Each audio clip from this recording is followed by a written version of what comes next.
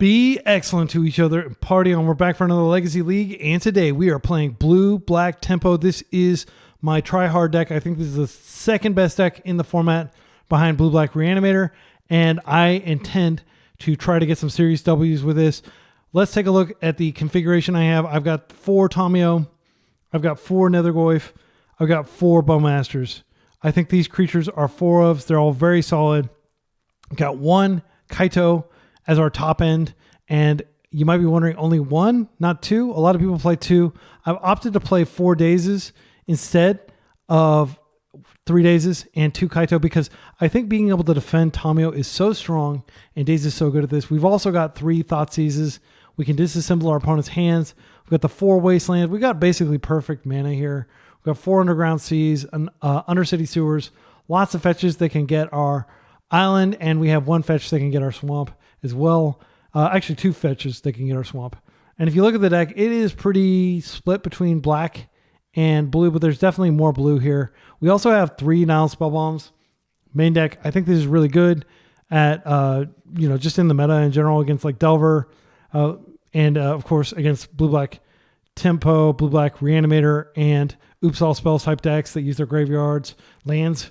Let's take a look at the sideboard. So I've got 2 Consigned to Memory out of respect for 12 Post and Karnforge type decks. I've also got 2 Null Rods. I've got an additional Nile Spellbomb. I've got Engineered Explosives, which is very good against Construct decks, Chalice decks.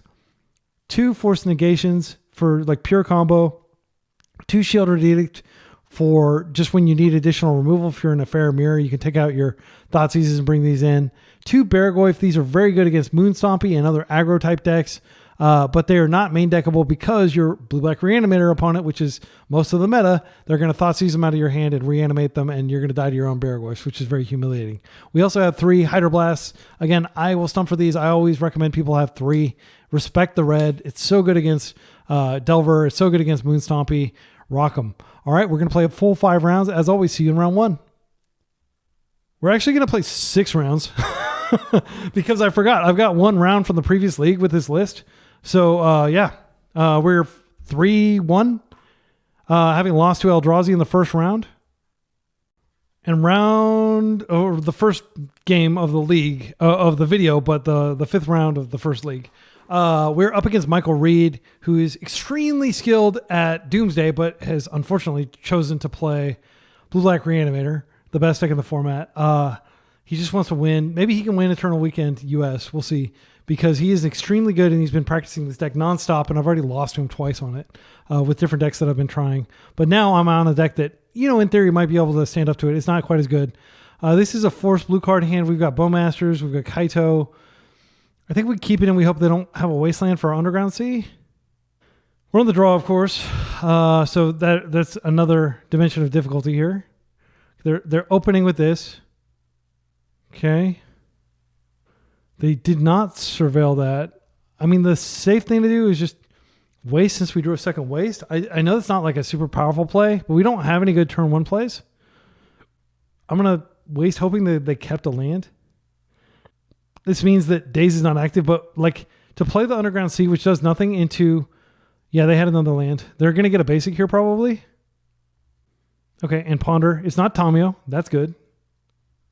So we're going to hope they don't have a Wasteland, but unless we... I don't like to land Brainstorm. I vastly prefer land Ponder. Because they're on the back foot and they're color screwed already, they may not be actively keeping Wastelands, but they did keep their Ponder there. Okay, I'm going to play this out and I'm just going to chill. It sucks that it's just totally vulnerable there. We can Brainstorm if we absolutely have to try to find another land. Oh, it's freaking so annoying. I think we have to okay, so here's what I'm going to do. I'm going to Brainstorm. I'm just going to Daze this back to my hand. It's so pathetic, but I think I don't want to lose this way. So I should be able to hold shift here and hold priority. I'm holding shift. That should work, right? Oh, it didn't work. But actually we found a land, so it's not the end of the world. Yeah, I'm going to put back these Bowmasters. They're not useful. Yeah, I need to check my key bindings because that definitely should have worked, and that would have been better, not losing that land. than having like a brainstorm that didn't do anything. I just want to show you, I had shift, like retain priority after casting. Shift, I had it. I don't know why it didn't work. There's no way you can do that in the UI, I don't think. You have to do that through a hotkey. So hopefully that doesn't come up again in the league. Sorry about that, my excellent friends. So we're going to just play this. It's possible that like we just get into a sloggy like Wasteland, your land types back and forth. We at least have Daze up now. I would have burned a Daze there to try to save my Underground Sea. If they just play another Wasteland, okay. So I don't think the Daze is going to do anything here. They're going to get a perfect Brainstorm, which is not good. They're doing this around our double Bowmasters, which is also not good. But it's not like we would have had Bowmasters in play earlier. They're going to get a Swamp, so our Wasteland doesn't do anything. They're going to Thoughtseize us. If they see our hand, that's just like, that's so valuable for them. I think I'm not doing anything next turn. I'm going to Daze this. It sucks. It absolutely sucks. But we're going to draw a Bowmaster, so we don't have anything to do next turn anyway. I'm not going to like brainstorm hoping to find something. They're not playing Bowmasters in their deck, so we don't need to worry about our brainstorms. We're just going to chill. So that was a 1-for-1 exchange. We're still technically up cards, even though they have plenty of land now. So wasting them doesn't make any sense. I would love to brainstorm this Wasteland back. Okay, there we go. So I think I just chill here with like Bowmasters up. And maybe I can get them. I don't think I will be able to. The number one thing we need to do is not die to an Entomb. We've already telegraphed that we have Bowmasters. But I don't want to tap out and just like play it. Because then they might be able to like Daze our Force of Will. Tamiyo is annoying. All right. I'm going to let that happen. We could instep, try to bounce her back to hand. That could get Dazed. If they make, let's see. No, I think I'm gonna go ahead and Bowmaster because then I can potentially Kaito next turn. I think this is likely to get countered, but I have two of them, and Kaito getting on the table would be good. Okay, that's fine. I'm not gonna fight back. It's a 1-for-1.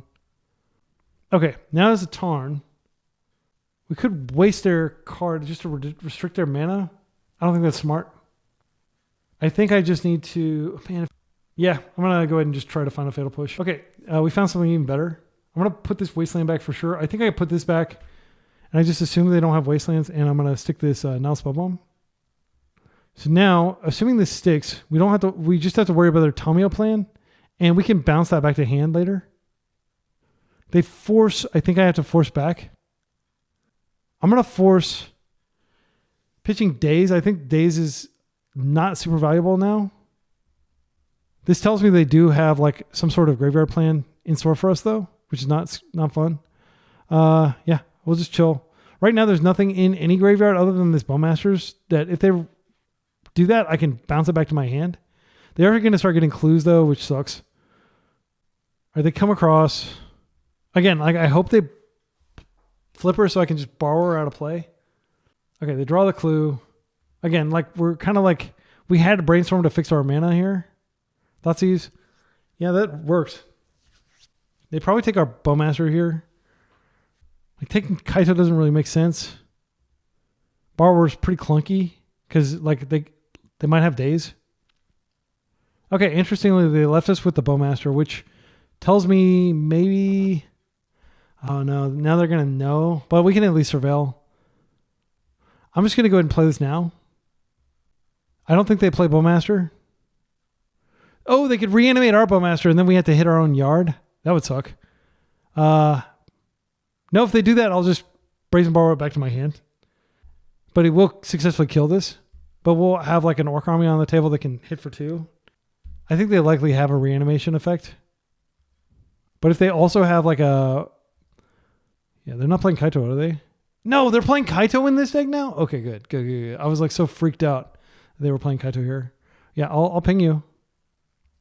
All right, and now if they do want to flip her, it's... Yeah, I don't know about that play. Like, why do it there? Wait, what? Is this a joke? Like, why play a second one? Just to have an unblocked creature?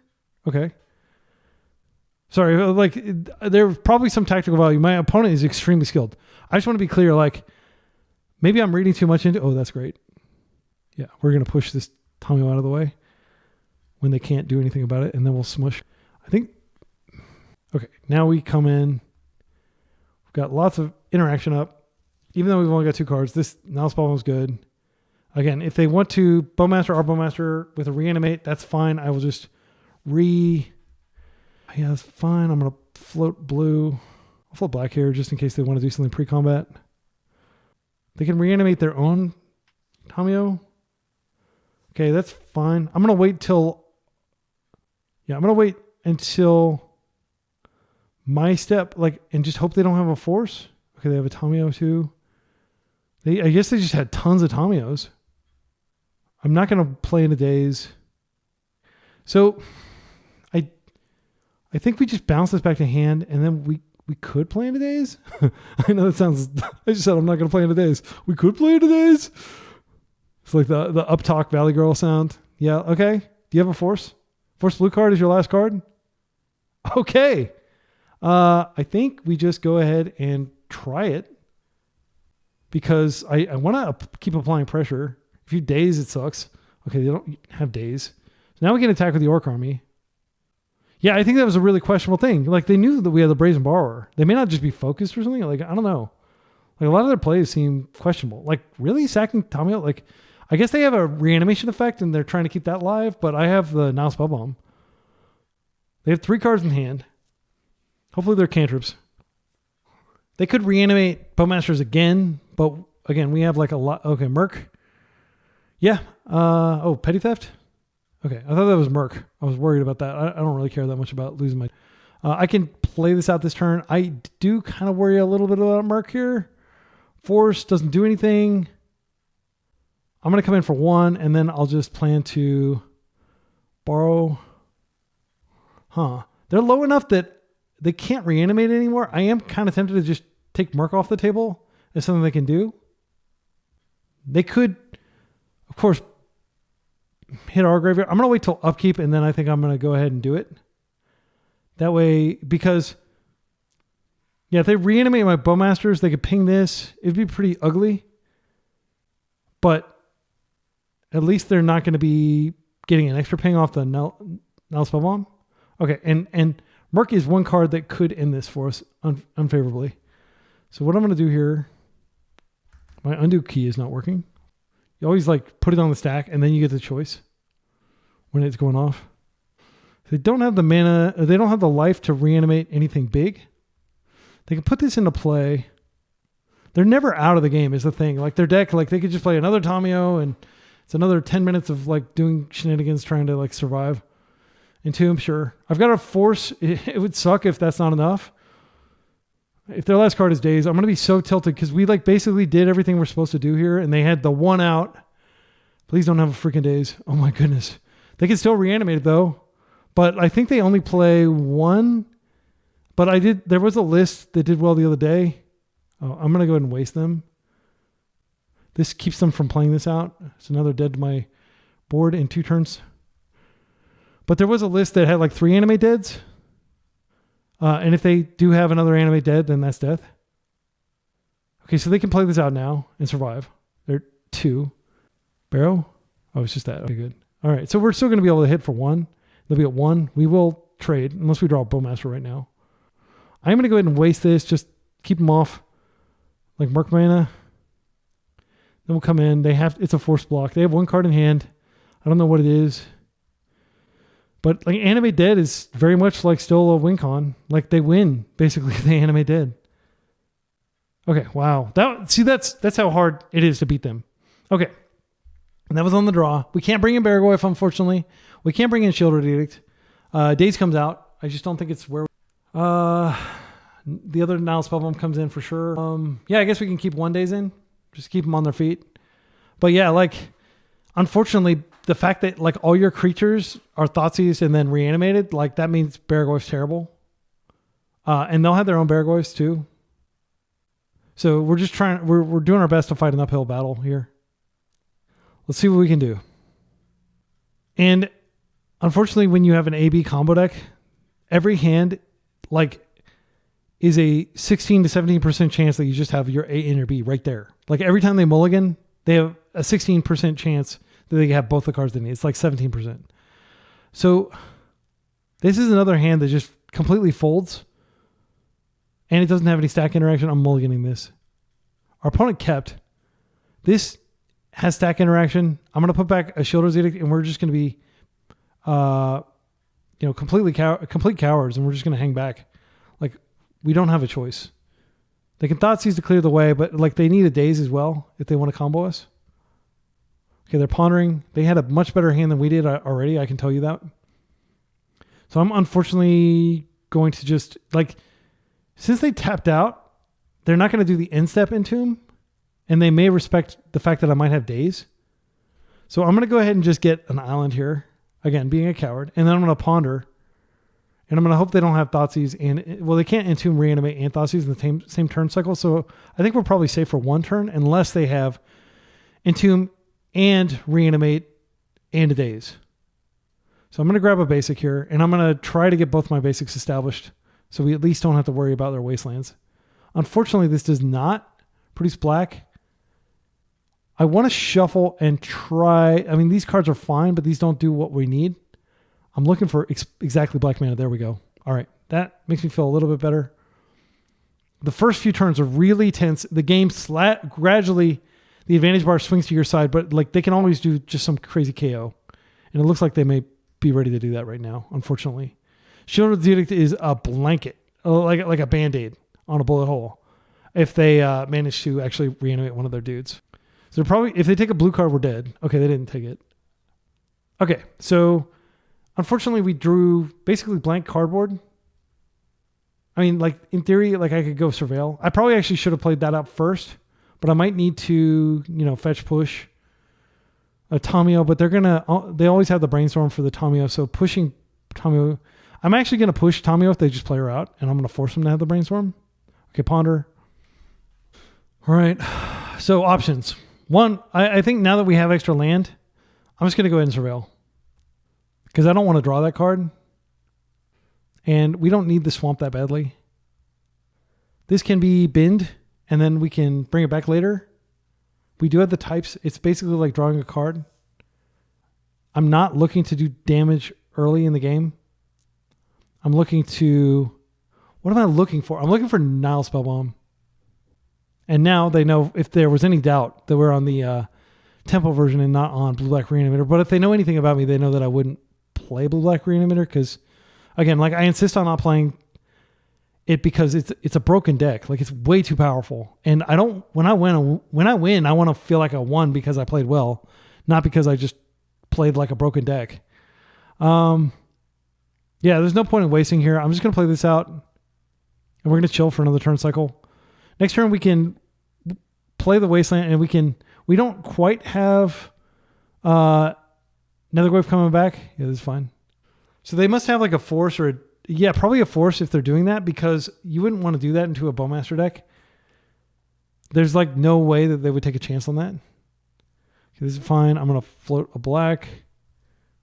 And it's possible they could just have back-to-back Wastelands and get us off black because I am going to have to fetch an Underground Sea here. Okay, there's the Entomb.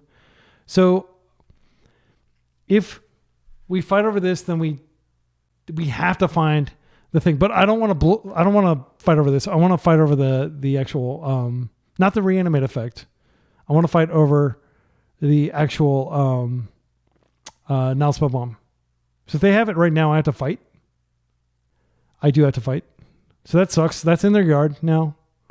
They know about these forces. They're going to force back. Brainstorm. I can't do anything. If they find a force, that's that. If we find a Nile Spellbomb, we can basically get a 2-for-1. Since they got a 2-for-1 there. We need to find the Nile Spellbomb. If we fetch right now, it increases our likelihood of finding the Nile Spellbomb. But we have an unknown. We have 4 in our deck. We just have to find that. We've already used our Surveilland. If we find a Brainstorm, I do want to put back this Wasteland. I'm going to wait. I'm going to be patient. If we lose while daring greatly, I guess. I don't think Wasteland does anything here. We do have 4 types. We could get Nethergoyf back in play. That seems like lame. We have nothing else going on. Like, yeah, I'm going to go ahead and do that. I'm going to go get a swamp. And I'm going to get... Yeah, I mean, again, like I totally understand. Like, oh, they're just going to reanimate. Like, what are you doing? Like, there's nothing else to be done. Like, Shieldred's Edict, when they reanimate, doesn't matter. So we're going to bring this back. Let's exile land, instant, creature, sorcery. We're just going to get like a really piddly little dude who's not going to do anything in this game. But that's the way the game shook out. Like, you have to find your spell bombs or you lose. We do have Murktide covered if they don't have exactly reanimate. They kept, so that's probably a reanimate effect if they don't already have one. No, that's fine. That's actually a 2-for-1. But they do, like, is this a no, there's a Merc? Okay, I'm going to Shieldred's Edict Merc. And we're not going to use these Wastelands. I know it's like, there's no value in using them. Their curve really tops at 2. Okay, so that was a good draw. I'm going to go ahead and do this. I presume that they kept a reanimation effect. Let's cast this. Each opponent sacrifices. Okay, and now we're going to play out our Tommy, and we're going to chill, and we're going to hope for the best. Their own Tommy. I'm going to wait. If their last card is Brainstorm, I want to have a Bowmasters in my hand when I deal with it. Okay, now I can double push. Oh, man, that seems so bad, though. Let's go ahead and come in. I am going to push, and then I'm going to push again if they have the answer. Like, I don't have a choice, frankly. I can't have her flip. Daze could be the last card, but they can't have Daze and Brainstorm. I'm going to go ahead and see what I draw. Now Spellbomb, please. Do you have Bowmasters? Oh, I screwed up. Okay, well, actually, it doesn't really matter. I'm going to play that out. I'm going to push here, and then I'll just fetch and push again if they have the Brainstorm. Okay, they didn't have it. We're kind of close to another Nethergoyf, but not quite. I'm just going to chill. And I'm not going to crack this. Again, we're just waiting to see if they have one of their 5 or 6 reanimation effects. Miraculously, they haven't done it yet. So we are kind of pulling ahead, but we have to, my gosh, deck, please just give me a freaking, oh, they have it. They have a removal spell. Oh my goodness. Thank goodness. All right. So let's take a look at our types. We have instant, creature, land. That's it. So I am going to go ahead and do this. Oh my goodness. We're just not finding it. Like, I could start firing off these Wastelands. Like, if they have Beargoyf, but they're going to, the way I tapped, it's not going to work. But I should probably just go ahead and waste them here. Like, I don't think it's going to matter. I probably could have gone with one of the other ones. Yeah. Like, Beargoyf would be seriously annoying. I do have Fatal Push, but like, I don't think it's going to get to that. Like, it's a ticking time bomb. Like, our deck is just not giving us, we have 4 Nile Spellbombs deck. Come on. All right. And that Wasteland accomplished nothing. Not a huge surprise that it accomplished nothing. All right. Is this going to be the turn where I actually find a card that does something? Please, deck. Please, deck. And I'm aware I could have flipped her if I was patient, but like, you can't be patient with this thing. It's going to totally wreck the game if it resolves. I don't think wasting is correct here. Let's see. They have 1, 2. They still have 3 more Underground Seas in there. I think we just have to be patient. Brainstorm would be insane. Thoughtseize. Well, I'm going to do it. It puts a sorcery in our yard. And we'll see what they have, so we'll know whether we can bring back Nethergoyf here. I don't know what they could have. Just Entombs? Okay, I'll Thoughtseize, I guess. Right now, I am going to go ahead and just bring back Nethergoyf. He'll be tiny. Yeah, I need to be decisive here. Black, blue, Nethergoyf, land, sorcery, instant. Oh, I don't have a creature. Cancel that. Belay that order. Undo. I'm dumb. And now I don't have Fatal Push with Revolt up anymore. I have to play this land out, or I could waste. It's just a matter of time.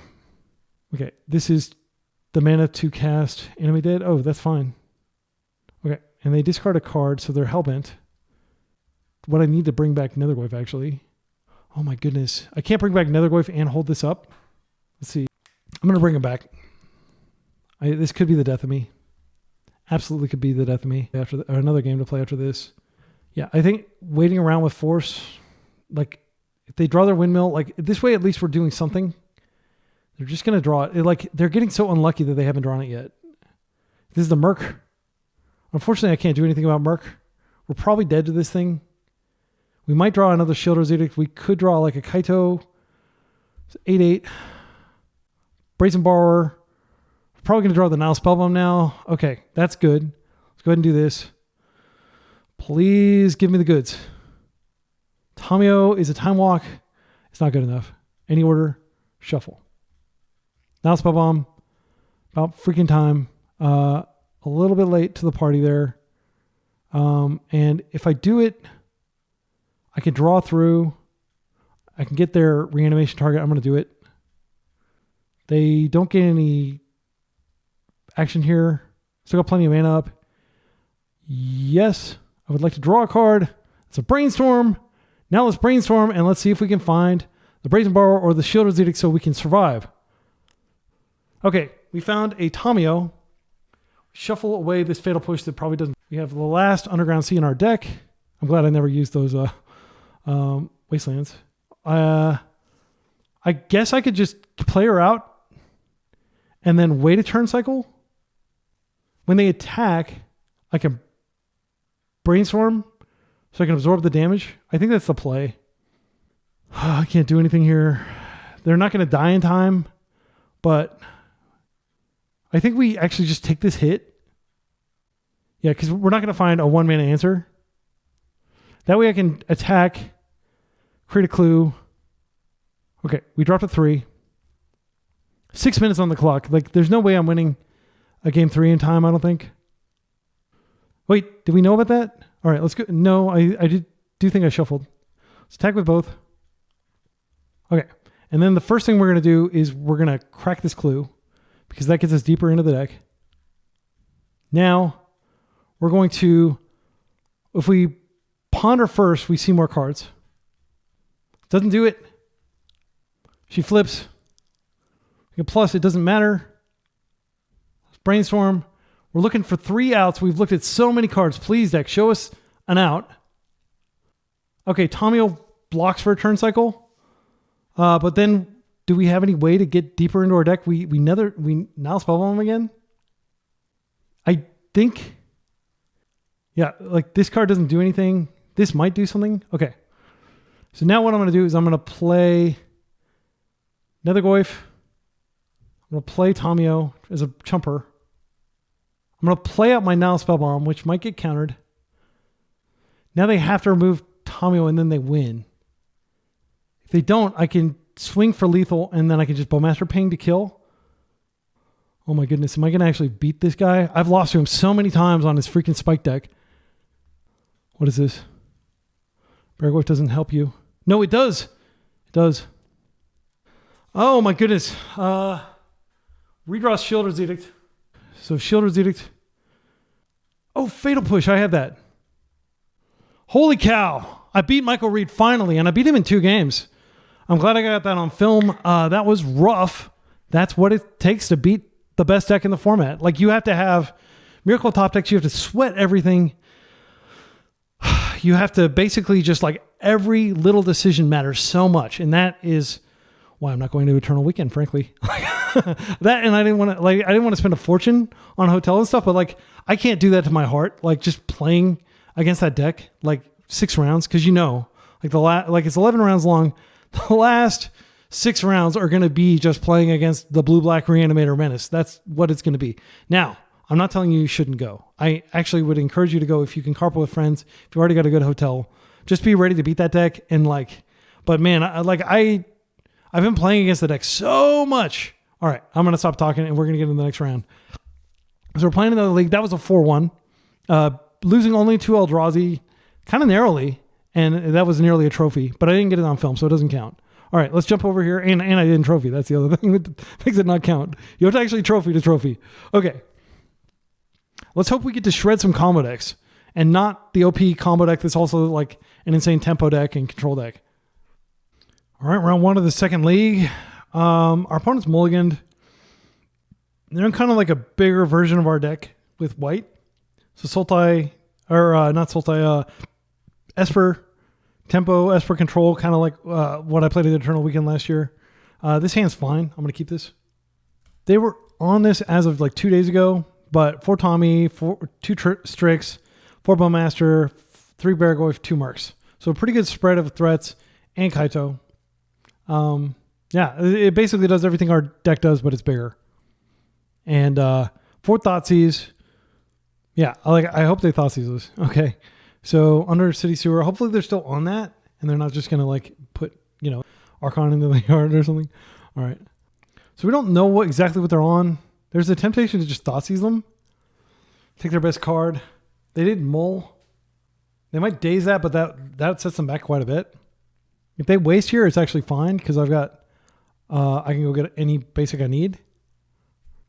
Okay, they are still on this deck. The natural choice is Tamiyo. Wait, is it? We might want to take the Merc just because it's like, no, we could manage around it, but it's hard to do. Let's see, I'm trying to do some quick math. They have a Wasteland, by the way. Yeah, we're looking for the other land. So we are going to waste this and we'll probably just have like a non-game for a couple turns, but then I'll stick the Nile Spellbomb and I'll just be sure to hit it before Merc would arrive.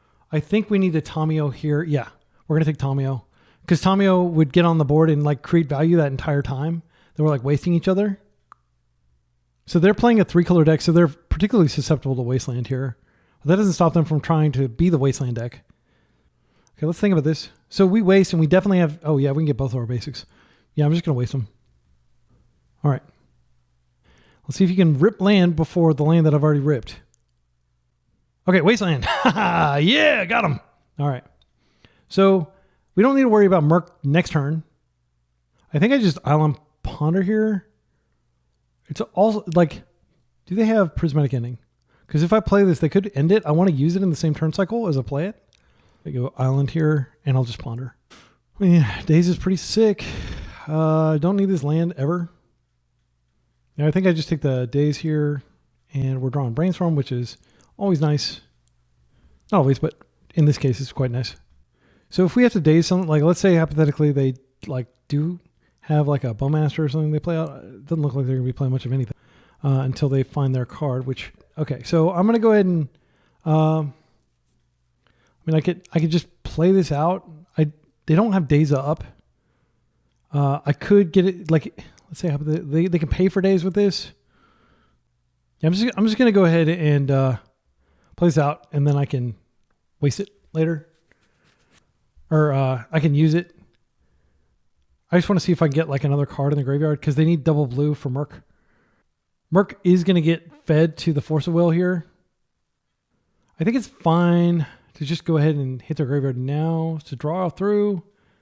That's not like, I might actually be able to bait them into wasting. I don't care about my mana at all and they don't have Daze up. I'm just going to surveil and see if they waste that. Because I would actually love for them to not have a Wasteland in play. Yeah, they did it. I think that was a trap, and they fell for it. And now we are definitely keeping this Bowmasters. We can power right through their Force of Wills. They have no permanents on the table. I think it makes sense to go ahead and just do this now because they're not going to have their own for a while. And if they do draw like an island or something, or like, let's say hypothetically they have a cantrip, I can just Daze this. Card they pitched was indeed Murktide. Hit him in the face. Yeah. All right, and this is the advantage of playing a 2-color deck instead of a 3-color deck is you don't get in like these awkward situations. Like now they have to choose which color they want because they have to respect Wasteland. They'll probably plow. Another Daze. Sick. Gosh, do I just want to like jam further pressure on them? I don't think that's correct. I'm going to come in and see if they go for the plow though. Yeah, I guess I could max pressure. It just doesn't feel right. I want to find another Goyf. These are okay. I don't think this is what we need right now. Another Ponder is not great. It's fine. They may Surveil here. If they have a blue-white Surveil as well. Yeah, and I'm just going to not. Okay. Nope, no, stop. Oh, no, they could. I'm going to go ahead and hit here. No. I don't want this in their graveyard. I don't care about this creature that much.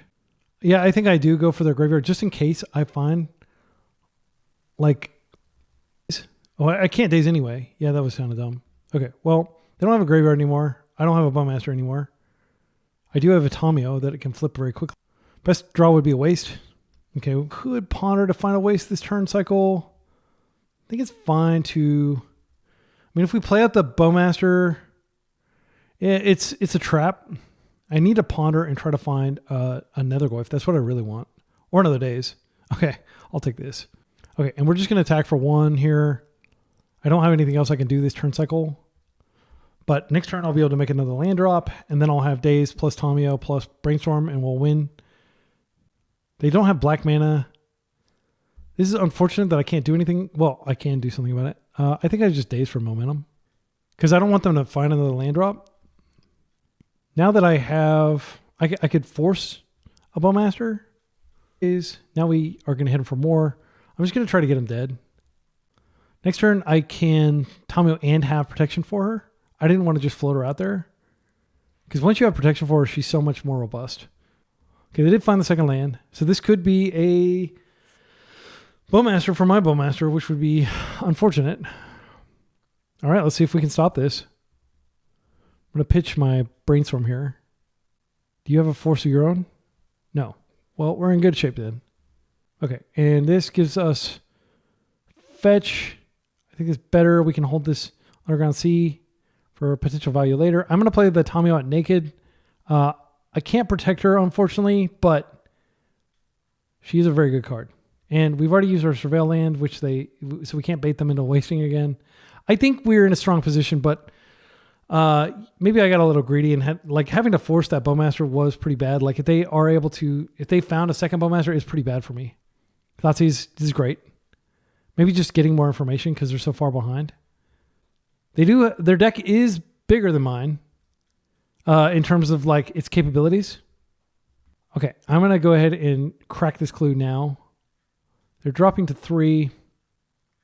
If I can flip her, it's pretty good. I guess I can just Thoughtseize them. I'm going to go ahead and do this. I guess I could have played that out. I don't think Daze is going to be consequential here. Yeah, let's just take one more look at their hand. And like if they have a Merc or something they could block. They may just scoop here, yeah. Okay. So I think we got pretty lucky there, but like Barragoyf can definitely come in here. Now Spellbomb is good against their Nethergoyf, Barragoyf. What am I trying to say? It's good against... Oh, we'll take out the Thoughtseizes. I don't think those are good. Daze isn't usually good. They just got super greedy. They could have avoided all that by just not wasting us. But they didn't know that we had 2 lands in hand. That's the risk. I think I could trim another Daze too. Yeah, just 2 of them on the draw. Kaito's definitely good. Barrow's going to be awesome. We've got Borrower now. We had Borrower all along, always in the deck. Shielder's Edict, 2 of. Yeah, I think we have enough answers to their questions. Let's go back in. We're not playing Merc. They are. That is a notable change. Like if you're looking at my deck and you're like, huh, that's weird. Like, why aren't you playing Merc? Everybody else plays Merc. Here's my theory on Merc. It's great. It's awesome. But it does cannibalize your graveyard. And you want Nethergoyf around to be able to, hit like a truck. And Nethergoyf can't hit like a truck if you had to delve your entire graveyard. Also, everybody's playing Nile Spellbomb against you anyway. So it's just further... and like the Mad Lads that board in like Leyline of the Void against you or something like that, thinking like they have reason to believe that you're on blue-black Reanimator and that Leyline is going to be good against you. So they're going to be boarding in their graveyard hate, and then that just makes you even more vulnerable. Also, in like against combo, you generally want Nethergoyf instead of Merc because it just comes down turn 1 and starts beating face, whereas Merc comes down like turn 4 or 5, and it's just sometimes not enough to stop the combo players. This hand is not good. We're going to mulligan this. I wish I could keep hands like this, but like, oh, this is so good. Okay. Yeah, this is a snap keep.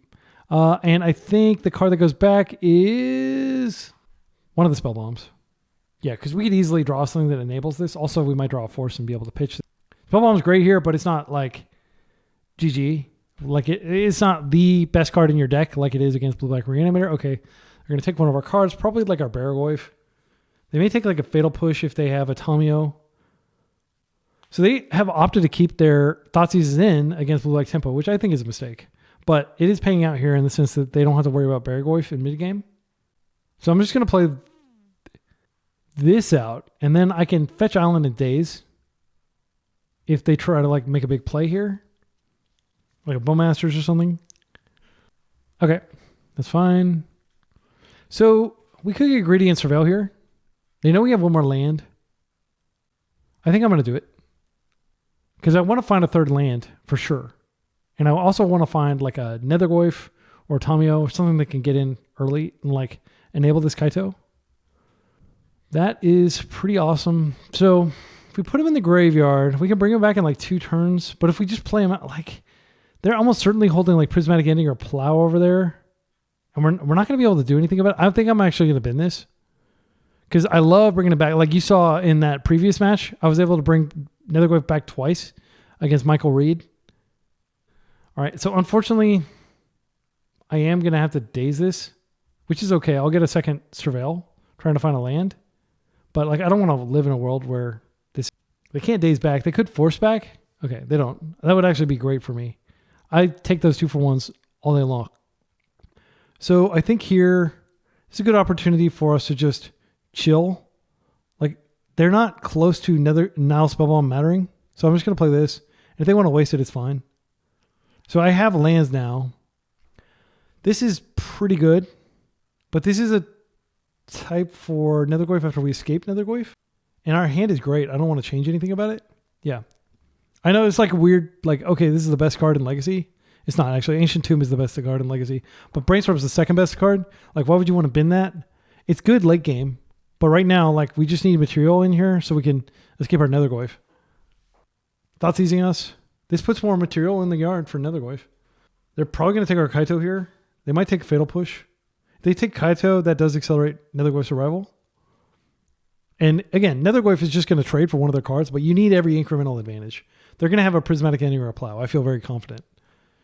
If we found a Wasteland, it'd actually be pretty cool because we could waste them off white and then maybe Nethergoyf would stand a chance of actually connecting. They have Thoughtseize themselves pretty low. They're so close to murking. I do need to go ahead and just go like Spellbomb this turn cycle, I think. Okay, Bowmasters. I can push that and then Spellbomb, but I'm very worried about Murk. Oh, I think we push and then we just ponder. I need to find another answer. Yeah, if they have Murk, they have Murk, unfortunately. But this needs to get off the table. Force it. Okay. They were hesitating. They may have full force. Okay, double Fatal Pushes. This isn't what we're looking for. Looking for like a Barragoyf would be great. A Shield's Edict. There's another Goyf. It's not like dead. Again, like Murk comes down and the game's over basically unless I can find the card. Please. Oh, this could be Kaito. Kaito would be pretty nasty. Okay, well, at least it's not Murktide. Like, I'd rather face Kaito than Murktide because Kaito is like kind of dirtily, whereas like Murktide's like, you're dead. Murk would have been a pretty big dude too. So what I'm going to do here is I'm going to play out another Goyf, which will be 5/6, and then I'm going to hit their graveyard too. That'll actually make it a 6. Yeah, 6. 6/7. Okay, so let's go ahead and do this. Boom. I'm going to go ahead and draw through this first. No, I'm going to play the Nethergoyf. They will get a crack in. And now I am going to hit their yard and draw. And if I find a force, yeah, because they might have Plow here and I might want to force to protect the Nethergoyf. So they have to stun. Okay. Yeah, I think I forced to protect the Nethergoyf. 6/7. Not bad. They have no graveyard. But I do imagine they have lots of things they can do. So I'll have to exile a few types, but I have some redundancy. So this will probably still be pretty big. As anticipated, please don't daze me. They may just force back. Yeah, that's fine. All right, and Kaito is taking over the game. We gained 6 life, so we're at 20. We're going to take 4, but they can draw here. We'll bring back another Nethergoyf. It won't be as big. They'll have to stun it or they'll have to plow it. Okay. And they're using the ability, so they are very far ahead. I can't actually think of anything that could get us out of this. Like a Bowmaster wouldn't be bad. Tamiyo, that makes our troubles even worse. Okay, let's bring Barry back. Wait, we could just Shieldred's Edict? Yeah, if we find Shieldred's Edict, or Shieldred's Edict does it, but Brazen Borrower doesn't. I think it's worth doing this rather than just getting our dude stunned. This is like a very narrow window where we could find it. Any order shuffle. That's a fatal push on Tamiyo, which I'll take as a victory. We'll do it now. If you have Brainstorm, we'll just scoop. So they're still so far ahead. Like there's no way we're winning, but I'm going to keep trying. We have 14 minutes on the clock, so it's not like, it's not like we're going to go to time. Our opponent's playing judiciously too. So they just keep pulling ahead, hitting us down. But if we rip a Shieldred's Edict, or if we like find a ponder that lets us like Shieldred's Edict opens this up. Unfortunately, we rip a berry, we rip anything else. Oh yeah, now it has to be just like Shieldred's Edict off the top without them having a force. Another Tommy. Okay, that's not good. Okay, good game. All right, so game 3, we're going to be on the play. I think we do bring the Dazes in. What are we taking out if we're bringing the Dazes in? We could take out some fatal pushes. I don't like that. They are lighter on like little creatures than we are. Shieldred's Edict is like a replacement for the pushes. This is going a little... Well, maybe we take out one of these. I don't know. This is pretty good at like keeping creatures off our back. I think I'm going to cut some fatal pushes. Like I do believe Daze will be good. Like our opponent's playing a greedy 3-color pile, and they have like 3 drops and stuff. Like I have to believe that we can get there with this. Okay, this is great. I can turn 1 Nethergoyf. They waste me. I'm not that beaten up about it. I waste their card. Yeah, I'm going to keep this. And what I can do here is I don't necessarily have to waste them next turn. But like any turn 1 drop play, like that's a pretty good hand in my mind. If they have Prismatic Ending or Plow, I think we just have to let it happen. And then we waste. Okay, they're going to Thoughtseize us. This is fine. This grows the Goyf. They'll probably take a force. I can't imagine them just putting the Nile Spellbomb in the yard, but they could do that. Again, I don't think you keep these in against aggro decks. Now, this tells me they probably have like...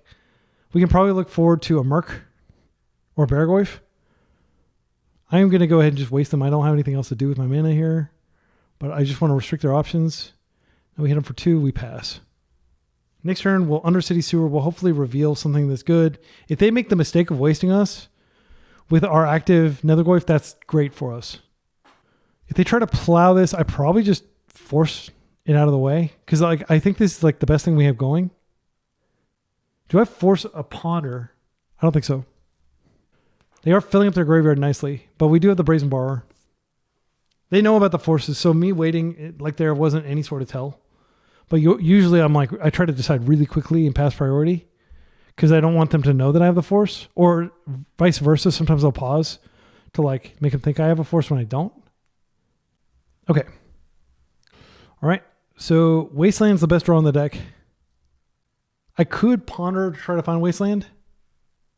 I kind of like that. And then like whatever bag card I find, this is going to buff the Goy further.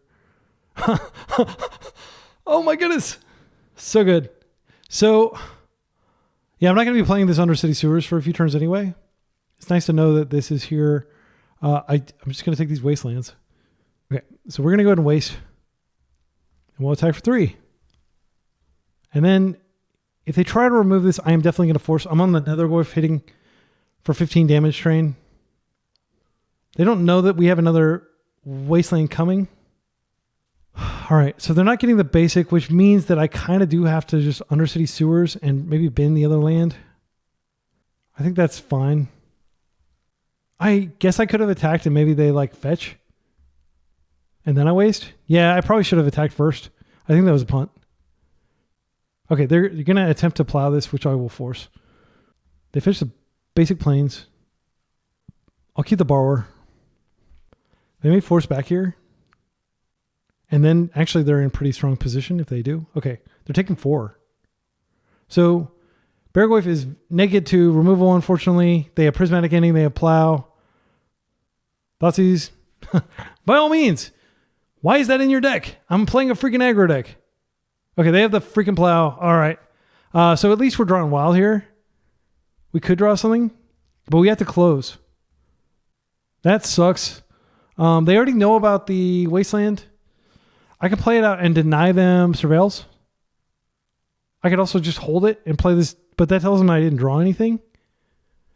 I'm going to play it and deny them surveils.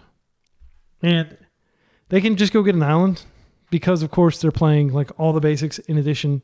Like it's very sloppy in my mind to like play 3 basics in this type of deck. But like they may be fine. All right, we're ripping not good cards here. I mean, this is an answer to like a future Barragoyf, and Murktide's nowhere to be seen, like fortunately. And if they ever do play a Murktide, it'll be the last double blue spell they cast because we will definitely be there to catch them. I'm gonna just pass. Do I want to play this out? I think it's correct to play it out. If they have 5 freaking cards in their hand. Oh, I'm so tempted to just play this Bowmaster out. But if they had their own Bowmaster, it's pretty catastrophic. I'm going to wait. Time is on our side. Not really. Oh my goodness.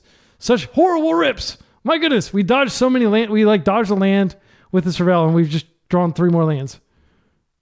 It is like brutal to lose this way. If that is what is in store for us. Give me a non-land, please. Okay, I will take it.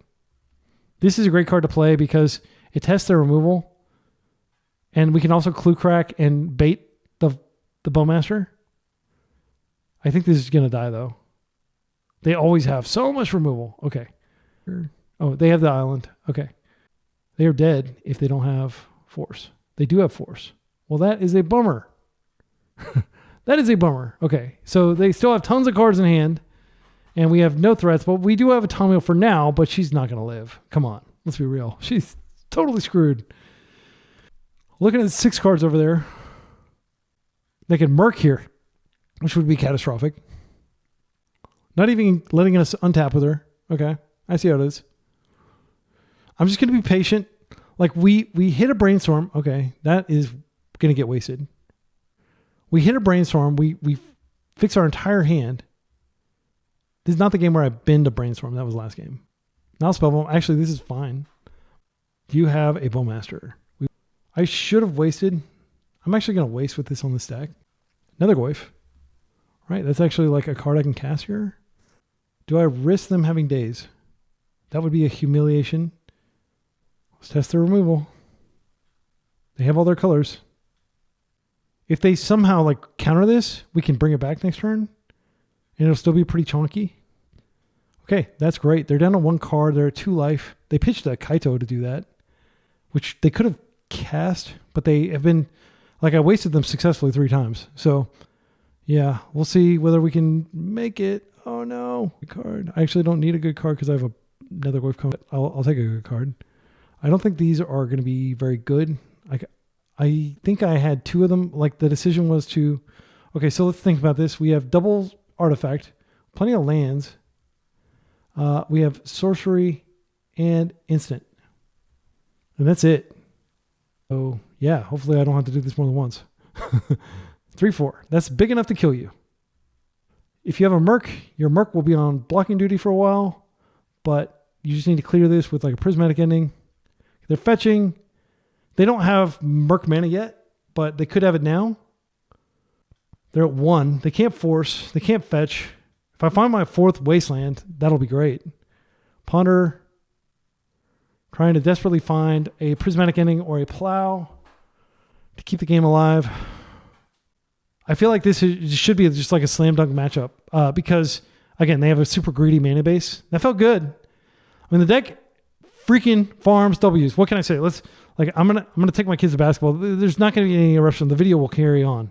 But before I go, this is the last game I'm gonna play today, and then I'll pick it up tomorrow and keep it going. But let's look at the brutal efficiency of the list so far. Like Nethergoyf coming back is super relevant. They forced and he just came right back, and they didn't have any choice because they couldn't deal with him. They didn't have the removal. The mana base, again, I'll sing the praise. I consider Blue Black Tempo to have the perfect mana base. I mean that. It's perfect in the sense that It has exactly the right amount of blue, 14 blue sources. It has exactly one surveil land. It's got great fetching options, and it gets to play both basics, and it plays 4 wastelands. You don't draw more lands than you need usually, but you will sometimes, like we did there. But you're just constantly, I don't know. I'll sing the praises of the deck. Like if I were playing it Eternal Weekend, which again, I'm not going to go because like hotels were like $400 a night, and the flight, I was going to have to do like an open jaw ticket and stuff. Like I would absolutely probably play this deck. Like I mean, as much as I like the no reserve lists like Merfolk and stuff, I think this is the right choice if you don't want to be a degen and play Blue-Black Reanimator. If you don't care about that and you just want to play the best deck, you should play Blue-Black Reanimator. But this is a solid option, and I think we just saw why.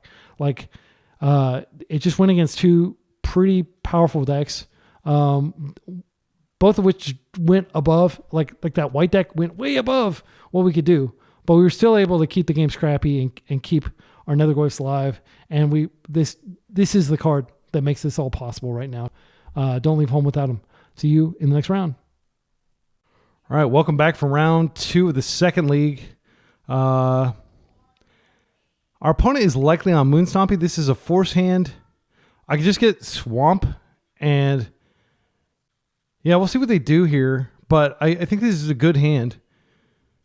They're not going to waste us if they're on Moon Stompy. They've always played Moon Stompy historically. Ancient Tomb. Okay, they're passing. So this is one of the rare situations where we could actually Thoughtseize them. I think I Underground Sea Thoughtseize, then I have Force and Daze and lots of other things that I can do from here. This is the window where Thoughtseize is going to be good. And Thoughtseize is definitely coming out. Oh my goodness, they have a lot of action. But if I had fetched basic, they could have blown it up because this card should never have been printed. What do we go after here? Well, Magus is the biggest threat. They don't actually have any red if I take this. So I just take this and they don't have red. And then we hope that they never get anything going. That's how I'm going to do it. But if they do get stuff going, we are very, very dead. So Nethergoyf comes in as... Oh, they did draw it. Okay, they're going to shock. Okay, so this has to be dazed. I could force here, but I think I think force will be fine later. Puts another type in the yard. So I'm not crazy here. Like, they just got lucky and drew a red source. So they shouldn't have a spirit guide because that was their draw. Wasteland would be a great draw just to cut them off red because everything in their hand is red. Well, we did stop the thing that we have to stop. Next turn, we have all kinds of weird stuff coming down. I think we just fetch. We fetch Swamp. And then even if they rip like another thing, at least we have one of our colors. I think that's fine. I am going to get this Nethergoyf out. And I will force Fury. But Lelia will actually die on combat. So I just need to worry about Pyrogoyf and Fury. But I do think like having access to Swamp is going to be good. So I will force Fury. I probably have to force Pyrogoyf as well. Because it will be big enough. It'll be at least... Let's see, it's 4/5. Yeah, I don't want it to kill my Goyf. I'm going to just force it. And at this point, Brainstorm probably can get rid of it. Ponder's more valuable here. Are they going to Fury this thing? They have another card in hand. They are going to Fury. Okay. We can always bring this back later. So their last card, I believe, is Lelia? No, it's an unknown. It could be anything. It could be like One Ring, which would be terrifying. We're not ready for that. All right. We fought as hard as we can. Now it's just the top of their deck versus like us pondering into a potential Nethergoyf would be nice. But like they could have another Pyrogoyf, which would rock us. Okay, another Underground Sea. Not really what we want to see, but what we can bring this back once we get another type in the yard. I'm going to go ahead and Underground Sea, Ponder. So Daze is a whiff. Yeah, actually like a lot of cards that we would draw here would be bad. Spellbomb doesn't help. I think this is a shuffle. Technically Spellbomb can help us get So if we hold up for a second, Spellbomb can help us get Goyf out of the yard. It won't be very big. We can draw through it. We can get rid of... So we've got 4 card types. But they have, in addition to these... No, like it's just 4 total types. Huh, am I missing? No, there wasn't a creature in the graveyard. So that's why... they had a creature in their graveyard. That's why their Pyrogoyf is bigger than my Nethergoyf. So option here, I think if we just find Nethergoyf is very good. We could also find another Thoughtseize to take whatever they have in their hand. I think that's more impactful, but I mean, we could just rip like a land or spin the dice. These cards are not exceptional. Okay, Tamiyo is not great either, unfortunately. So we're just chilling. But if Tamiyo dies for some reason, then Nethergoyf can come back. And that can even happen around like a Blood Moon effect. Okay, this is 3 mana. Okay, Blood Moon. Yep, hard mode on. And their hand is out. So we need another Goyf or a Bowmaster or something like that. I am going to play this out. Yeah, we can't do anything here. Got a bunch of mountains. Blood Moon is very good against our deck if they're on the play. Where so we didn't get a chance really to set up. Okay, who knows what they have in hand, but it doesn't seem to be... Like, we have the next spell covered, but... Come on, Nethergoyf. Okay, we're chilling. Yeah, we just to be clear, we have 4 types, but one of them is the Nethergoyf itself. So we need to get another creature in there. Okay, and they're probably just drawing, like, random, mock... Okay, I think we hold this for a future brainstorm. I'm trying to think if there's any rationale for playing it out. And I will be pitching Tamiyo to this Force. Just so I can force the next thing after that. Force is very good against their deck. Okay, we have a card. I'm just going to pass, and I'll try to surprise them. They're at 13. We could go all the way here. All right, so I'm going to pass into their end step, and then I'm going to... This way, they can't Fury. And yeah, getting this Swamp, I think early I fetched the Swamp, and that was absolutely a critical... Okay, another unfortunate rip. I'm just going to come in. I'll hold like a big intimidating hand, even... They can actually hard cast a Fury, but I can force it. Shatter Skull Smashing. This is okay. I'm going to let this happen. The reason I'm letting that happen is that now I can bring back Nethergoyf. We've got a 1 in 43 chance of drawing an island. Okay, not the greatest. Let's bring back Nethergoyf. Creature, sorcery. It's not a big boy. It'll grow it. It'll never grow probably, actually. We're just going to be on the slow train here. Send me a Spirit Guide. That's fine. And this is what I meant by like them just drawing chaff. Like half their deck is chaff. Okay. We actually do need to play out a land here. Might as well. They're not going to race us successfully. They shouldn't block here unless they have some sort of trick. And now we just chill with Force. We haven't even drawn any blue cards, which is really frustrating, drawing these lands. Because we only play 19 lands, so it's bad luck. They can come in. If they're not intending to block, they should come in. They don't have like Ninjutsu or anything in their deck. So actually, I shouldn't have played at the land. I should have discarded because then this would be hitting for 3. So that was a punt. This land does not matter. It would have been much better in my yard. Spellbomb's great. I'm going to go ahead and just use it now. All right, another land that can go in our yard, thus buffing him slightly. But we still have not found a freaking blue card. Like, I would feel so much better if we had another blue card. City of Traders. Like, at this point, the One Ring actually isn't that big of a deal. I'd probably just let it resolve. Because it'll serve... Like, they don't have a way to gain life. And I don't... They're bricking hard over there, though. Yeah, I'm just going to attack. I'll pass. And then I've got Bowmasters. Is there any merit to dumping another land? In case I need to bring this back. Then I can bring it back with higher toughness. I don't think these lands matter in here. Or... Yeah, because I would rather pitch a land and then still have the surprise value of... It's crazy, like, going to discard intentionally, but the situation does call for it in my end. So they're dead on board. Payable. If we don't counter this, it's actually fine to let this go because I can just push the token. I just want to make sure that we counter like the big spell. If this is like a... Because what I can do is I can Bowmaster and then I just push this and attack. Are we going to draw a second blue card? Never. All right, so let's kill this, and that should be the end of the game, I believe. Yeah, wow. That was a slog. A lot of garbage time there. Okay, so Barragoyf comes in the deck. Barragoyf's insane here. Spellbombs get out. Okay, and then the other change, Null Rod can shut down the thing. I think Engineered Explosives is good because it can blow up like Moxen, Chalice. On the draw, we definitely want our Blasts, and I think we want our Force Negations. This is really the matchup for those. Shield's Edict, maybe better than Fatal Push. I'm not convinced. Daze gets out. Daze is, I can trim, or I'll trim an Underground Sea. Yeah, because they don't go after our lands at all, basically. But I still want to be able to waste them because that I would like to get these Shield's Edicts in Thoughtseize, and then I can just bring my land back in. I don't think Consign is correct here. It can do a few things, like it can stop, like, it can counter the One Ring. It can counter Chalice. It can stop, you know, Chalice triggers. Okay, so this hand is perfectly fine. We've already got half of our... we don't have a Force. They've already mulled to 6, though. If they have Chalice, it's pretty catastrophic. I'm going to hope that they're willing to... I mean, like, I don't want to put this hand back. If they have a slow hand, it's so good. And they've already mulled once. Okay. Shocked in. Don't Chalice me, bro. All right. This is perfect. So now, we can't actually fetch the basic island, unfortunately. Oh, Barry Goyf. Oh, wow, Barry. Uncle Barry. I called him Barry Goyf there, but I just like call him Uncle Barry.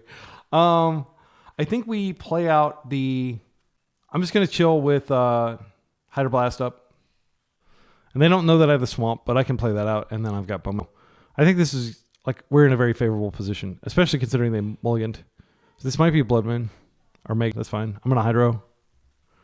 I'll just counter it on the stack rather than letting... Okay, and that is why Hydro is so freaking good. Can we get a basic island path? I think here, I do want to... I don't think flipping Tamiyo is correct. We could do that. Tamiyo flip. But they can just, you know, Fury it away. I want to find an island. Okay, that I will take that for sure. And now, I can just skip Tamiyo completely. Marsh Flat, Underground Sea. Yeah, I like that because I want to shuffle these cards away. And we're just going to go in for damage. We're going to ignore Tamiyo. Tamiyo's not great in this matchup, but she does pitch the Force. So now they're going to be like, oh, wow, Blood Moon's really good against them. But what they don't know is that I've got both of my basics in my hand.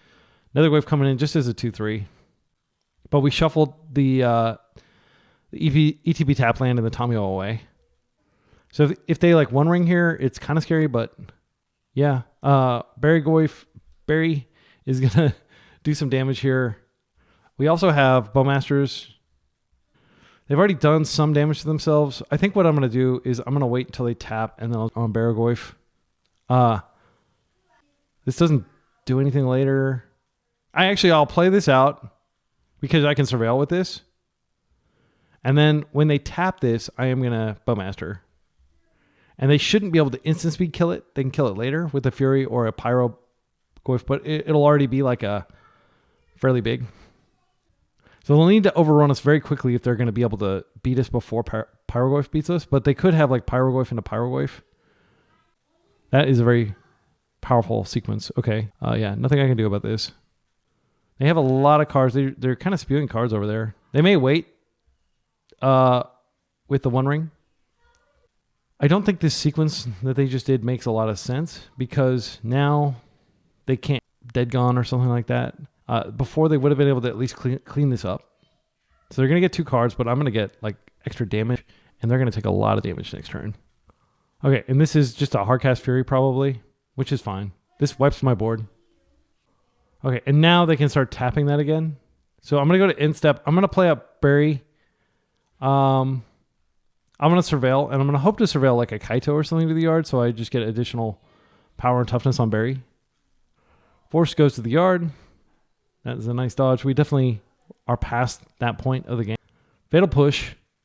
I think we just bury here, and we hope they don't draw another Fury. They've already used 2 of their Pyrogoyf, but Pyrogoyf will never kill Barrow. I mean, there is a situation where this like dies, and now they are under pressure to attack and kill us, but when they attack, because they need to have a blocker back. So if they find a blocker, then they can attack, and I'll just let it through. I mean, technically, I could block it and trade with it. Broadside is scary. So what's going to happen is I think they're probably going to... That would be disastrous because I was hoping to get this... I can't do anything about this, unfortunately. It shuts off my Chalice. So they're going to attack. I'm going to block Fury. They're probably just going to throw Fury at me. What are they throwing at me? They're throwing it at... Okay, that does a lot of damage. Okay, so now we take 8. Wow. It's a very unfortunate sequence here. Oh my goodness. We're dead next turn because they can just throw the Fury. Holy cow. How the tables have turned. Yeah, and there's nothing I can do, I don't think. Because they turned off... I mean, they throw this for 7. They hit for 2. They could throw this. If they throw that, then I have Fatal Push-Up. So I guess I should play Wasteland just to make sure that if I get that opportunity... I'm just going to play this out. And now I think they can attack me to 1. But if they make the mistake of throwing this Chalice, then I can push this. I think the disciplined thing to do is probably throw the Chalice. But they could have like a second Bombardiers or something else. And like if they have a Pyroglyph, they can throw that. And they can also knock this so low that it dies from the first strike of the double strike. So this is 7 plus 2. 9. If I had wasted here, I could have kept them off. Let's see what they do here. Okay, so I'm going to attempt to block. And I'm going to set a stop in the damage step just because if they do something like where they throw the Chalice, I do need to be able to... Okay, what are they doing? They're throwing that at my bear. Is unfortunate. I think here, they're low enough in life, I could just take them off Tomb. Take them off Tomb, and then they at least can't like re-1 ring. So I'm just taking 2 damage here. I feel like I have to do it. I know it does damage to them, but like this gives them Pyroglyph and other stuff. Yeah, I'm going to go ahead and do it. And now if they don't have mana, they can't Pyroglyph me. And I get like a little bit of extra time. They may have a land. Yeah, they do. Okay, they played it tapped. Yeah, I don't think we're winning this game anymore. That Chalice was everything. Borrower could help. Okay, let's think about this. I don't think this does anything. I will play off this island. Oh wait, if I bring back Netherwave, it just gets countered, so that doesn't... yeah, I'll play this out, and I'm just going to pass, and before they put that Fable on, like maybe they make a mistake. I mean, why would they make a mistake? So when this goes on the stack, I will go ahead and Bowmaster. Black. Bowmaster. I'm going to ping this just so I can kill it in combat. Yeah, and I'm almost certain they're going to throw it at us. If they get desperate and like they dig through, it's actually really good for us, but I don't think they're going to do that. Okay, they have something instant speed. Okay, they don't do it. Now they Pyro. It is doing 4 damage to us, most likely. And yeah, there's no reason they wouldn't throw that instead of... So let's go to game 3. Daze can play a role, but No Rod would have helped a little bit there, but not a ton. Man, we had an insane hand, but we were on the draw. I don't like... We could bring in 1 No Rod, so we don't draw. I think that's fine. A lot of the stuff you want to stop is actually creatures, like Megas. So this doesn't help that much, but on the draw, it's better than nothing. Like it does increase your chances of turn, but I don't think it belongs in... I don't want to take out Tommy because she could be good. Like if we just open Tommy and just chill and wait. This is a great hand because we can go swamp and we just keep stamping out. There is a risk that they have Chalice though, but it's a risk I'm going to accept. And if they kill one of these, it just makes the second one bigger. Chalice is the biggest risk here, but I do have faith that we're going to draw a land. We've got 19 lands in our deck. And Barrogoyf is basically the best card in our deck. They respected it sufficiently. So this just comes in as a 1-2, but it'll grow. Almost all their creatures are like 2/3s or whatever. So we're on, like if they play like a Fable, then we can push. Oh, so this is going to connect. Okay, so the first turn is not a big deal, but the next turn is. We could definitely die to this. Okay, they get a Spirit Guide. They can play it, but they don't have the mana. Okay, so they're winning the race so far. Okay, this is an island. I could just fetch island. No, I'll just fetch Underground Sea. I'm going to be fearless. And then I can Fatal Push this, and I can play a second Nethergoyf. I think that's the way forward. And I am opening myself with a Blood Moon here, but this play is good because we're like, it's a forward play. If that makes sense, like we're actually accomplishing something meaningful here. We still have black You know, even if they cut us off blue, it's not the end of the world. That land is going to go away. So they could like, okay, they even exile something to be able to Pyroglyph here. This is fine. I'm going to Baraglyph next turn if I find a land. If not, I will try to beat this in combat. Okay, this grows it, so it's the 3/4 now.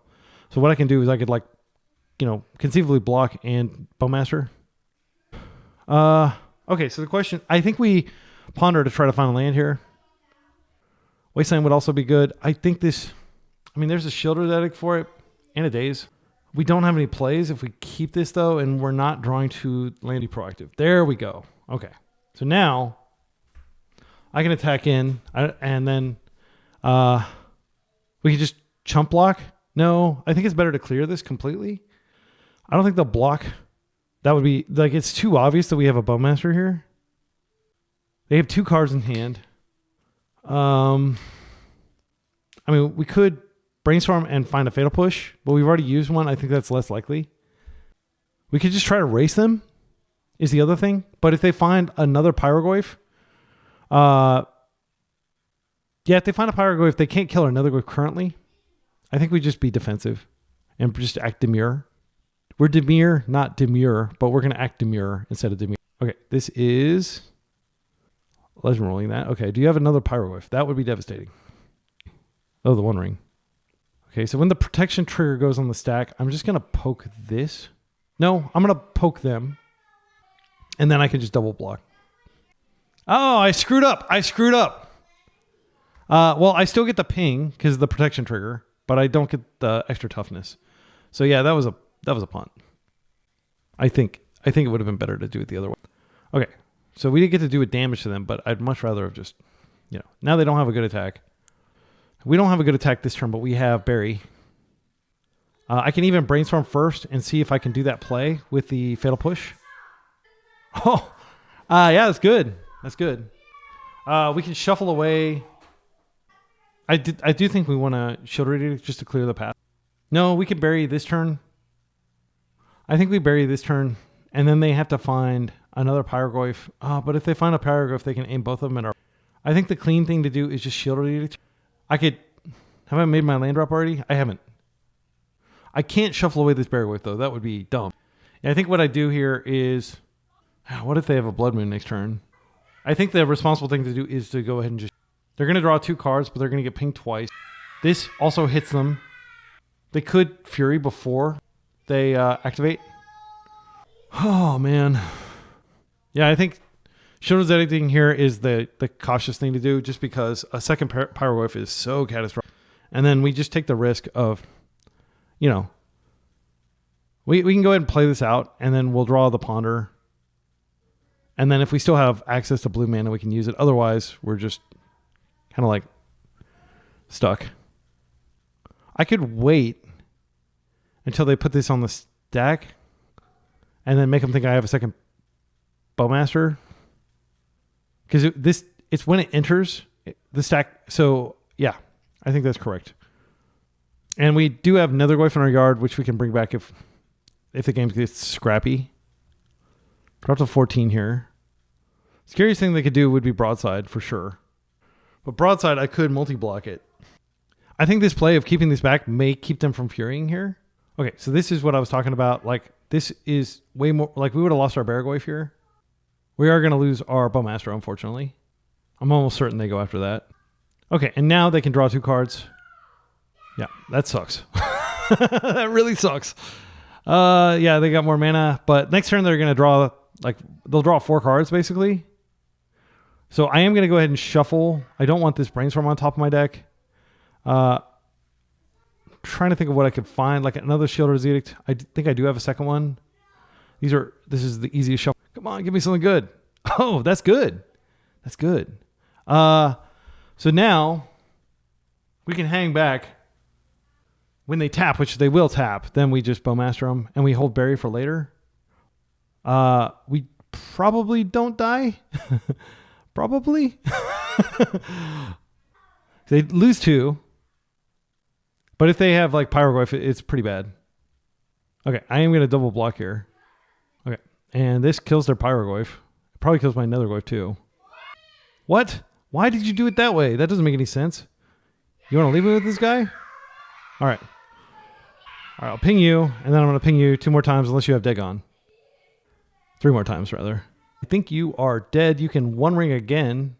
That will cost you 2 more life off the Ancient Tomb. And then I will be looming this Baragorf. He looks very much like, I think it's like the Undertaker in that meme where the guy's like all smiling and the Undertaker's standing behind him ready to like choke him to death. Piano wire him or something. Okay, this is another One Ring. That is fine.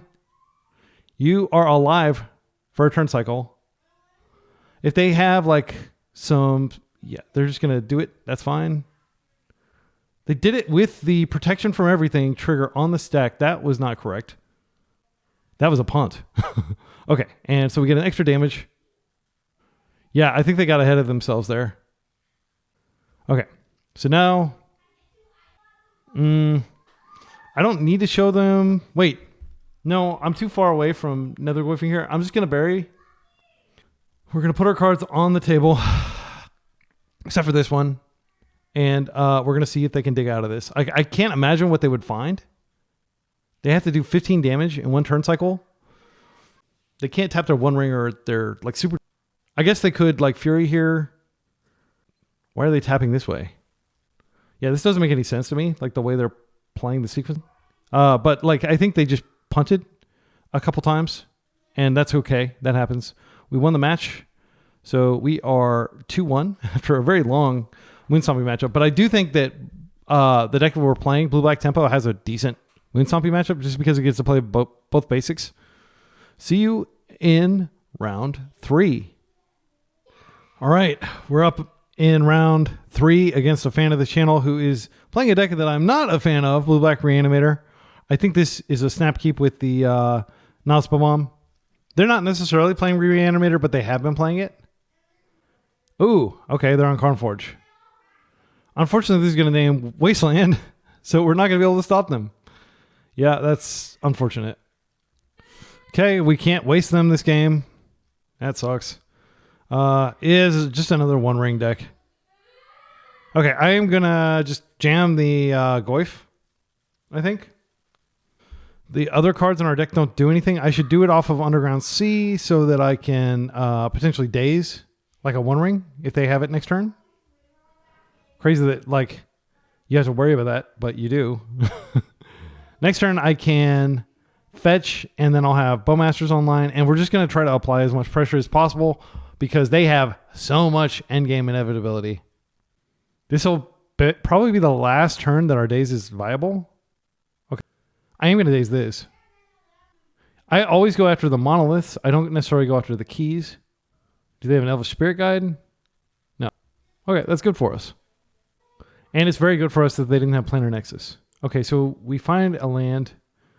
I think I want to go ahead and just Spellbomb them. And I mean, it seems lame, but we want to get types in the yard and do as much damage as we can as quickly as possible. So I'm just going to go ahead and Underground Sea, and I'm just going to Spellbomb them. Just to get another type in our yard. And these are obviously going to come out after this. But getting an extra damage might be the difference. Next turn we will have Bowmasters, but we didn't have it this turn because we had to. We didn't have to Daze, but because I chose to Daze. Let's be very clear. That was a choice. It was not obligatory. It's not like they were putting Doomsday on the stack. Okay.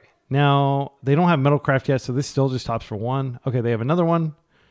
So they do have One Ring mana here, sadly. Cool Captain.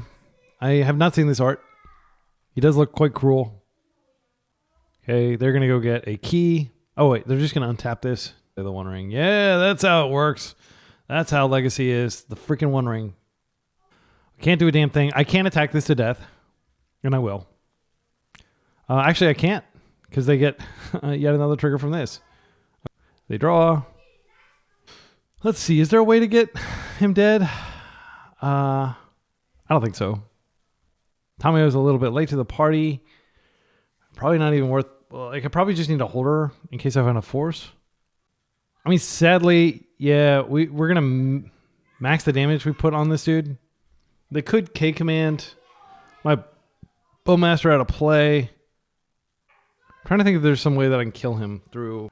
No, I mean, even if I like played Tamiyo and pushed it. So It's a 0 ability. They're not going to be able to -3. Well, I mean, they may be able to, depending on what they draw. I'm going to hold my Bowmaster just so they have to commit to the One Ring. And then what we can do is we'll probably just aim all the points and ignore Cruel Captain. They do have Metalcraft, so this generates 3 mana. So they have 5 mana face up, plus hopefully they just tap the One Ring immediately so I can get my Bowmasters and kill this before they can K-Command. They probably are reading that I have Bowmasters. My son is playing one of his original compositions, if you can hear that in the background. Okay, and they have done what I wanted them to do. I'm going to go ahead and open the door so we can hear this a little louder. Okay, so we're going to hit Cruel Captain first. I want him dead. And then whenever they draw, I can hit Cruel Captain again. Cruel Captain takes 1. And then they'll take 1. So they can't, unless they have like a, what's it called? They can't save him. They could, in theory, save him with, what's it called? With Disruptor Flute. All right. And now they have the Urza Saga. And I'm just going to keep talking so it doesn't edit out this and you can hear this kind of chorus to my son's song. I just need to say a word every second and it will continue to record without editing out each little second. All right. And it looks like they are going to pass the turn, hopefully. This Pithing Needle has really been jamming me up, man. I would love to be able to waste here. Okay, this is a lot of mana entering their mana pool. Another One Ring is totally unfortunate, but there's nothing I can do about it. They're going to have some giant constructs that we're not going to be able to do anything about. But at least we got rid of their Cruel Captain before they could use it. And they are actually not producing as much mana as they usually would at this point in the game. They're going to go ahead and draw now. I have to ping my own army. The army does not like shooting itself in the foot, but it will do this for the sake of growing the army. As we know from weight training, breaking things down creates growth. All right, and now we are going to see another Monolith. All right, the Monolith comes in. I close the door. I'm going to get back to regular recording. Okay, Karn is annoying, but we can actually kill Karn. So, yeah, what is Karn going to even get here? They're just using it as a one-time tutor, but I will be attacking him to death. They have a healthy, sprightly 15 life. I would have vastly preferred them being on Blue-Black Reanimator. I think even though it's not a great matchup, it's like a 45-55. I think this matchup is much worse. Okay, they are creating a blocker. Wait. I think they just punted because I can attack for 6. I'm missing something. They don't. Wait, none of these are creatures, right? Yeah, they just said up to 1 and they didn't choose 1. So I think Karn is just unnecessarily going to die here. It's like totally not necessary for him to die. So I can Tommy flip and also shuffle. I think that's worth it. I don't think they can do anything to stop me from just killing Karn here because they don't have any mana available. I'll keep the Bowmaster back just as like a chump blocker in case this gets like crazy big. So they take it. Now I'm going to go ahead and just do this. And unfortunately, I won't have the mana to also cast a second Bowmaster if I find it, which would be great. But, oh, this is great. So I don't want this Wasteland, which can't be used. This Fatal Push might actually be useful, but Brainstorm is probably better overall. So she flips. I'm going to plus her immediately. And then what I'm going to do is I think I'll wait. And then I can fetch Surveil in step. I don't like the idea of throwing this in front of a construct. But if no, they're not going to be able to attack this turn because they would need to get the Lava Spur Boots, and they probably won't organically draw that here. I don't know why they did what they did with Karn, but it's a gift. Like, Karn would have been a huge pain had they played it out when they already had had they waited. So this generates 4 mana. Crazy. We're about to make crazy mana. That's what the Urza Saga says in the Crazy Taxi voice. We're about to make some crazy mana. I had to say it again because I forgot to add the sum in there. Okay, this is a K command, which will be forced. Sorry, I need this around because I need to have some disadvantage or disincentive to you tapping the One Ring. Otherwise, like, what am I even doing here? They may have a second one because they didn't do a full force one. Stay the line, Bart. Tap the One Ring. Come on. Oh, my Bowmasters are hungry. They hunger for a hunt. All right, they are doing it. We're going to get a couple shots off. Boom. Boom. All right, so Tamiyo is almost certainly regrowing this force to be able to prevent them from playing another One Ring if we get a turn where they're not playing the One Ring. They have enough mana that they could, in theory, deploy the One Ring. Scariest thing they could do, they're going to go get a key with this, which is really scary. Because then they have access to multi-One Ring. Like this Bowmaster is the thing keeping us in the game and causing our opponent to have to actually think. Otherwise, they could just jam and win. Okay, 4 mana. Another One Ring. Yeah, I mean, you hate to see it. I'm not going to draw into an answer to this, unfortunately. Okay, they're going to draw again. So again, my army is going to resort to shooting itself in the foot. If we ever have a turn where they don't have a One Ring out, though, we do have a pretty big attack. And it's worth noting that they went off creating a gargantuan construct to do that. So I am going to go ahead and surveil here. Just, I don't want to draw this. That's like the main thing is like whenever it's in my deck, I'm like, all right, let's not draw that. Okay. So now we have a blue card Force and a Daze. I could actually brainstorm and maybe find another Bowmaster, which would be sick. And then still potentially have, let's go ahead and see what we find here. Because I want to make a decision around my Tamiyo as far as to what to regrow, but it's almost certainly just going to be the 4. Because we have to keep them off K command on our Bowmaster, but if we find another Bowmaster, it's great. Okay, so I'm just going to put these 2 cards back. Now I'm going to ponder. We're going to shuffle these. Any order shuffle. All right, we didn't find what we wanted. Does it make sense to play this out? Yes, because if we do find a brainstorm, we'll want to get rid of it. Let's get our Force back. And we have no plays. We'll just pass. So this is the last turn we can force. And then we won't have any cards left.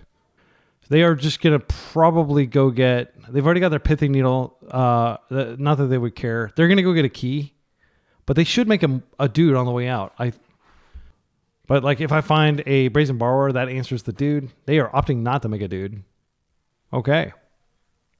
So they're going to get a key for sure. And then they can use that to go to... Candelabra. That is an expensive magic to get. I've never seen one with this art because it was never existed in this art. It's only got the old like classic, I think, but it's got that cool beta era art before things got so fancy. And they will never reprint it because it's on the reserve list, which sucks, this card. Look at how much mana it's about to give our opponent. They know that we have Force of Will in hand. Okay, this is fine with me. Grow, my Orc armies, grow. They may be able to K command the army itself out of the way, but I'm fine with that. Like, we're hitting them for a lot. I really wonder what they have in hand. Do they have an Emrakul or something? Like, why would this be the pick instead of the key that lets you draw 3 more cards? So the must force cards are K command, and I guess if they find their 4th One Ring, I'll force. Karn can get Ensnaring Bridge, but they have 5 cards in hand. I think Karn gets to live. And we can also attack Karn if they do somehow One Ring later. They can't, like, even locking us out of the game with the mana thing doesn't matter that much because we have so much damage on board. And we have Force in hand. We do not need to count a single non-Force spell for the rest of the game. And they'll lose life when they tap this if they need to use that for mana. I think what they can do is they can Candelabra here and untap this. And then, so that's like a Dark Ritual, basically, which our opponent is reprint Dark Ritual.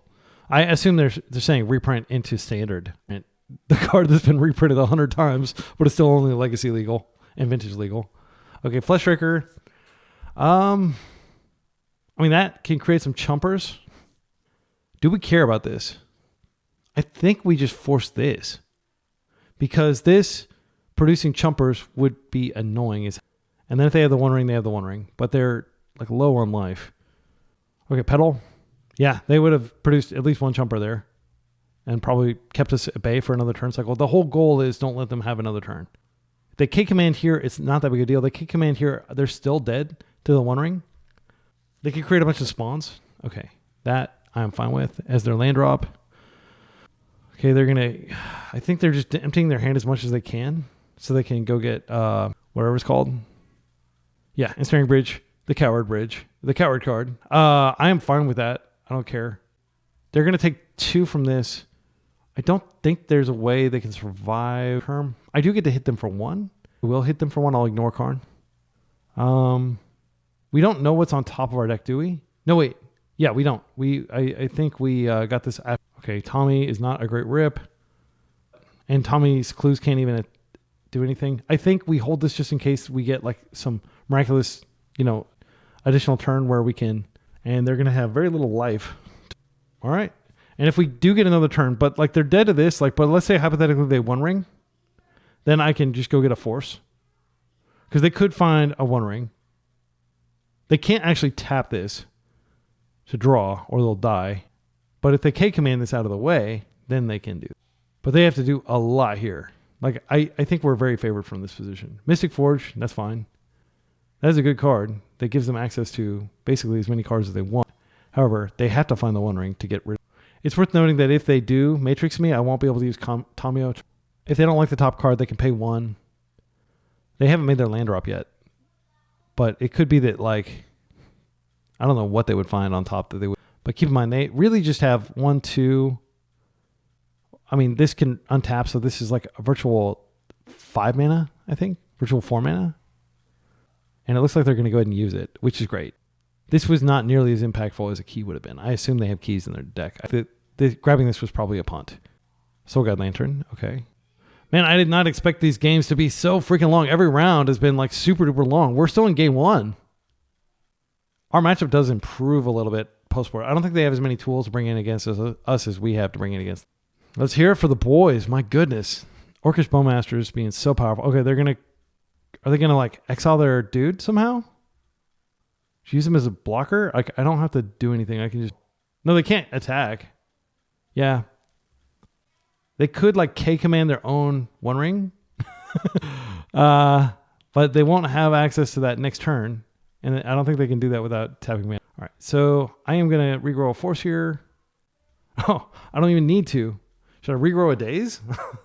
I don't think that's correct. I could regrow a Brainstorm. I think I just plus and just... This Force was a lucky rip, though. Because that means that, if they do start attacking... I don't think there's a way around this. Yeah. That was a long game. Okay, so... Engineered Explosives, get in the deck. Null Rods, please get in the deck. Force Negation, please consign. Shieldred's Edict is better than Fatal Push, so we're going to take out all our Fatal Pushes. And we're going to take out all of our Spell Bombs. And then we need to make, 2 more cuts? We don't need this many lands. Daze is bad. It's not terrible, but it's pretty bad. Shieldred's Edict is good as I boarded it in, but Borrower is quite good in this matchup because it can... Yeah, I think we cut a Daze. Oh, man, we could get a... I've been playing decks that have 18 land and they'll still get 4 land hands. So I know this is not how statistics work, but I just feel it in my bones. If I cut this, I'm not going to find enough. They don't interact with our lands at all, though. And we only really need 1 mana for Netherglyph, 1 mana for Thoughtseize. We can wreck them. Baraglyph is bad in this matchup, by the way. If you're oh, Baraglyph from here, they're not going to reanimate Baraglyph. Any of their little construct or tokens can block Baraglyph. The ones they generate off of Glaring Fleshraker. So that's not the path. Just a quick note that I screwed up there, and I should have taken out the swamp instead of taking out the ground sea. That was a minor thing, but it might come up. So this is going to be a Thoughtseize with Daze hand. We don't have a Force, but this is sufficiently disruptive. And then we can ponder next turn to find a land, but I want to get this Thoughtseize in ASAP. Don't do something broken turn 1. Oh, no. Now, Daze probably isn't going to do anything against the person, but we can factor this into our decision-making. That second Thoughtseize is probably good. So next turn, we might be able to ponder into a land and just stop. They can rip. Like, they have insane top decks. Well, K-Command. this freaking Urza Saga combo is going to do us in. Portable Hole doesn't do anything against us if we don't play any permanents out. So K-Command it is for sure. And so I'll just wait to make a move. Like, they're going to play an Urza Saga this turn for sure. That might be their only play. We'll see if they draw something big, then we might be able to a big Daze play. I would love that. I am going to waste their Urza Saga. And like in some matches, you don't waste the Urza Saga, you waste the permanent mana source. Oh, please do a big play. Please do a big play. You can do one more. One more mana. Oh, yeah. Oh, yeah, that's the best Daze. That is the best Daze of the day for sure. Daze is so insane. Like, even in this matchup, wow. So they do have another Urza Saga. Wasting here is really risky. Oh, we don't have a Wasteland. Yeah, wasting here is also impossible. Okay, so we might be able to find a Daze. This Thoughtseize is a pretty bad card. Okay, these cards are fine. I want this Borrower. Do I want to Thoughtseize them again to get the Portable Hole out of their hand, though?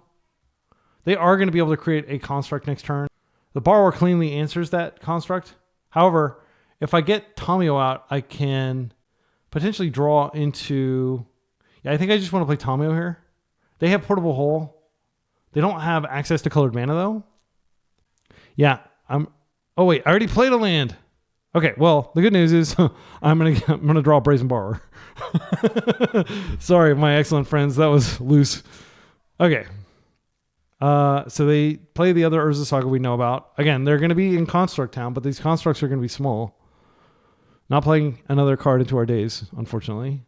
So I think the play here is we Thoughtseize the Portable Hole, and then we just play the Tamiyo, and then we're going to take a chunk, and we just have to accept that. It could be that they have something even juicier in hand. We'll see. Manifold Key. I'm going to ignore the keys. There's not a lot we can do about it. This does give unblockability, but they can just go get one. I'm going to take the Portable Hole. Now I'm going to fetch. Get another Underground Sea. I'm not feeling good about this game. Like, that Daze play was insane, but there's a very real chance that we die to Construct Beats. So here comes the first Construct. I can't remember if it was this round or like a previous round, but somebody was definitely playing Lava Spur Boots, and they may have it in here, which would give them a lot of attack power. Also, they can't play out that Manifold Key for extra damage here. They misclicked. I don't think that changes anything, though. Yeah, because you were only going to create one construct anyway, unless you have like a ton of mana. I don't think I can use the Saga for mana or a creature. Okay, wow. I'm pretty sure that even with that ability on the stack, you should have been able to tap to create a dude. I think they misplayed, but like somebody in the comments, let me know if like I'm fundamentally misunderstanding, but I feel like they should have still been able to tap the Saga. Yeah, like if that is what happened, like that was a huge windfall to us. Needless. They did get a construct from the previous turn, so they can still attack with that.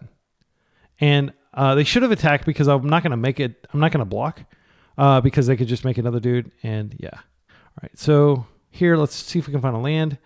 Null Rod actually, I kind of want to wait on Null Rod. They said, I'm new to this deck if it wasn't obvious. No worries. Okay, so I usually play decks like your channel. I think we just go for the combat and then we flip. And then if we find a land off the Brainstorm, we're in Gravy Town. Yeah. So we create a clue. If we don't find a land, we do likely lose this Tommy. But I think it's worth it. I think we'll find a land. Come on. Yes! Okay, so Kaito, we don't have an enabler for Kaito, and Daze is getting really rotty. I think we put these two back. Tamiyo flips. I'm going to plus here. If we play out the thing, they can make a construct with the Null Rod on the stack, and then this will be pretty big, and then they get another thing. It's still not big enough to kill, but they'll have two attackers, so they will be able to kill her. So I do need to just wait a turn cycle. Okay, so they are making another dude. That's fine. We're going to see what they tutor for. They don't have a lot of mana, but they're not going to be able to make a third dude here, which is, okay, now they search. I'm going to fetch. I don't want to get needled. That would suck. Grab underground. And again, I should have 4 of those instead of the swamp. Hopefully it doesn't come up. But like with the color variety that I have right now, I don't think it will come up. There's a temptation to crack my clue before. She warranted like pulling something out of their deck. See what they do here. I am looking forward very much to borrowing one of these out of play. They have a manifold key in their hand, though. They should definitely play that out. Mishra's research desk, rather. There's the key. They are practically hellbent. They have 1 card. I'm going to bounce this out of play. I think sticking this null rod here will be good enough, but we will need to come up with something to deal with the final. So we take 3. We're at 10. They won't have much of a board presence at all here. Okay, Netherglyph is great because it doesn't outclass this, but it's to try to find a Wasteland off Ponder. I don't think it's too greedy. We would take an extra hit. We could also find like a Shield Resist. I do feel, I want to find a land. I want to make a land drop. Okay, that's perfect. So Daze is actually really good too. So I think what we do is we just waste and then we play the null rod, and then next turn, Netherglyph still isn't big enough, but we have another one coming. So we will Netherglyph, block, bigger Netherglyph comes out, and then I think we can win. Unless they just rip land. They can kill Tamiyo, which they may be tempted to do. No, they're going straight for our face. They did find a land. Oh, no. All right, wow. Can we lose from here? We could absolutely lose from here. Let's see. I know that we could just double Netherglyph, and then we could double block. Let's go and see what we find out this brainstorm. Oh, wow. We can shuffle. I don't want this Ponder. I think putting Daze back would be sloppy. I think I just draw the Polluted Delta and I just double go. But then do I even really need to shuffle because I can Ponder? So I think I stack like this. Black. Goif. And hopefully they try to like K command and we can Daze. But I am definitely double blocking here when they... So we can't cleanly attack in yet. We need to get a different type in our graveyard. This key resolves, making it bigger. I can Daze the next thing they cast. If they cast something, they don't. They don't have good attacks. All right. So let's draw the Ponder. I'm going to Ponder immediately. I want to find... We do have Ponder in the yard. Yeah. Bowmasters. Okay, so we could actually just put Bowmasters into the yard and grow both our Goifs. I don't think that's where we want to be. I think we do. Like this would have to grow quite a bit to outgrow. Yeah, so I definitely... Or I could just Delta and then I get this turn cycle. I guess the question is, do we want Bowmaster? I think we do.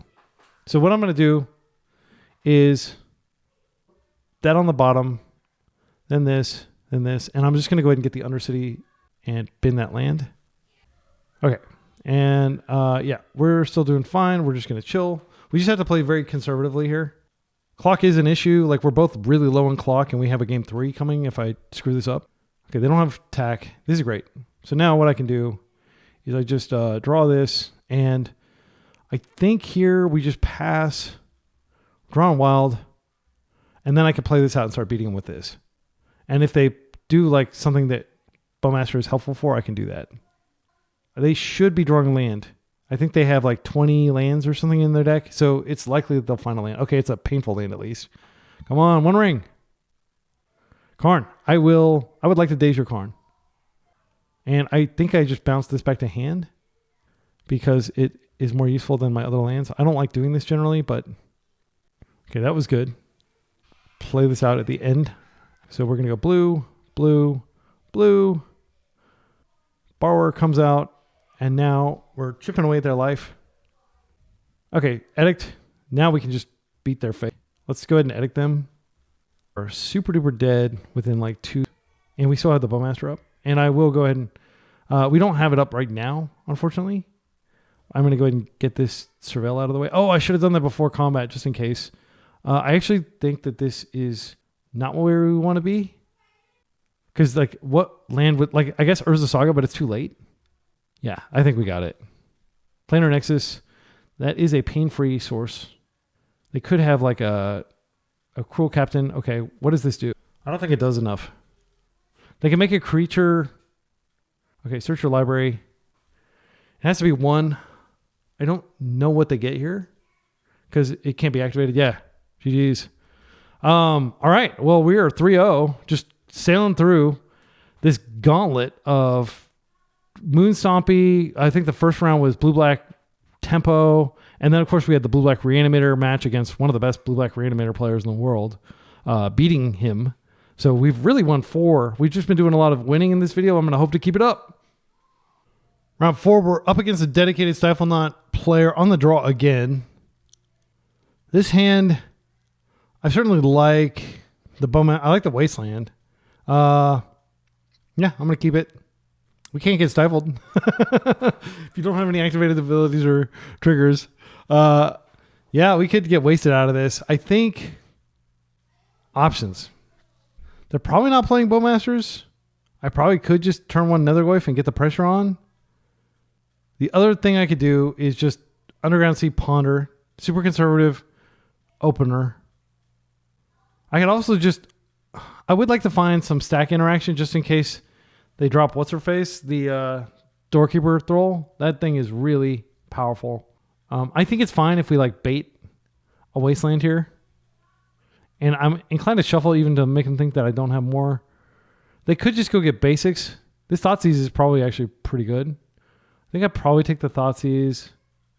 And then, yeah, I probably should have stacked that differently because I could have used the Undercity Sewers to get through the Wasteland if they get basic. Yeah, I think I misplayed there. Okay. But we are going to take the Thoughtseize here. Thoughtseize is very good against like taking one of their threats if they're able to like dress down here. Oh man, they're just going to do the end step. This is very scary. So one option I have is to just play this out, and then when they go for their end thing, I can potentially borrow the thing out so that their creature dies. I think that's extremely unlikely to work. I also think that Thoughtseizing them now, those would be like, okay, well, I'll just play Doorkeeper Thrall. I think we do want to Thoughtseize here. I think the odds of them not having a Daze or a Force are not that great. Okay, they're just going to get a basic here. I think they're going to go ahead and play out the Doorkeeper Thrall. And they can get a Plains too. Oh, that's a cool card. Respect to you for playing that. I don't know that it's good, but it is good in this situation. Okay, and that means they're not going to be able to do their thing right now. If they use a dress down to get a thing into play, it's not the end of the world. How many basics do you play? Curie, scary card. All right, so we're going to draw a fetch here. I could just play a Netherglyph. This doesn't have any evasion. I think that's fine. They could plow it, but it does stand up to a Curie hit. And then if they attempt to eat Dreadnought with Curie, then I can attempt to bounce Curie out of play. It's not the most elegant play, but it will use up all their mana, and they'll have to have a Daze to stop it. Otherwise, we lose because they can hit for 12. Trample. Unfortunately, this has to happen. But I can pause and make them think that I have real stack interaction, which I don't have. Okay, so they're going to be able to go get the thing. We're definitely far behind here. And a lot of it comes down to us just being on the draw here. I don't want them to draw an extra card. I am going to attempt to Bowmaster here and just feed them the other thing. And I'm also not going to play on basics here. I'm already way too committed. Blue, colorless, or rather black, colorless. We have plenty of Wastelands to go after their Urza Saga. This is probably going to get dazed or forced. It doesn't. That is lucky. We could actually ping and triple block. But I want to keep this around as a potential lock piece. That may be a mistake. But like this card is not that scary because it doesn't have any form of evasion. A lot of people were like, oh, I'll just put this in when they ban Frog. But Frog it is not. Spellbomb doesn't do anything here. I think that the best thing to do is probably to go ahead and just brainstorm. This Spellbomb just does nothing against it. So yeah, I want to get rid of it. I'd also like to get rid of this Undercity. We don't find a fetch. Double Daze. Okay, and now I think we just play at the Wasteland, so we have more stuff we can do with Wastelands. Now, we are going to let them hit us, sadly, but it's okay. We have Brazen Borrower and Double Daze if like they do play out a thing before combat. I'm going to let that hit. No blocks. You get a card. I get a ping. By the way, I played a deck like very similar to what my opponent's playing. And it's just search my greatest league ever. It was the best league I've ever played. Okay, so now I think this is just like play Spellbomb and we're going to have to draw through it. Do I remember what we have on top? No, I think... Did we already draw the Wasteland that we had? Oh, no, it's the freaking land that... yeah, I already played this Underground Sea. Actually, I shouldn't have... Well, it's the Surveillian. There's no reason to do this now. I'm just going to attack for 0 in case they have Doorkeeper Patrol. They are not fetching because they know that their land is one-time use. So they surveil here. I will waste. Yeah, I'll let them surveil first, and then I am going to waste. I'm not going to let them go to their turn with... They've been to Pierce. Okay. So we're just going to do the dance that we did previously where they're going to attack and I'm going to chump. I'm not going to give them any more cards. Oh, no. No! Right after I use my waste. But, like, yeah, that sucks. I'm not going to... No sugarcoating here. It sucks. Okay, they should come in. They don't? Okay, well, I think that's questionable. I'm going to go ahead and do this. We get a card. Okay, can we please get something relevant? No! No, you may not have something relevant. My deck replies. Well, at least we dodged this. Okay, well, we're just kind of kicking it here. There's no benefit to attacking here. They are going to be able to do the thing, and then what I'm going to have to do is I'm going to have to freaking Brazen Borrower to bounce this out of play once they've eaten the dude. And then I'm going to have to rely on Daze to get us there. Nethergoyf is playable. I will play, and we'll chill. We are extremely dead, but the good news is this is going to happen like on the stack. So that is just a dude. I'm not worried about that. I'm worried about the one that's about to be fed to Curie. They're creating another one. Okay, so they're not going to feed Curie? That seems weird. That seems really weird. Okay, well, Daze has never been more live than it is now. Retrofitter Foundry, that's a card's a pain in the butt. I don't think we beat that, unfortunately. Okay, and they don't do anything. I am going to just bounce now. Oh, like, now they have inevitability. So we can hit them in the air. It's not these cards. Let's go ahead and draw through it. Okay. Force of Will is not super useful. This also means I can't play out this. I am going to come in for a hug here. They are taking it. We're chilling. We can't do a damn thing. They can't cantrip. They can create a bunch of dudes and gradually take up those dudes. Plow. I don't think that's a force. That might have been a punt. Now they can attack. It's not that big a deal. I'll take it. I've got 23 life. Okay, Thoughtseize. Let's do it. They can create flyers. Oh my goodness. Yeah, I don't know why they didn't feed to Curie. They should have done that. It's not like I can't even stop it. I can't stop it. They must think that I have some sort of or maybe they don't want to draw. They don't want to draw. So their deck functionally does nothing. Because if they draw, like Bowmasters is holding the fort. I'm surprised they didn't plow Bowmasters. I think we start taking these Null Drifters. They are pretty annoying.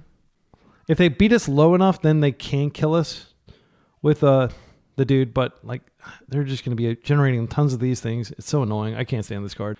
Yeah, we probably lost just to this. And it's one of those cards where it's not like a good card, but in certain situations, it's like the best card. So it's basically free to block here. And I am going to. Now, we get to play this out. Do we care about this? Unfortunately. Yeah, I'm going to force. Oh, wait. Yeah, they can Spell Pierce, but like that's not a good use of their Spell Pierce. No, wait, they can't Spell Pierce. They don't have double white. Okay.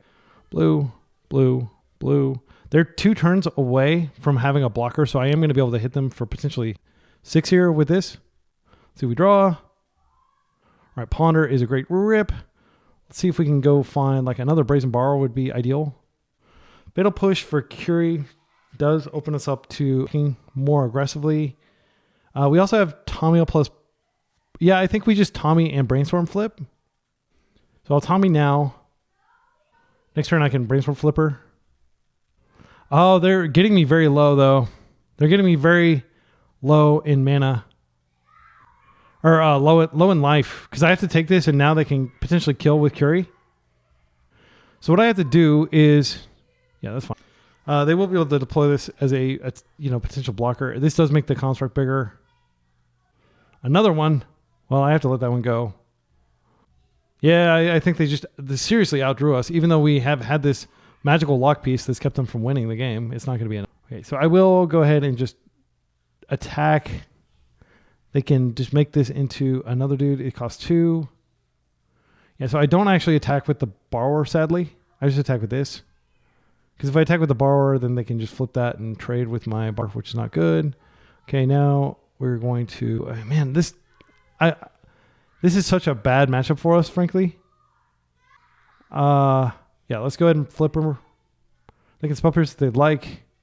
No, they can't because they only have one island. Our Wastelands have done a good job here. Okay, I'm just going to kill Tommy immediately. I don't think these Dazes are good, but these Dazes are actually the only thing that's keeping us... I actually probably need to kill Curie. As sad as that is. So she flips. Because if they play one of these Dreadnoughts out, they have Spell Pierce up. I still think we just go to their turn and see what they do. Because if they could flip her immediately with Null Drifter. And I'm worried about my clock is the thing. Because I have to think about so many different things. Combat is complicated. Land would be really devastating. I do have double Daze on top. Did I forget to play out a land? Yeah, I think I did. This is just such a hard deck to play against. Because even though I've played it before and I know what it's capable of, I didn't play it with Retrofitter Foundry. But now it's okay, how big is this construct going to be? I hope that they just go for they're not going for it. Okay, so unfortunately, as long as they don't go for it, we're in peril. So this gets debuffed. They get another dude. I think I frankly just had to push this. It's doing so much damage to me. Okay, they get a clue. I should have actually pushed with the clue on the stack. Okay, we got rid of that. I will block here.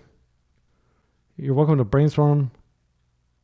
The fact that they can just create infinite chump blockers makes my life really hard as somebody who actually needs their clock. I spend a lot of time thinking. If they don't do anything, I am going to go ahead and brainstorm instep. I believe they have a brainstorm in hand. Yeah, so they could do it. I will poke it 3 times instead of them. I don't have the power to be able to beat them down if they go for that. I cannot do it. I don't have the power. I can't do it like Ace Ventura can. Man, I'm still kind of puzzled as to why they didn't go for the Curie. Because it would have dealt it's going to deal the damage before the Bowmaster Pings go off. She is trample natively, right? No, she gets the trample from the Devourer. They've got a totally stacked hand. They have lost connection to the game. Okay, this is going to be consequential because this is an extremely clock-intensive matchup. All right, they are back, and they are letting Tommy die to combat. This is a relief. A Watery Grave? What? Are they on a no reserve list? They can't be on no reserve list because they have Phyrexian Dreadnought. I don't know why they're playing Watery Grave. Okay. Interesting. They shocked that in. What does that mean? So we get to our turn. Oh, I should have freaking cracked a clue. That was a punt. Okay, Daze. Yeah, and I definitely don't want the other Daze on top. Let's think about what our options are here. So attacking is not an option. I'm going to go ahead and I don't want to have to regrow a Fatal Push, but that might actually be necessary. I'll just grab this. I'm going to do this now. Hope to see something good. I should have probably cracked a clue, but I want to keep my mana up. Okay. We do have Force, but it's not good enough, frankly. It's actually pretty terrible. I think we lose. I think I just regrow the push and I push this and accept that this Tommy's going to die. They have a Spell Pierce. Yeah, this Tommy's going to die. I don't want them to be able to do their shenanigans here. I'm going to go ahead and do this now while I have Force up. I'm making fast decisions. I think this game is lost. And I'm just not sure why my opponent's playing the way they are. Okay, that's gone. Now, we don't have good attacks. We're going to chill. This is going to die for sure. We could go ahead and deploy Tommy and then we're off. Yeah, I think that's what I'm going to do. I can still crack into my deck. Actually, I know I have yeah, but like doing so, like we know they have Spell Pierce in hand. If they like completely tap out, then we can do that. Okay, so they're creating a flyer. Okay, do a 4/4. I think we're dead. Yeah, this thing totally soloed us in this game. Like I think we were in a pretty dominant position in this. I'm going to take this. That Tommy was card advantage for me. And now they can just draw like tons of cards every turn. Or virtual cards. They'll create a bunch of dudes. Okay, so we'll draw our card. It's a Daze. We know we're drawing Daze for the turn also, I believe. No, wait. Are we drawing something wild? Okay, so unfortunately, I'm just going to do this. I don't think there's a point in attacking with this. Like, I might be able to find another Netherwolf, which would be pretty big at this point, and that's probably our best play. In fact, okay, so they're going to create another dude. They're going to block, and then they're going to create a dude. They're just trying to protect against Kaito, which is very sensible. Like, I 100% agree with the play they just made. And they can just turn that into a dude. I do think it makes sense to just go ahead and waste them off black. Restrict their resources a little bit. We're going to die this turn cycle, I think. They're going to be able to attack for 8. Not a lot I can do about that. We have to, if we chump, the game's over, basically. Oh, they screwed up. They didn't make their dude. They untapped and they forgot to make the dude. Okay, well, I'll just take this. I mean, this situation is catastrophically bad. We need to get a Nethergoyf immediately. I can actually force this, which I think I should. I could double daze this. Yeah, I'll just double daze it. I don't want to force because I can hardcast force. And now they know that I have the second daze. But they should still play it out. But that does remove the ability for them to make a dude here. All right, so we stopped that. Unfortunately, like this thing is just unkillable. Unkillable. All right, so let's say hypothetically we push this. They just turn this into a 4/4. Yeah, it's catastrophic. All right, so I'm going to dump this. See what we get to put in the yard. I'm going to come in for a hug.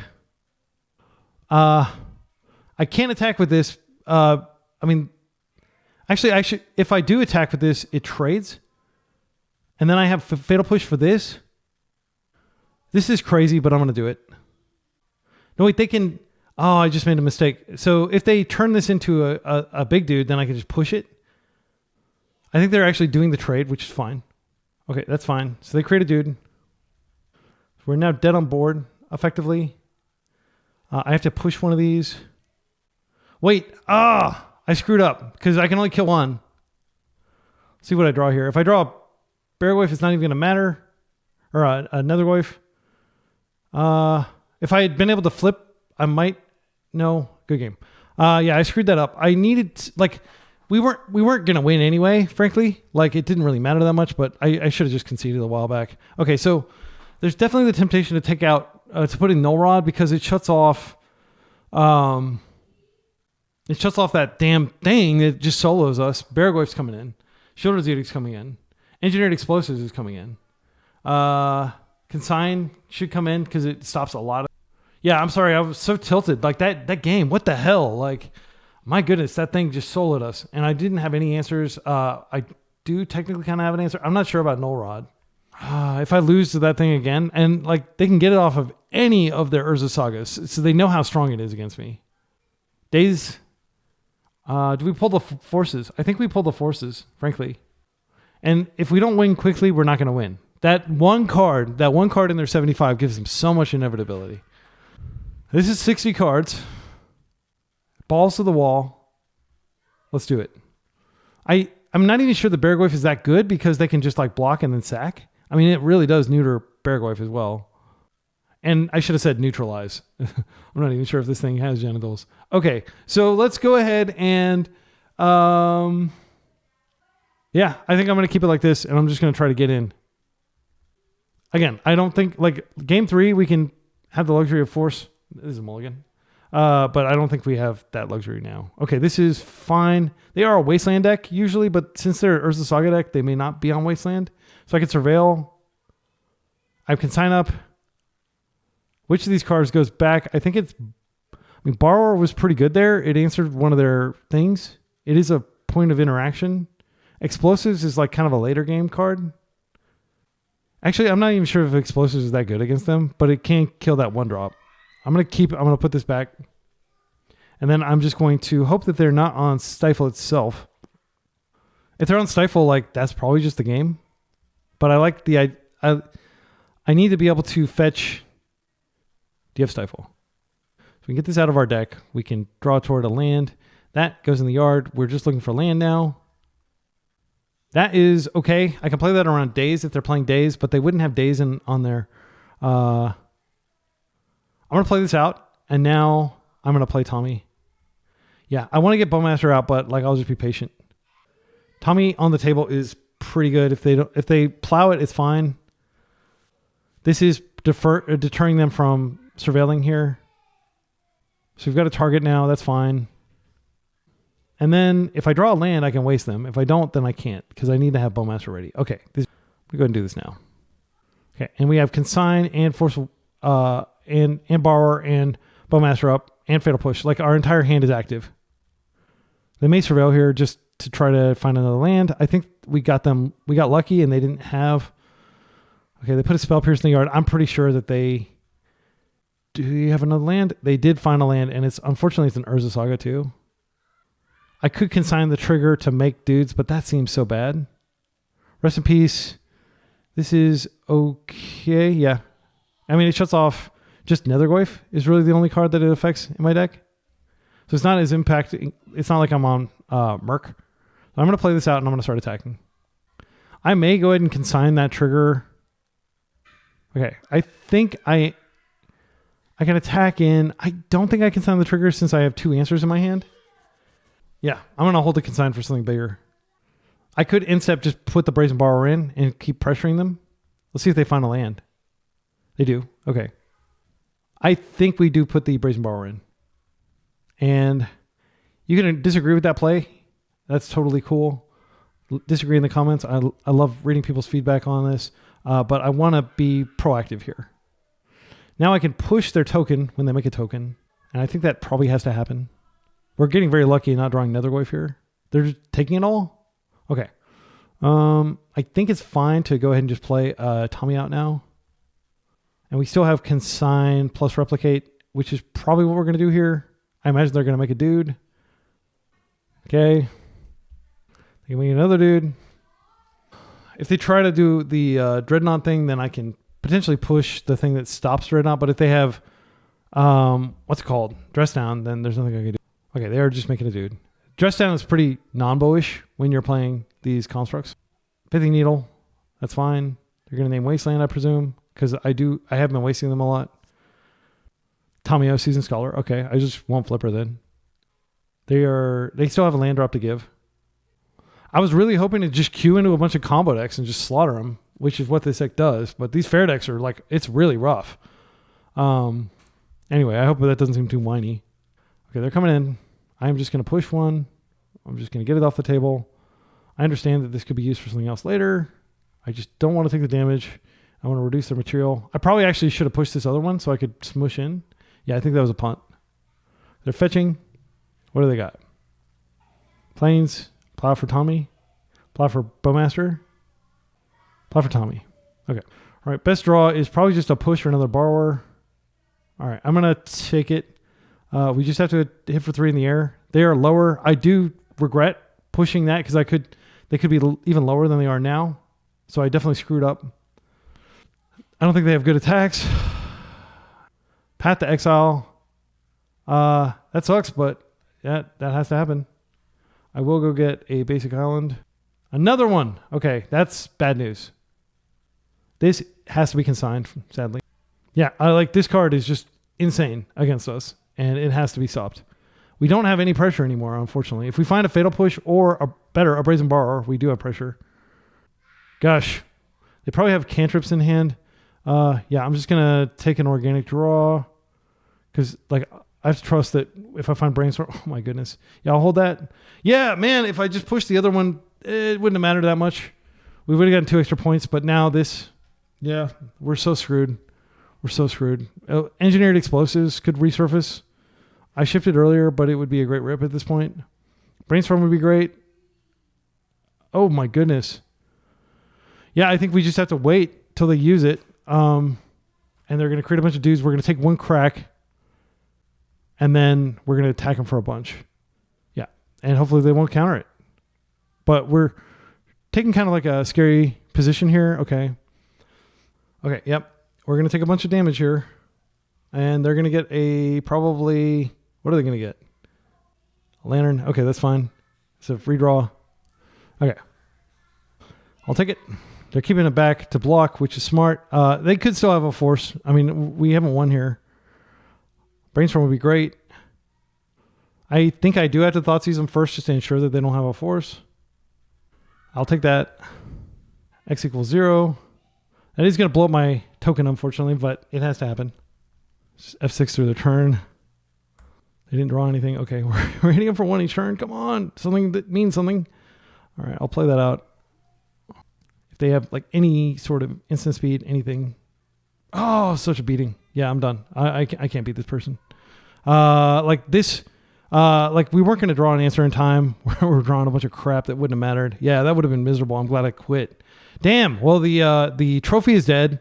But I mean, look at what it took to beat this deck, right? Like they had lots of hate, and they also had like dedicated cards that are just off meta. So I'm still putting a lot of faith in this build. See you in the final round. All right, another bad matchup inbound. We're going to do our best here. We've got a double Tamiyo hand against this Jeskai deck. We're on the draw. I think we've been on the draw like every single game. I'm not exaggerating. Every single match, I believe we've been on the draw. So, like, the odds are conspiring against us, but we're still doing our best. Tamiyo open, which is definitely strong against us. I'm going to fetch an island and Tamiyo myself, and they're probably just going to have a removal, and the game will spiral out of control. I'm trying to stay positive. But like this matchup is atrocious, and I cannot believe that we're on the draw yet again with our tempo deck. Okay, so they're on what we're on most likely, or they're just on blue-black Reanimator. So that's different. That's definitely a better matchup than Jeskai. They got this cool Narset avatar. Thoughtseize is probably going to take our Thoughtseize. Yeah, I'm pretty sure, based on the play pattern, that they are... Oh, that sucks. Yeah, they had a god hand. And they're on the play. All right, I'm sorry. I'm trying not to be salty. Like, it's not like I'm owed a win or anything like that. I need to work for it, and it looks like they're going to make me work for it. I think we just now Spellbomb here. Oh, let's Thoughtseize them first, and then we can now. I'll just stick with basics. I should have actually... It doesn't matter anymore. I was going to say it because I can fetch whatever land I need to fetch now. Do you have Entomb? Of course, you're on the Degenerate deck. We'll just take your Entomb then. We'll attack for 0. Crit a clue. I will go ahead and play this out while I know you don't have Daze. They have that Wasteland that's not going to do anything, so I was smart to fetch around that, but it will eventually come into play because I'll want to crack clue and draw like off Tommy. But I have to find... really just like, what can I even find? I can find another way if they can maybe pressure, but like, yeah, just being on the play is too powerful. They can put back like a bunch of dead cards. I cannot race this, unfortunately. They just flipped it too fast. They're going to Thoughtseize me. They're going to take my Ponder. Sadly, I do kind of have to just go ahead and, yeah, I mean, like, what could I draw here? Ponder. I have to hit her. I need another Nethergoyf this turn cycle. So I think what I'm most likely going to have to do is, if I don't draw another Nethergoyf right now, or a Brazen Borrower, I take a Brazen Borrower. Fatal Push doesn't do anything. So I'm going to go ahead and crack a clue. No. I'll attack. I will flip her, but it's meaningless. And I do need to give up my only insulation against our graveyard strategy to do so. This video started out so great, and like, I don't know, man. I'm just so tilted. by this. Like they had exactly. I had the answer to what they were playing too. Yeah, if I do this, then I can play around Daze if I find it. Yeah, I'm gonna do it. Screw it. No guts, no glory. I would like to draw a card, please. It is a Daze that does not do anything. We are deterministically almost. We have one more prismatic. Yeah, I'm gonna flip her. I'll get an underground sea. I'm gonna go ahead and do this. She flips. There's the borrower. There's the freaking borrower. Okay, I'm gonna be really pissed if I get into Tomb Reanimated now. But I deserve it to some extent because I had to use this. But like, okay, they draw. Please don't have another Thoughtseize or something. Okay, they have a land, so they can probably just stop my Daze here. Such a terrifying thing to be. They're reanimating my borrower. Okay. I don't care. Yeah, they just did a bunch of damage to themselves. Okay, so they could still have force. Okay, so this is great. So I am going to go ahead and just do this first and see if this works. If it doesn't work, then we can just concede and do anything more elaborate. Oh, wow, it worked. Holy guacamole. So I'm going to plus here. Super duper lucky. Okay, wow. We actually are maybe still in this. They don't have a ton of cards. We have an active Tamiyo. We have a clue we can crack. We've got lots of interaction. If they just flip Tamiyo again, there's not a lot I can actually do about it, unfortunately. They've been a Tamiyo, so yeah. Wasteland is good against us. I don't think this Daze is ever going to accomplish anything, sad. They could Merc here, which would be terrible. I did have a window to go after the graveyard, but I didn't do it. Yeah. She's gonna lose some loyalty here. The good news is she's gonna distract for a few turns, but the bad news is we don't have an actual answer to Merc in our main deck because, like, the deck is built to beat combo deck. Another one. I think this is just the Daze, frankly. I think it's just the Daze. They have an animate dead. They can animate her. But, like, when is Daze going to be good? Okay. All right. Stay positive. Another Daze. Not what we wanted. So we plus here. We minus, we get Ponder. They probably still kill her. I think we have to plus here. She actually survives. 1, 2, 3. Yeah, she barely survives. I think I'd probably play out the other Tommy just to generate clues here. And I will be able to play this out in like a couple turn cycles. Okay. Cat is now in my room. Hopefully she'll be a lucky cat. Okay. So this actually blocks this, which is great. They could have a Bowmaster, which would suck. So we're not keeping Tamiyo at full power, but it's not bad. Do you have a Bowmaster main deck in your dedicated Reanimator deck? Yeah, let's just chill. If we draw a land, then we can push this. That is a land. I think what I do is maybe I hold her back, I clue crack, and then I can push this. I am in a plus. Yeah, if this works. So we should do this first, and then we can see whether they have 2 cards in hand. Okay, and now I can push here. And if this works, then I can attack in. Go back to my graveyard. Okay, now I can attack and I can get a card. And Tamiyo's still under the gun, but like they need another thing here. Yeah, like I think we've got a pretty good thing going here. The Tamiyo sisters, the younger and the older, and Tim. That's fine. They may still have that animate dead in hand, and I will just nuke their graveyard even if I don't get a card. They could have Brazen Borrower for now Spellbomb, but I'll just nuke with the Brazen Borrower on the stack. Okay, Tamiyo is losing loyalty each turn, but it's not that bad as far as all things considered.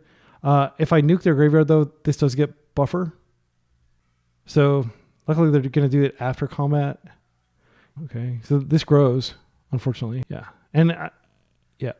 So next time we're not going to be able to stop it. Okay, let's go ahead and plus. She's dead, actually. We can't minus. I might as well plus. I'm going to attack.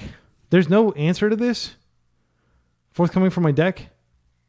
I'm going to crack, and I'm going to hope to find, like, what can I even, like a Nethergoyf would be good. I think that's what I have to gear up for. Okay, Brainstorm is not the worst. I can at least flip her again next turn. Yeah, and I can crack this instep. All right. So, again, they're on the slow beatdown plan. Probably drawing a bunch of redundant combo pieces, hopefully. This dies, sadly. She did a lot of work there. They're low in life, and if we can hit them in the face a few times with a Nethergoyf, it'll definitely be good. Okay. Now I'm going to just flip her again, I guess, but I need something to block. I guess I can flip her and just throw the other one out, but I'm not sure if that's good. Let's attack. Create a clue. Do you have your own Brazen Borrower? No. Okay. I will flip her now. Okay, there's Nethergoyf. Fatal Push doesn't do anything. I can shuffle it away. I don't think that we care about Daze at this point. Tamiyo number 2 is not terrible. It's plus.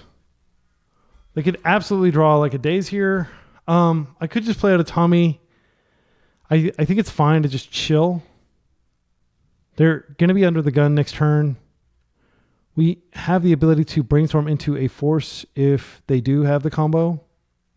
So she is just absorbing some damage. Now we're going to be able to race them. Again, this entire game brought to us by Brazen Borrower number 2. So lucky. She dies. Safe thing to do is just to draw a card here instead of playing this out. And then we don't have to worry as much. Oh, wait, I was supposed to fetch. That was dumb. That was very dumb. Let's go surveil. Yeah, sorry, my excellent friends. That was a punt. Yeah, I drew a totally meaningless card here. So the good news is we're about to hit them so hard that they are unlikely to be able to... Great. Wow, we beat it on game 1 without knowing what it was on the draw. Shielder's Edict comes in. Fatal Push comes out. Now Spellbomb number 3 comes in.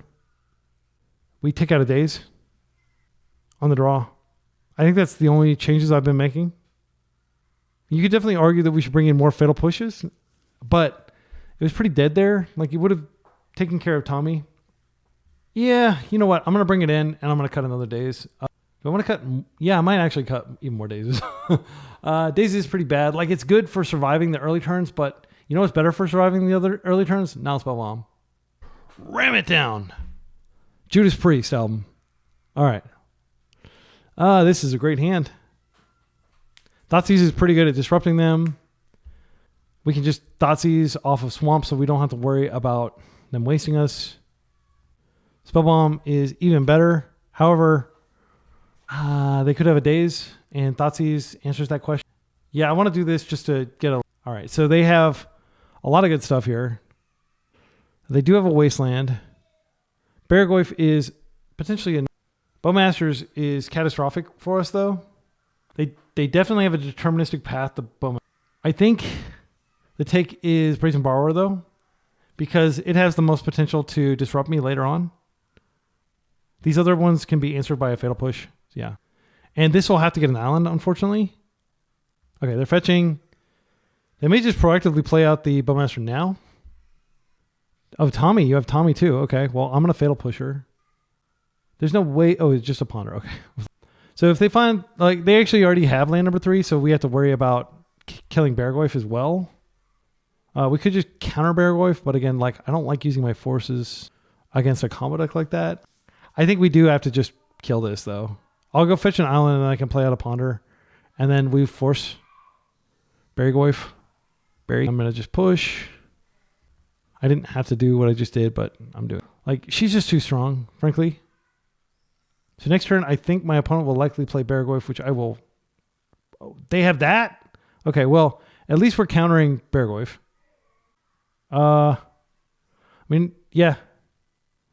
Yeah, I think we have to counter it. Like, it sucks, but I'm not going to force for that. It was more important that we got rid of Tamiyo, frankly, based on the context, like the contour of their hand. Shielder's Edict, love it. So here, I don't think they could have another Daze. So what I think I'll do is I'll play this land out, then I'll ponder, and then I can just and I'm not going to brainstorm because ponder is more useful, frankly. I don't have a land drop to give. The other option is just force this, and then we don't even have to worry about the body. But that does get me super low in resources. I think Shield's Edict's more valuable. Okay, so we stop that. We want the Nethergoyf for sure, and these are actually exceptional. So we can play Nethergoyf now, and then next turn we can Shield's Edict their Barragoyf, and we don't have the combo angle covered at all, but we can at least deal with their threats. So Wasteland will be our final turn. Wait, yeah, that's correct. Okay, so we're gonna get a 4/5 here. Okay, and I'm happy with the way I played this so far. Leave comments with timestamps if you think I'm punning. I think they Wasteland, they play Berry. It's fine. I will edict him out of the way and start hitting you in the face. Okay, let's hit for 4. Now they need to rip, like they have a Wasteland in hand and 2 unknown. Wasteland is probably coming for this, which turns Daze on for our other Shielded Edict. We have our own Wasteland, but I'm not going to use it. I'll just keep it as a kind of like Daze protection. If they reanimate here, it's not that big of a deal. Murktide Regent dies to Shielded Edict. They have 1 card in hand, so they can't force, but they could Daze. So we're going to do this. Gosh, does it make sense to waste them here? It keeps them off subsequent Barragoyf. I think it probably does make sense to waste them. So I'm going to go ahead and just do this. And I will go after the land that they can like get value off. Wow. Yeah, this is what blue-black tempo is supposed to do. We can still totally die to Entomb Reanimate or even just a Reanimate on Barragoyf. Douthie, sure. Okay, that's our last card. Wow, we're so lucky. Okay, let's keep the beats going. Yes, that keeps them off Barragoyf at least. Come in. I am going to waste because Barragoyf is such a menace to us at this point. They are low enough that reanimating is very good, but like, yeah. So they get exiled. And we don't have enough mana to bring them back if they find a Fatal Push, but I'm not sure if they're playing Fatal Push. There's their second Undercity Sewers. Let's see what they've been, if they've been. If they keep, then the game's over, probably. Merc. Why did they been Merc? Merc wouldn't have been as big as Nethergoyf. Wow. Okay, is this animate dead? Dismember. Okay. Paying a lot of life. Okay, so now the tempo is shifted, and we need like a Bowmaster, or really anything, and we can get back in this. Let's ponder. Find that berry. Anywhere shuffle. Oh, we could just push this, and then draw the Scalding Tarn. Have we used our... So yeah, I think we just push here, and then we Tarn. I think that's safer than... because they're at 4... They really need to top deck something good. I'm worried if we like shuffle, we just break several turns in a row. At least we get a Surveil there this way. They're hellbent. If we get the third, it's not going to matter. There are no 3 drops. Yeah, because there's like a lot of chaff that we could draw here. Okay, and we'll just do it now. Okay, and now you're at 4 life, which is pretty consequential. Do you rip the good thing first, or do I? I know I'm bricking here. Uh-oh. Yeah, that's really good. Okay. They're at 1 life. They can definitely catch up. They can definitely win here. So I need this to show me something good. Wait. No, I don't have a Barragoyf. Unfortunately, if I fetch Barragoyf, or if I fetch the thing, they could potentially flip a Nethergoyf. It's not going to be enough. Yeah, I think I just lost, unfortunately. That was a race to see who gets the best card, and they found their card, and they had exactly enough life. They can't fetch yet, but they can after this. They're almost certainly going to find something here. They gain 5 life. They're fetching, just maximizing their looks. They got a Bowmasters and a second Barragoyf. I think they're probably going to take the Barragoyf. They can just cast it. There's no way we're catching up. All right, again, you may have heard my exchange with my wife. She's going to give me some ramen. The way I said what, like she kind of like creeped up on me. I don't want you to think that's how I like normally talk to my wife. Okay, so she's like, oh, what? Oh my goodness. Okay. Yeah, I mean, you can't play Bargoyf against them, unfortunately, because it's too tasty of a reanimate target. We're on the play again. I could bring in Daze and take out the forces. It's super risky, but force is a really bad top deck. I think I'm here for it. Yeah, I am going to try to tempo him. I'm going to do it. Okay, this is a mulligan. This is a mulligan. Come on, deck. Don't do this to me. Final freaking round. I want to win. Okay, this is not a good hand. But it is the best hand we've seen. I'm going to keep... This goes back. This goes back. We open sewer, and we hope that they don't like Entomb reanimate us, or Thoughtseize our only action. We have mana. That's important. If this is... Yeah, that's going in. My goodness. Okay, well... Oh, man. We're up against the best deck in the format. Just reminding everybody that. This is the Thoughtseize. Now we're screwed. We're completely screwed. And like this league started out so promising with me beating Eureka, and now we're just drawing freaking nothing. Oh my goodness. So I'll play this out so at least they don't know that I drew another land. We have 0 protection, and yeah, it's just bad variance, frankly. I think we got pretty lucky game 2. We have to be lucky to beat this deck. It is overpowered. And that's beatable. I could have like fetched, but I don't think it matters. Okay, Tommy might be able to do something here. I will play out this Wasteland, but Sylvie, I have to hope like we need something good to happen here. We need some things to break our way, like that they are mana screwed. But why would they be mana screwed? Orcish Bowmaster to the yard. That's an easy reanimate target. If they want to just... I can't do anything about that. So now my clues are off. They've got a little bit faster of a clock.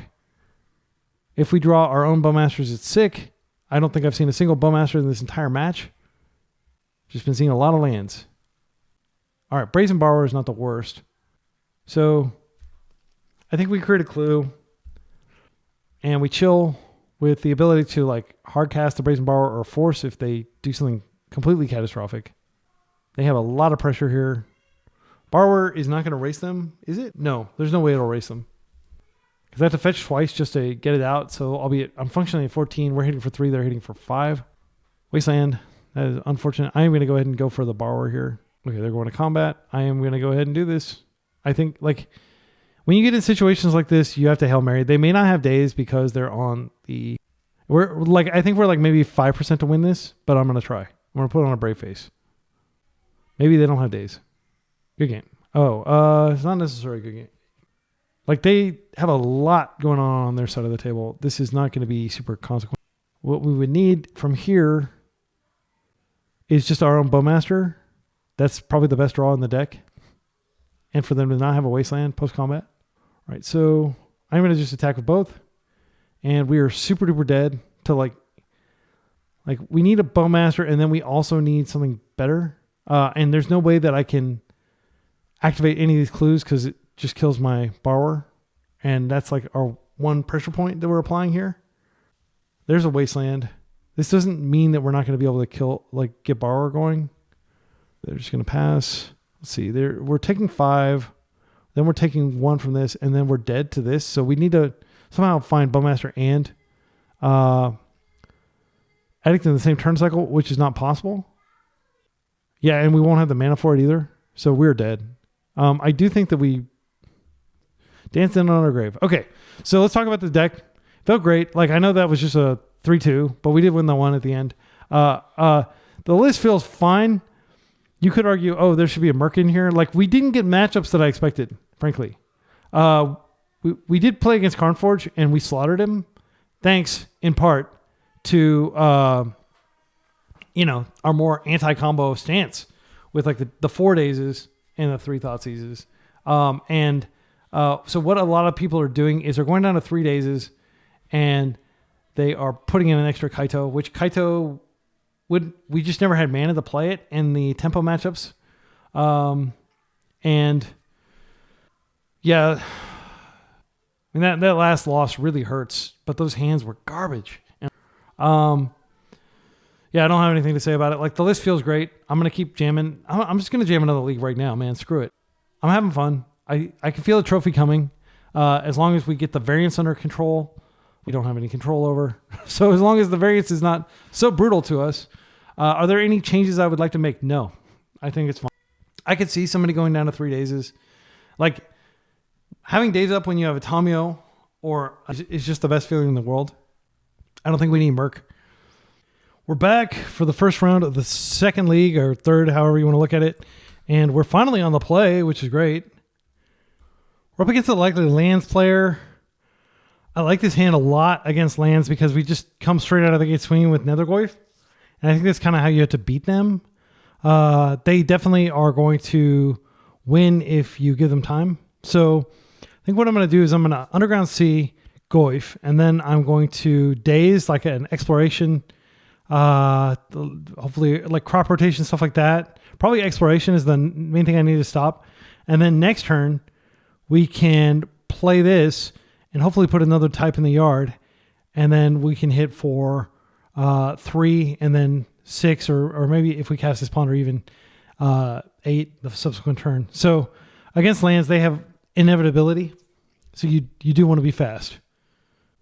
Also, I'll say a quick note. If you're watching and you did watch round 5, I think I failed in threat assessment. And I think the reason I lost was because I pushed the Douthie and then didn't have the push for the Beargoyf. People may have already commented that, but I just want to emphasize that I do think that was probably a misplay and I should have just held out because I think I might have been winning on clock with the board the way it was and I didn't have to push there.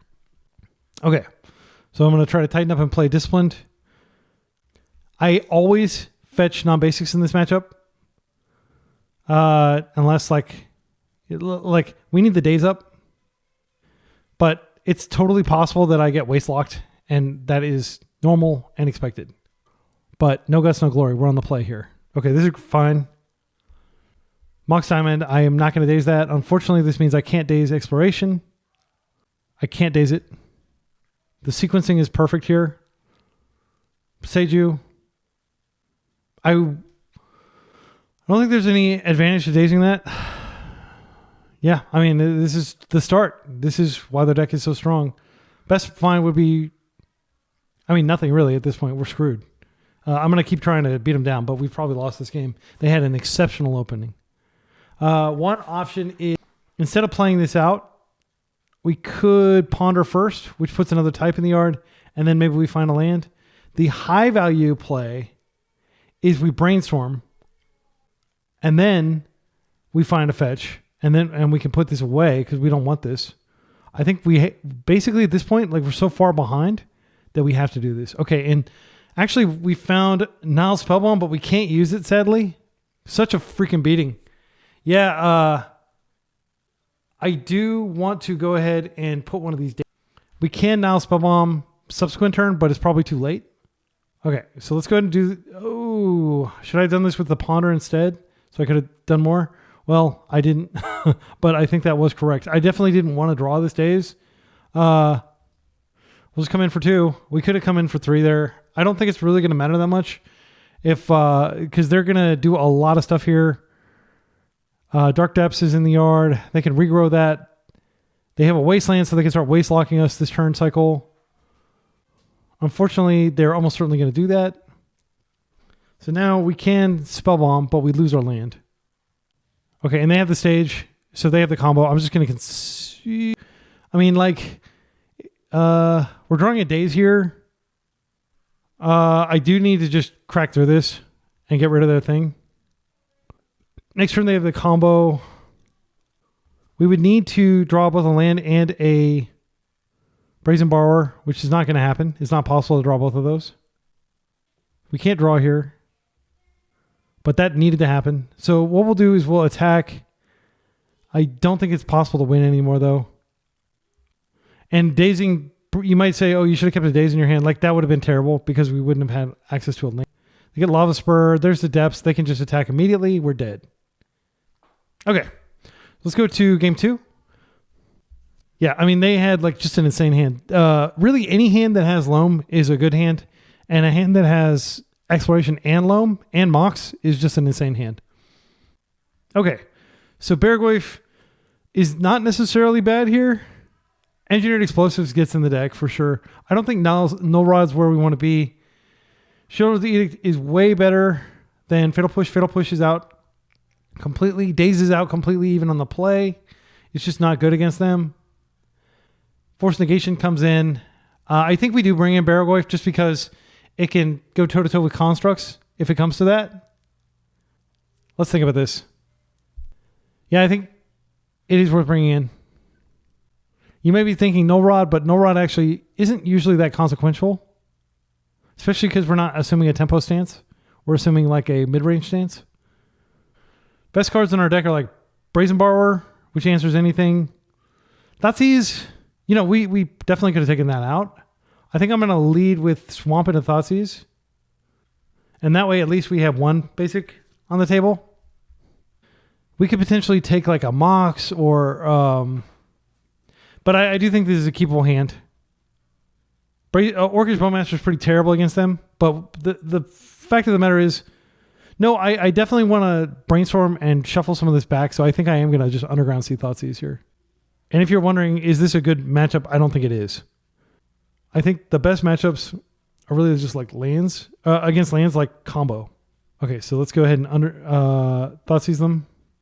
This is not the most aggressive start, but again, if we can take Exploration. So let's take a look at their hand. It's actually not that impactful. They can only cast one of the Once Upon a Times. Crop Rotation is good, but it does take them down a card, and then maybe load to do it. I think we just take the Malevolent Rumble, and we hope that we find a Force or a Daze in time. Well, we're not going to find Daze. Yeah, Malevolent Rumble is the most dangerous because it gives them an opportunity to find Life from Loam, which they cannot find off Once Upon a Time. So double Boseiju is unlucky for them. The main weakness of lands is just card selection. Okay, and they're just passing. They want more information before they cast their Once Upon a Time, which is smart. Okay, we didn't draw great stuff. I do think it's better to get on the table with something in the form of this Bowmasters. Or do we want to just brainstorm to get two of these lands out of our hand? Wasteland is really good because they have Urza Saga. If they play it, we can even fire off with the Urza, like the trigger on the stack. Yeah, I think I'm going to go ahead and brainstorm because I'd much rather find like another Goyf here than use this Bowmaster. Okay, this is really good. So I do think Tamiyo is worth playing here.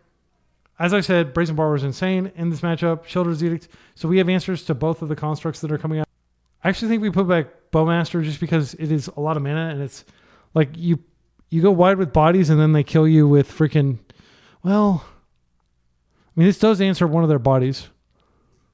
We could just redraw the one of the Underground Seas in case they waste us.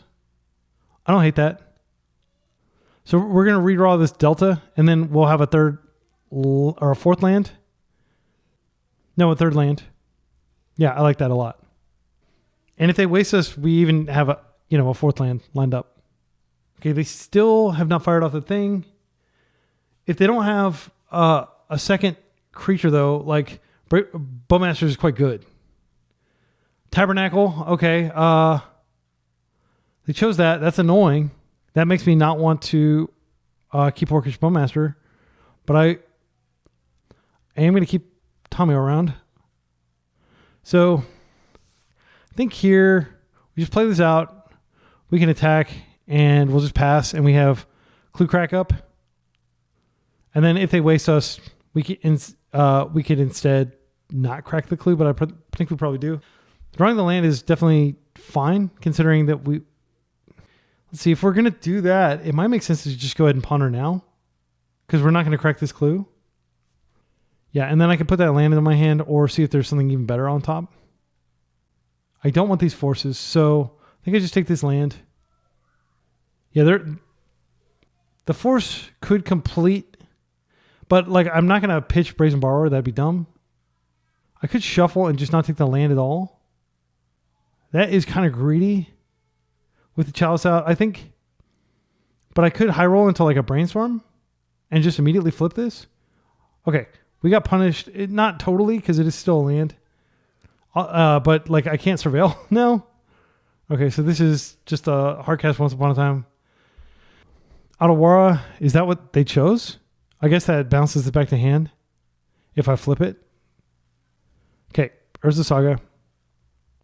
Best card on our deck is probably just a Wasteland for this, because then they can't necessarily do much.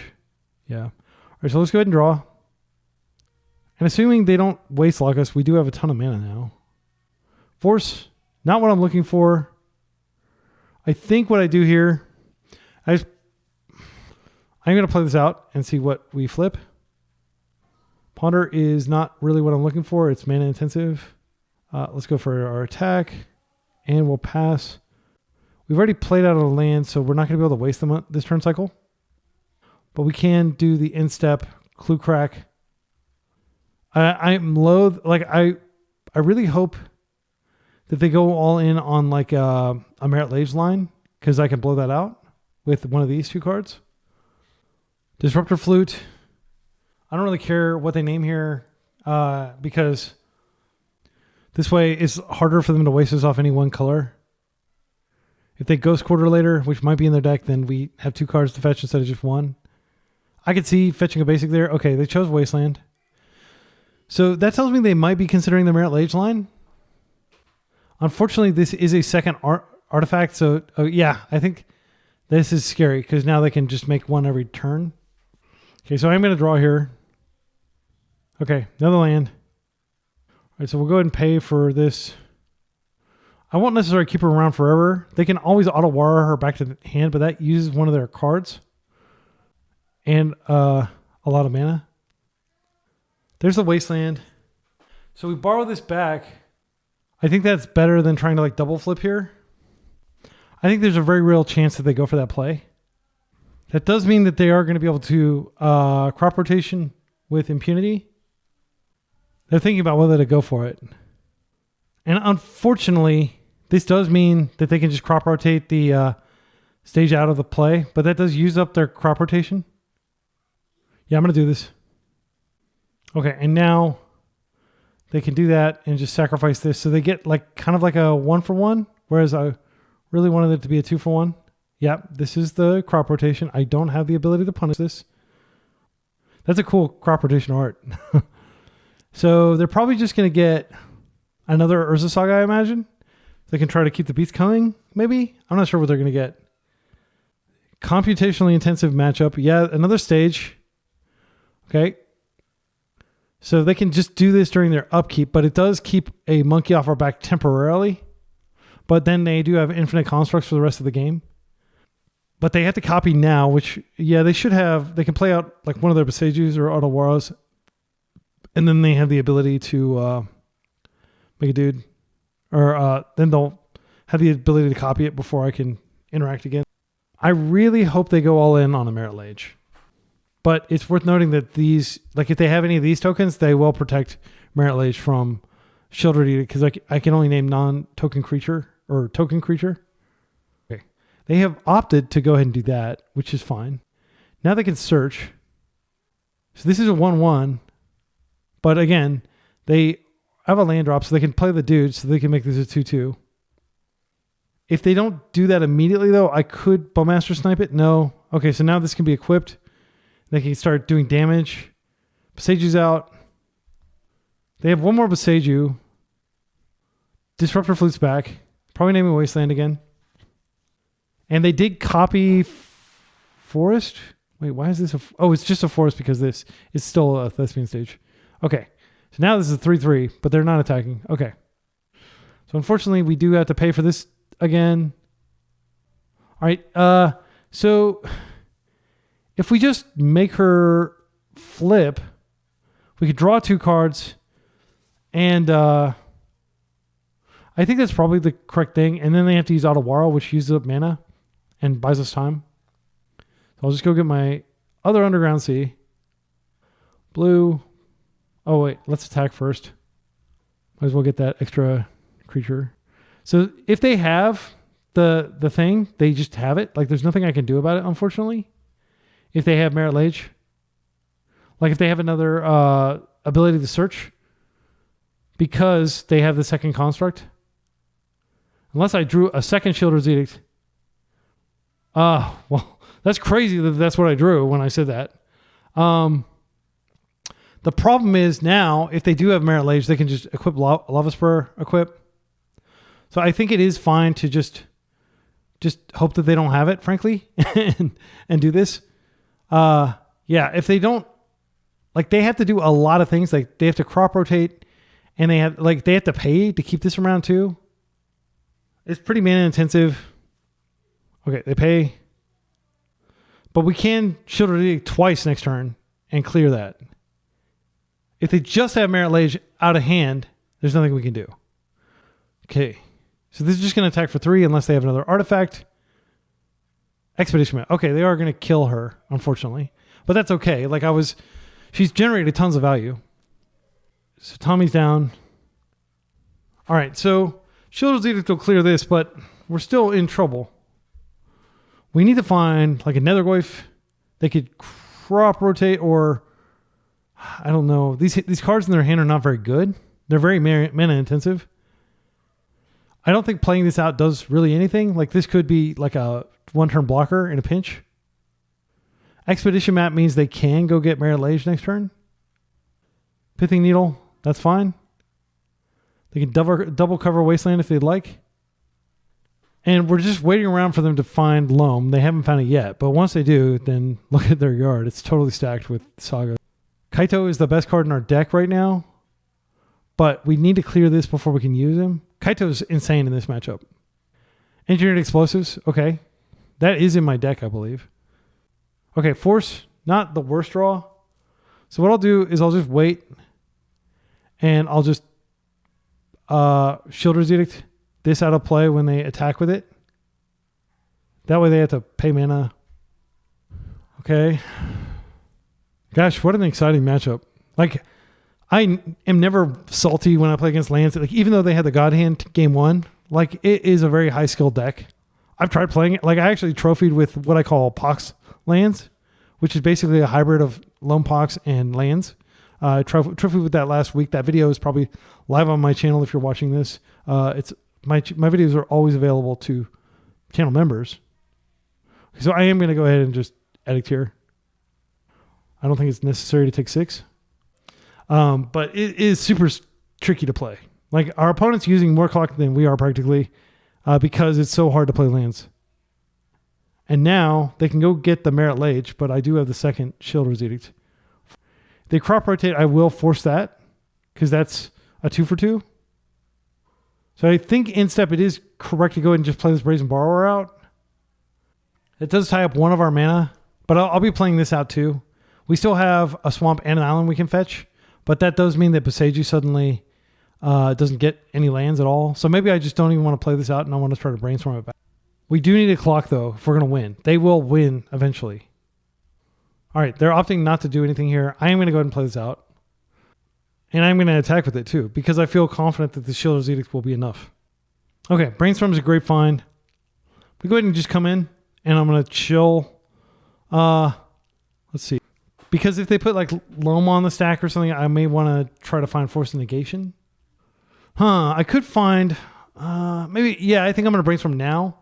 And the reason I'm going to brainstorm now is I could find, I want to put this Bowmaster and this land back. I could find a Nile Spellbomb. I've got 4 of them in my deck. There we go. There we go. All right. So I'm going to put back Delta and this is, yeah, I could put back the Wasteland. I'll just put back the lands. And then I'm going to play this. Next turn, we can attack in, like after we Shieldred's Edict their creature, we can attack in and get Kaito going. And that will end the game pretty quickly. Okay, they're going to go for the thing. I'm pretty sure they're going to go Expedition Map here. Yes. Urza Saga? Interesting. I would not have expected that. They do have a stage. They can copy it and start making tons of dudes. But I think Kaito might be able to race. Okay, I think I am going to go ahead and Bowmaster. I'm going to Bowmaster here. And that way I can ping them. I can create some dudes. I have plenty of... Yeah. This might seem weird doing this into... So I ping them, and then I've got lots of bodies, and I can keep this attacking because I want the pressure of this. And I do think I need to pay for this. So we'll go to upkeep. I'm not going to activate this until I see the whites of their eyes. Let's go ahead and fetch here. I need to fetch anyway. Oh, it's true that like lands can tap for green. I didn't think about that. But I do need to shuffle away these bad cards. I'll go ahead and get an island here. Okay, and now, do we want to keep this alive? I think we do. Let's see, 1, 2, 3, and then we have 3 to play this out. But then we don't have, if they try to make it, like I can force to protect. It's an extra damage. I think we need it. And this is an extremely clock-intensive card. Then we draw a Tarn. Okay, that's good, because that like helps us just keep our stuff alive. Now I'm going to go into a combat here. Keeping that alive did take us off. So let's go green, blue, black. Kaito coming in, taking our orc out. They take a hit. 7. I think the play is to just go ahead and surveil here. Oh, actually, we want a plus. How much can this hit? 1, 2, 3, 4, 5. Does this actually save us? I didn't think about the fact that they have lava spur boots. So 1, 2, 3, 4, 5. Yeah, we might as well use the ability. Unfortunately, like we need to find. We're not going to find anything actually. I think keeping that orc army was like a huge punt. That was a huge punt on my part. I will own that. I might as well get a card. Yeah, I blew it. This would have done so much damage to them and been so difficult to get rid of. But now it's not that big of a deal. Borrower's insane. I'm going to put this in the graveyard. I'll keep the borrower on top and I'll just draw it. We might be able to clock them anyway. But it's not going to be downhill from here because of my punt. They can create more, but like double borrowers hitting in the air can beat over these things. And we can actually like borrow and... But I never should have kept that freaking token alive. I should have brought this back to my hand. Because this represents direct damage anyway. So this is dead for sure. Unless they get into like some greedy situation where they try to go for like a Loam. Yeah, because if I had that extra mana up, I could just edit the token. Okay, they have Dark Depths. So we're dead anyway. Because they can just make the token and we die to that. Yeah, tapping out of 2 mana was a critical mistake. And they did need to naturally draw that. Okay, so I'm not proud of that match. That was a really painful punt at the end, but I'm learning. I like to think I'm learning anyway. See you in round 2. And for those of you keeping score at home, that is 4 consecutive game or 3 consecutive match losses. And it's easy to just say, I'm just not having a good day. I can like put this away and just move on, gather up my marbles and go home. But I got a great night's sleep. I'm feeling great. I think I am seeing the misplays I'm making. It's just that I'm not seeing them right before I make them. So, and I'm not sure that like a lot of those losses were due to misplays, but I have identified 2 punts so far in this league. I think the first was that fatal push on the Douthie when we already had a lot of pressure on the table. And the second one was just not like keep paying to keep the orc army alive. So we're going to try to tighten up, and we're up against the champion who's on usually breakfast or blue-black reanimator. I'm not going to bother looking him up. This hand is very meh, but it does have like Island Ponder Daze. I think it's okay. We find a brainstorm, we fix it. We don't have any early pressure, but pressure doesn't work against those decks really. You need to disrupt. So let's keep this. We're on the play again. Again, Larson is the European champion from last year's Eternal Weekend. Exceptional Magic the Gathering player. All right, let's go ahead and just do our Island Ponder here. And this could be anything as far as he's concerned. Every time I play against him, I'm on a different deck. So this is a fatal push, but 2 lands, this is no-go. They may think that I'm like low out of land, but it's quite the contrary here. Because a lot of times like a basic Island Ponder and Shuffle is indicative of like a weak mana base. But in fact, we have the opposite problem here. So next turn is, I'll probably ponder, draw one of the cards, and then sewer to get rid of the rest. Or to get rid of one of them. But like the important thing to note is it's going to take me a few turns to get set up here. This is an extremely slow start. Okay, they're back on breakfast. I am going to daze this. I think it's worth doing. She's too strong. They probably daze back here. We've given all our interaction, so if they are going to try to breakfast us, we're pretty vulnerable to that. So we can Tamiyo play our own. I think that's better than the ponder play that I mentioned. But they are some number of, and they'll know that we drew that because we would have definitely led with that rather than the ponder. Like it's always rational to lead with Tamiyo here. Okay, so now it's their turn to ponder. But again, our hand is garbage. If we find a brainstorm, it not only fixes our hand, but it also procs Tamiyo. So that is by far the best draw on our deck, assuming Tamiyo survives, which is a big assumption. Okay, and here's the plow, I bet. Oh, it's nomads. Okay, so we're probably dead next turn. We really need to reach deep and find something good. There we go. That is a good card. All right, so I am going to brainstorm here because I have to find a fatal push or a force. And a force might not even be enough because they have caverns. I'll go ahead and play this out. Now I'm going to brainstorm. They have 5 cards in the hand. Okay, we found force, found Nile Spellbomb. This is all great, actually. I'm going to put this back. So Nile Spellbomb stops one of their combos, but that may mean they have Daze. And if they have Daze on our force, then we lose. But like I think the 100% correct play is to go ahead and play the Nile Spellbomb here, just as an out to them having the Self-Led Illusionist. Plus, we'll get an Underground Sea. We're pretty far from casting Kaito, so he'll probably just be pitched to force. They force this. Okay, so now that tells me they don't have the Kaito, or they don't have the other combo, and that I do want to stick this because they might be able to force their way through a force. So I am going to force pitch Kaito here. But unfortunately, I'm down a lot of cards. Like, if they try to go for it, we're down cards. They could also have just baited. But, like, it doesn't matter if they have force. Like, yeah, now, there's the Illusionist. Okay, they can still go for it. They can get a pretty broad army here.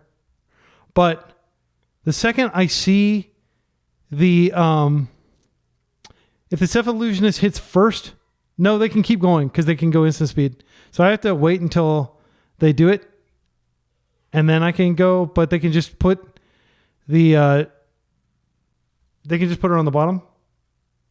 So Narco's out. They do have green to pay for flashback, so I'm just gonna chill. And then what they can do is they can make a pile with like we'll see what pile they make, but it'll probably be like caverns. There's the Thassa's Oracle again.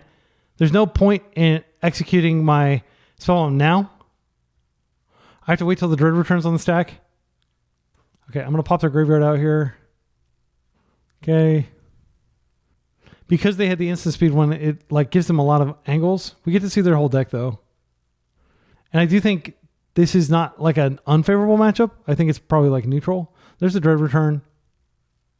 Again, there's no, well, so let's see. Is Memory's Journey in their yard? Because we could shut them off the Dread return line, and then they have to Memory's Journey. Let me think about this for a second. So I don't see Memory's Journey in the yard. It could be in their hand, but they can't cast it if it's in their hand. So if we do this now, they have to mill and then Memory's Journey. But that... Leave a comment with a timestamp, but my instinct is you keep going until they cast the Dread return.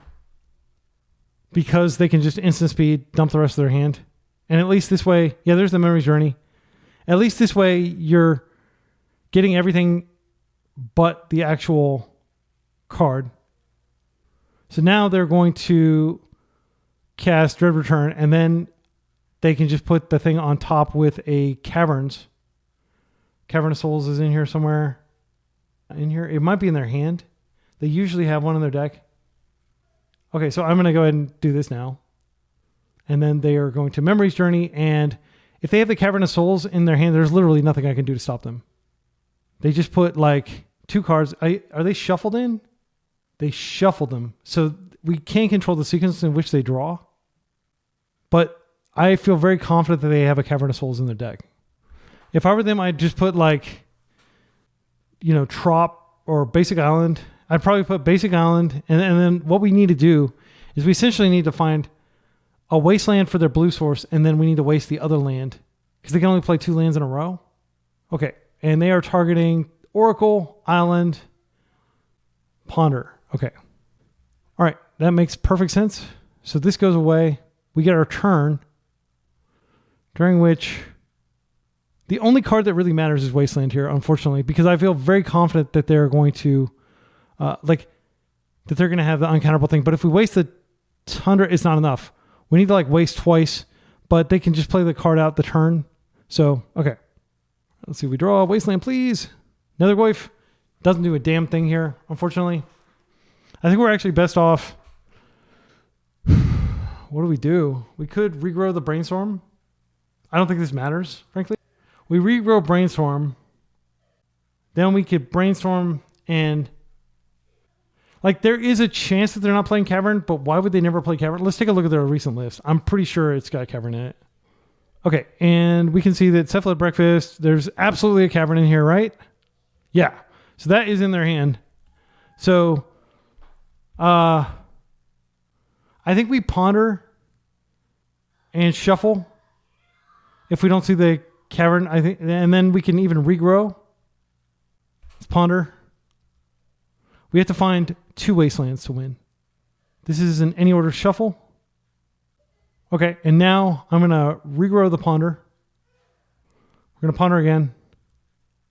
There's no way that Nethergoyf kills in time. This is an any order shuffle.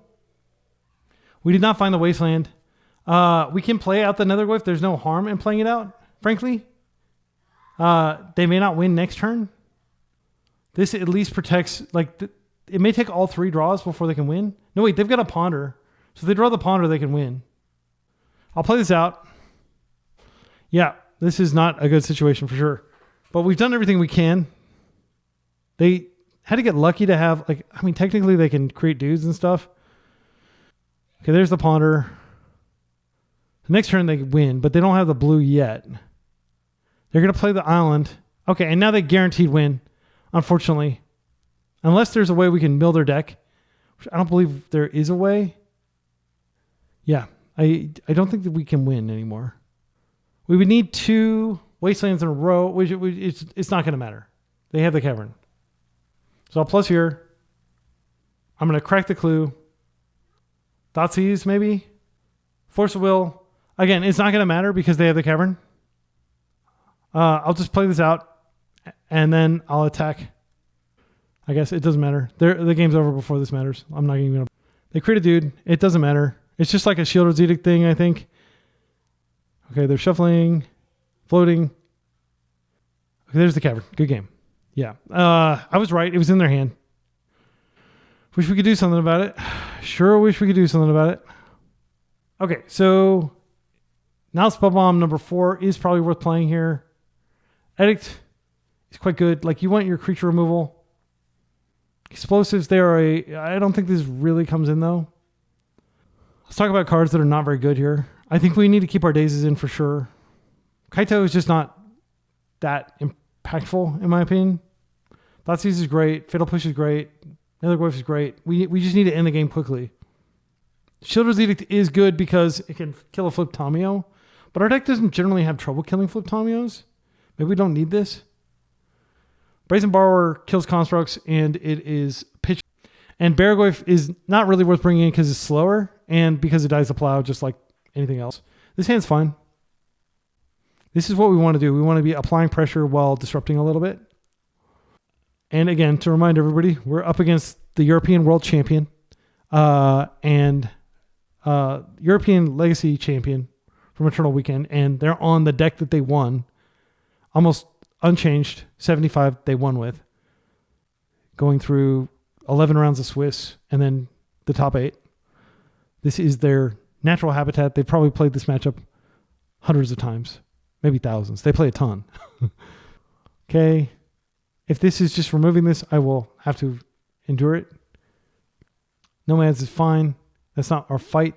Although we do have to worry about them potentially having Daze. So this can get a surveil. I'm just going to come in for 1.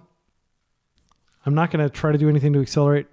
I think it's quite possible we have to use all of our interaction. But we do have 3 points of interaction. We can surveil. Okay, Cavern. So now they can cast the thing, but we can force. So I'm going to let them go off, and they're not going to expect triple force. I don't think they're going to be able to beat that. I'm not even going to care what they're doing here, graveyard wise. I mean, they could just have the thing in hand, actually. If they did that, then we would lose. So I am hoping that they don't have the Oracle in here. They're probably just thinking they need to beat 1 force, but they need to beat 2 forces and a Daze. And we can pay for their Daze if they have one. I see 1 Daze. There's the Oracle, so it's not in hand. I think we can win this game as long as they don't stop. They do not have green up, but they can use it during their upkeep. Okay, that's their whole hand. Now, I'm just going to Daze. They're probably going to force, and then I force back. And then during their upkeep, I just have to force. Okay, so let's go ahead and get our Surveil land. Nothing really matters here, but if we can draw another disruption spell or a now Spellbomb or something like that, that's good. Fatal Push doesn't matter. I will just play this out. Pass, and then we're going to force again. I don't think they have force blue card in their hand. Actually, I can tell. Let's see. 1 force, 3 force, 4 force. Okay, so we've won. Because they're not even going to have blue mana up, and they have to do this now. Yeah, Nethergoyf was so impactful here because I could play it for 1 mana, and then just, I wouldn't have wanted to keep a hand that didn't do anything. Yeah, we're just forcing here. That should be the game, unless they have something weak and Pact wouldn't work. Yeah. Okay. Wow. So that was almost deterministic by the opening hand. They had an insane hand. They had a turn 2 with uncounterability, and we still won because we just had a high volume of interaction. So on the draw, Daze was great there, but I don't expect them to go that fast. Do we want to bring in Edict? I don't think we do. I think we just pressure their mana, even on the draw with the Dazes. A very experienced breakfast player, not Larson's experience, but still quite good, told me that they think the weakness of breakfast is absolutely the mana, and you just kick their mana out from under them, and they can't win. Shuka's fine. So if they have the Cavern, we're screwed. Let's take something good out of their hand here. They have 1 Cavern. They Daze that. That's fine. That I'll just try again next turn. Trop. Brainstorm is fine. They are maybe hiding from my Thoughtseize. I'll know after I Thoughtseize how hard up they are for land. But I can't play both. Tamiyo's never going to get cast because she's on Force of Will pitch duty. Just hanging out there ready to be exiled. She's got her order of exile. She got her papers in the mail. It makes sense to go ahead and just play this out so they can't Daze. I wouldn't be surprised if they hit something good, though. Okay, they have another Daze. They do have the Cavern. What a freaking beating. What a beating. There's no way we can beat this card. It's so frustrating. We waste them, and then this gets stranded in their hand. Yeah, we just take the... I'm not going to take the Daze here. Yeah, I just waste. The Daze may actually be impactful here. But Brainstorm digs them to their thing. I'm going to trust that we're going to find more land. No, I do need to take the Daze. No, they're not going to be able to Daze because we're wasting their land. Okay. And they're drawing the dude, Cephalid Illusionist. So now we can just force the Illusionist. But we can't force the Illusionist because it's going to be uncounterable. So we're going to Thoughtseize it out of their hand. And if they buried it even deeper, then that's terrible for us.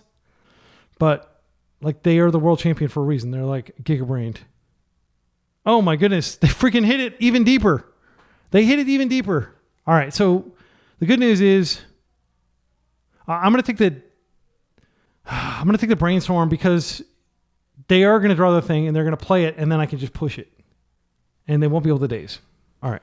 We're doing it. We're doing it. We got a solution. I feel like I'm tapped in. I'm seeing the matrix. I'm on that limitless pill. Not trying to advocate drug use. But like, here it comes. Oh, it's just a Shuko. Well, that's not as bad. Okay.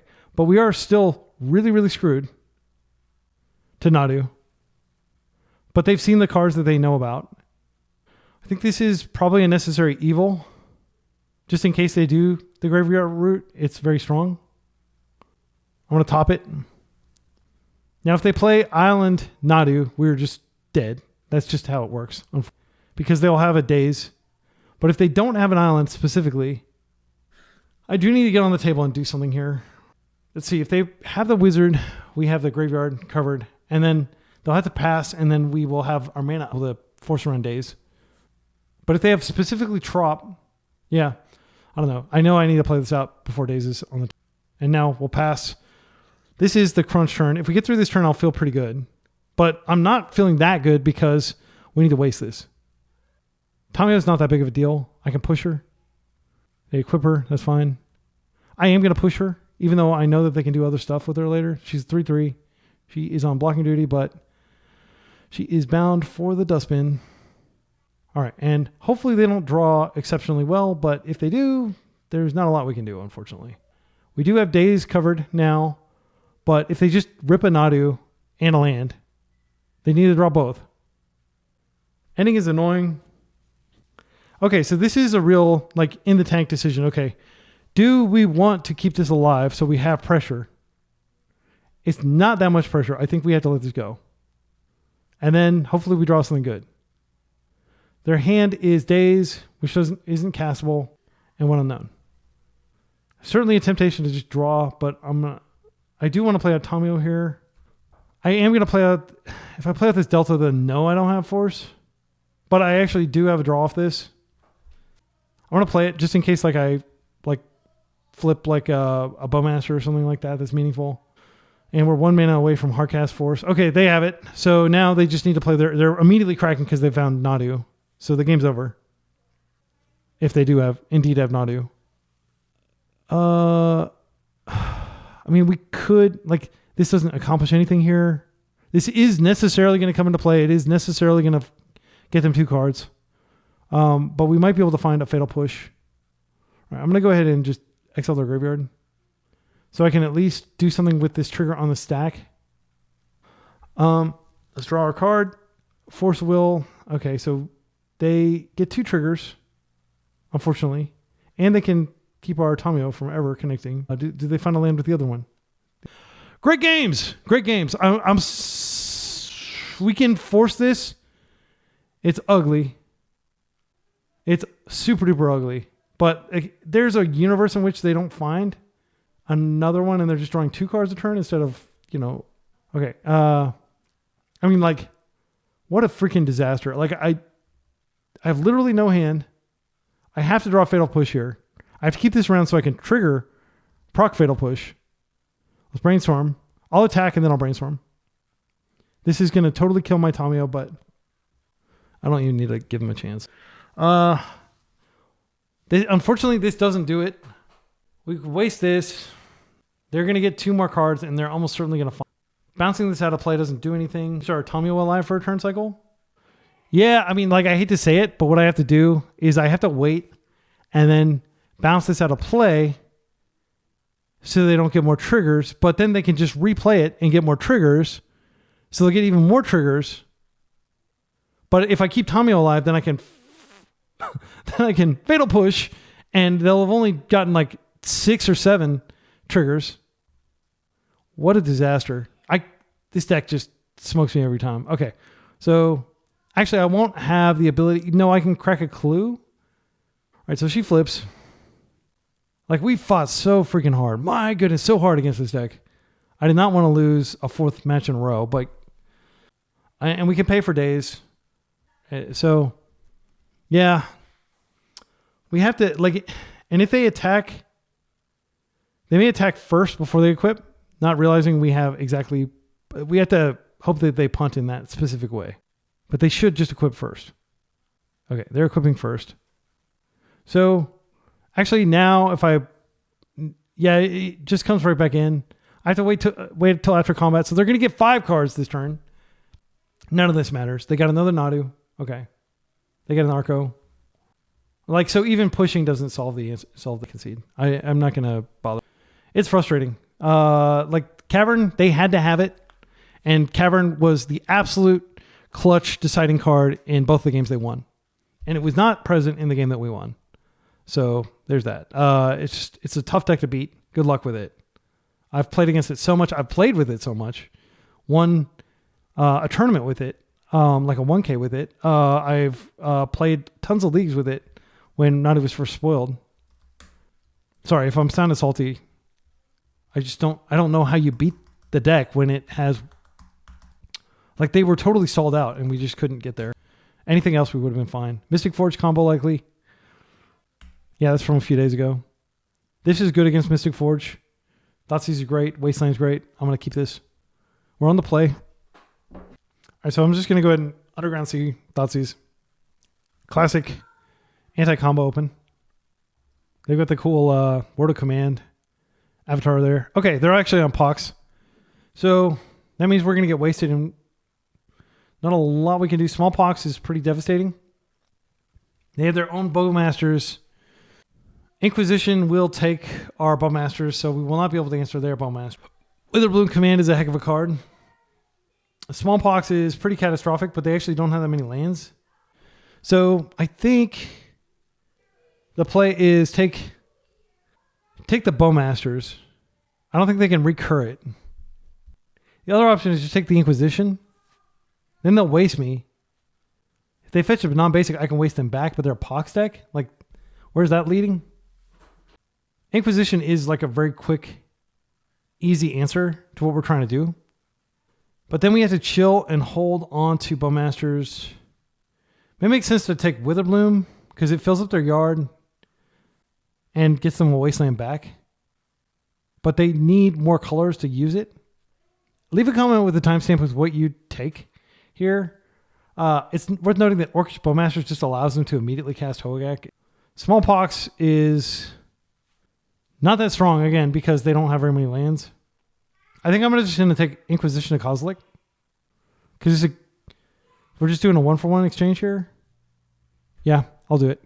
Leave a comment with the timestamp again with your thoughts. I'd love to read them. I'm always very curious about whether people agree with my line here. So that's the known. They're fetching. Do they have another 1-drop that they can do?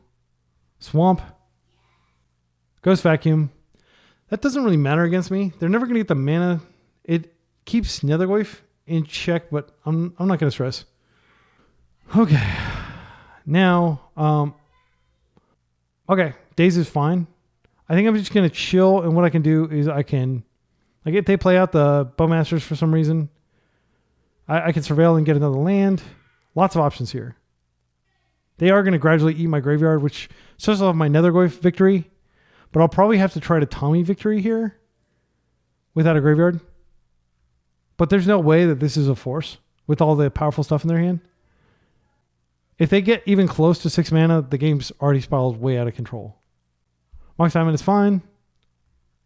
They bin the Wasteland. They're going to try to regrow it, and this will be a tasty day. Yeah, so what I'll do is I'm just going to go ahead and blue, bounce. Their graveyard is full for the purpose of playing Hogak. I think this is a window where I could get this out and start beating face, but I don't think that's correct. Because they definitely have Bowmasters next turn or Smallpox, both of which are pretty bad. Smallpox is not that bad because I just sacked the dude. They can discard the Hogak, so that needs to be forced. And if that needs to be forced, that means I need to be patient with the boss. So I'm just going to pass. I'm going to surveil. I'm not going to play scared of their Wastelands. They pitched one of their Wastelands. And one of the gifts of me taking Inquisition of Kozilek is they don't know what to expect. Like, we have perfect information about their hand. We could just eat Bowmaster out of hand, and then we force the Loam. Or we force the... I don't hate that. We'll do that. it is life. And I realize that the game does get rough as it goes on because they're going to be able to ghost fact deploy this. Yeah. And then we just, or we could do the opposite. Yeah, I'll take this smallpox. But if Bowmaster resolves, actually with the trigger on the stack, I can respond, but I won't have the mana available, so I will have to force that. And maybe they hold off on casting Bowmaster for some reason because they fear I have Fatal Push or something like that. But if they do that, then we're in a great position. If they don't do that, we're not in a great position. So we'll see what the draw is here. No play. Okay, this is great. It doesn't really change anything, but it means we can... I think I Thoughtseize again. I'm going to Thoughtseize again. I'm going to get that Bowmasters out. But if the second I put the Thoughtseize on the stack, they just... But that's okay. But I am low in life. Yeah, Thoughtseize is not going to get better, I don't think. And this is not the force. They're going to let me do it? Okay, that's fine.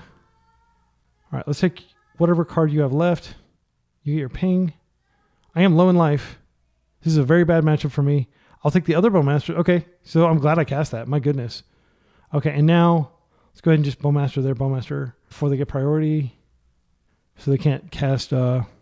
Okay, and now it's just kind of like garbage time. Like I'm going to force whatever the next big thing is that I have to force. They're going to keep eating my graveyard. I don't expect them to actually draw any cards, so I should just attack with both. They're not finding land. I'm going to attack with both. I'm going to be fearless. Okay, this is actually really good because I can just bounce that out of play and then attack with both. And I'll keep the Wasteland up just in case they like try to surveil or something. And we have a long road ahead of us in terms of hitting them, but we are okay from here. Like, if they draw another Witherbloom command, that's brutal. They draw another Bowmasters, that's brutal. They draw any sort of like reanimation type effect, that's brutal. All right, we can come in for our hug now. And this is how the game has to be won, basically. It's just us, doing stuff like this. Next turn we can play this out and beat them with this too. They eat our Thoughtseize.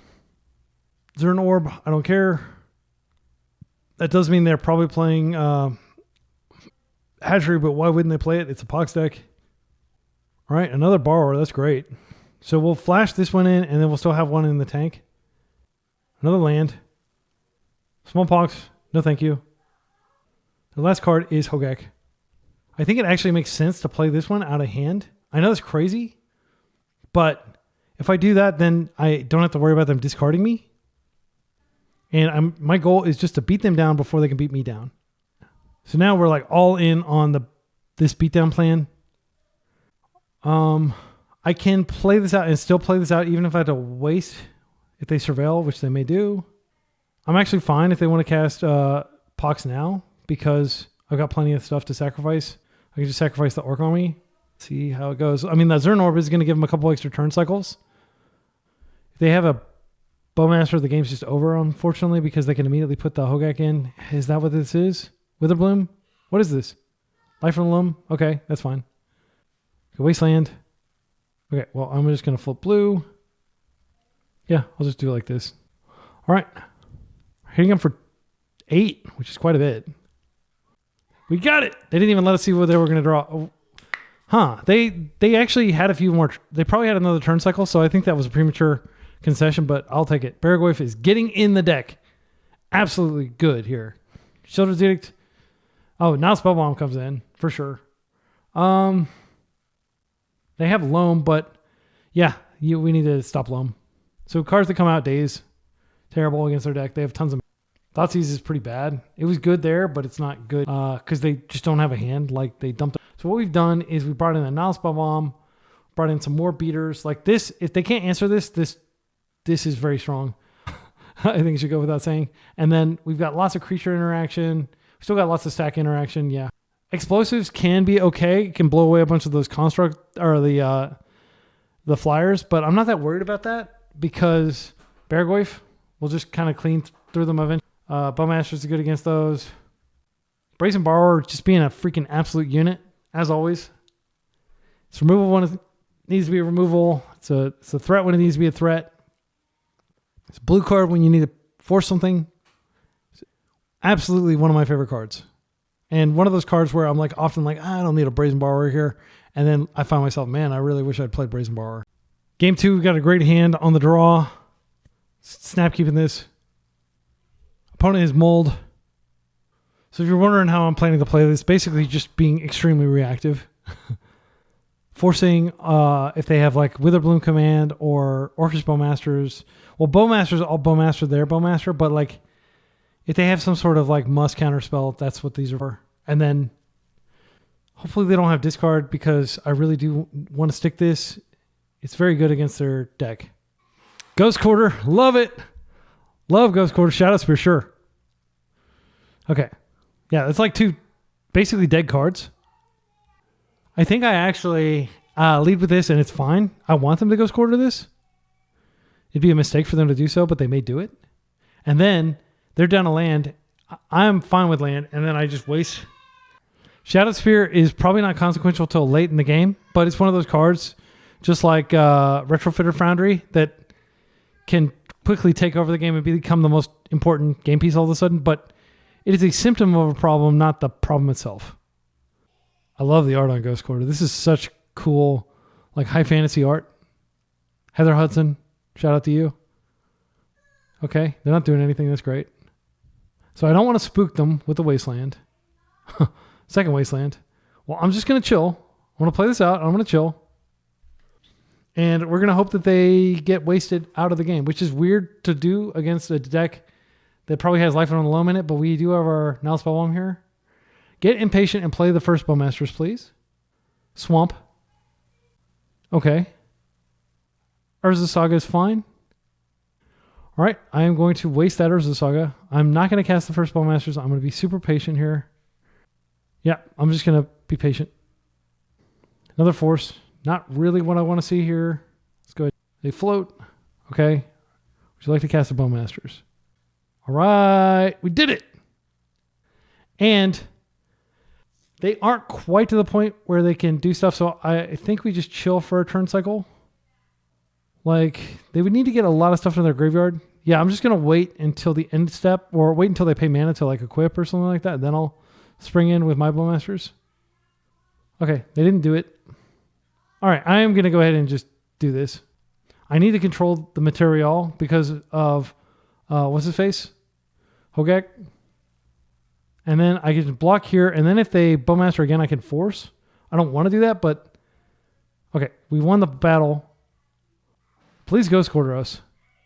I'm fine if you want to Ghost Quarter us multiple times. Okay, that is going to get wasted too. And we're just going to keep them low resource. I'm aware that they could just play another Urza Saga after this. They kept their top. Could be an Urza Saga. Very scary. But I think we want to remove the possibility of double black. Ponder's a great rip. Could they have a Bowmasters? I've got a Force for it. Oh my goodness. Do we just wait for the other Urza Saga that is inevitably in there? Or do we just manage it? I'm going to go ahead and attack and see what they do. I definitely am concerned that they found a second Urza Saga. Concerning. I am going to go ahead and ponder here. Shieldred's Edict. I think we play the Tommy here, and then we just waste them. And then we're pretty far ahead tempo-wise. Shieldred's Edict, we put that on the bottom. We may not need it. And then next turn is this. But this turn is Tommy. Tommy, it's your turn to shine. Hit that. Okay, and now let's hope that they kept thinking that they wanted to do something with that mana. Because like I already wasted, so they might be like, oh, it's unlikely they would have a second waste. Okay, they did have a... Okay, but that's not Urza Saga. Barragoyf is answerable. We just hit their graveyard and then we Fatal Push it. So I'm not going to force this. So we get to draw... We're going to draw the card that I put under... under 6 series. What was that? Okay, Shieldred's Edict. Yeah, that's totally fine. That die. Their graveyard goes away. Oh, wait. I could have pushed with this on the stack and then gotten rid of that. So that was a punt. Like I could have reduced their graveyard even further. If they try to do something in response, then that does give me priority back so I can do that. But yeah. Because you put it on the stack and then you Fatal Push. All right, I'm going to Fatal Push though so I can attack. concern for me. I don't think we need more lands.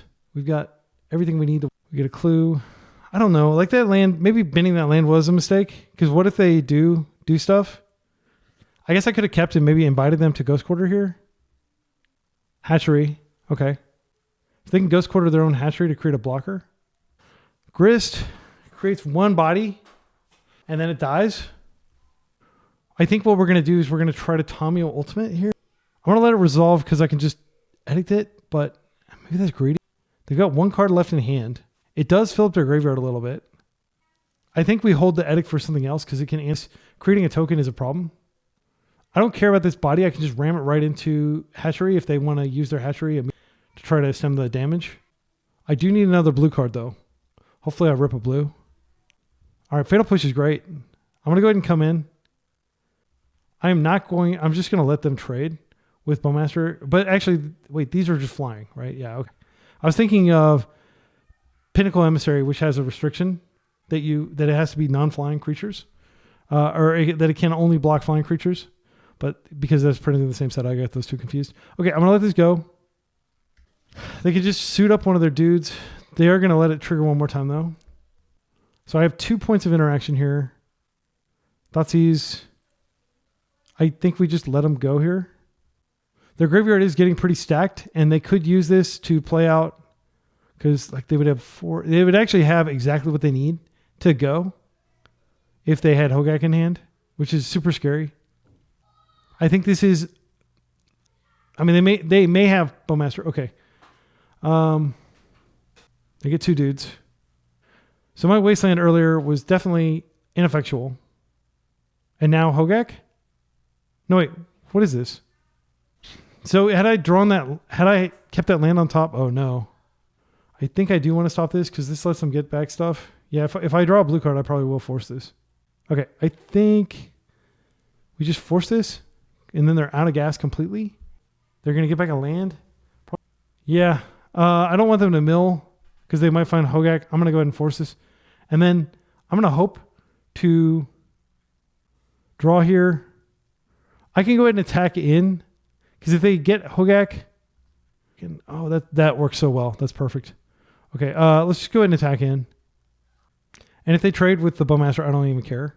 It's just like a dumb body for me. But these tokens represent them being able to cast Hogak. They're just taking the damage. Okay.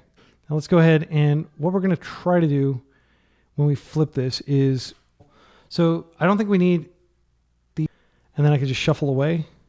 So she flips. She pluses. I'm going to play this out. I'm going to pass, and then I can end-step crack. But they may just equip the Shadow Spear on that. Another one would be pretty... Okay, it's just that. Okay, that's fine. This will hit for 1. Okay, and they still have a card in hand. Who knows what it is? I know that I want to fetch, and then I want to draw, and I'm going to hope that they don't have Bowmaster. If they have Bowmaster... they don't have the mana. Brazen Borrower is great. I can just borrow that out of play next time they attack, and I'll just keep going north. And I'm going to try to draw half my deck. That's a very simple game plan that is time-tested.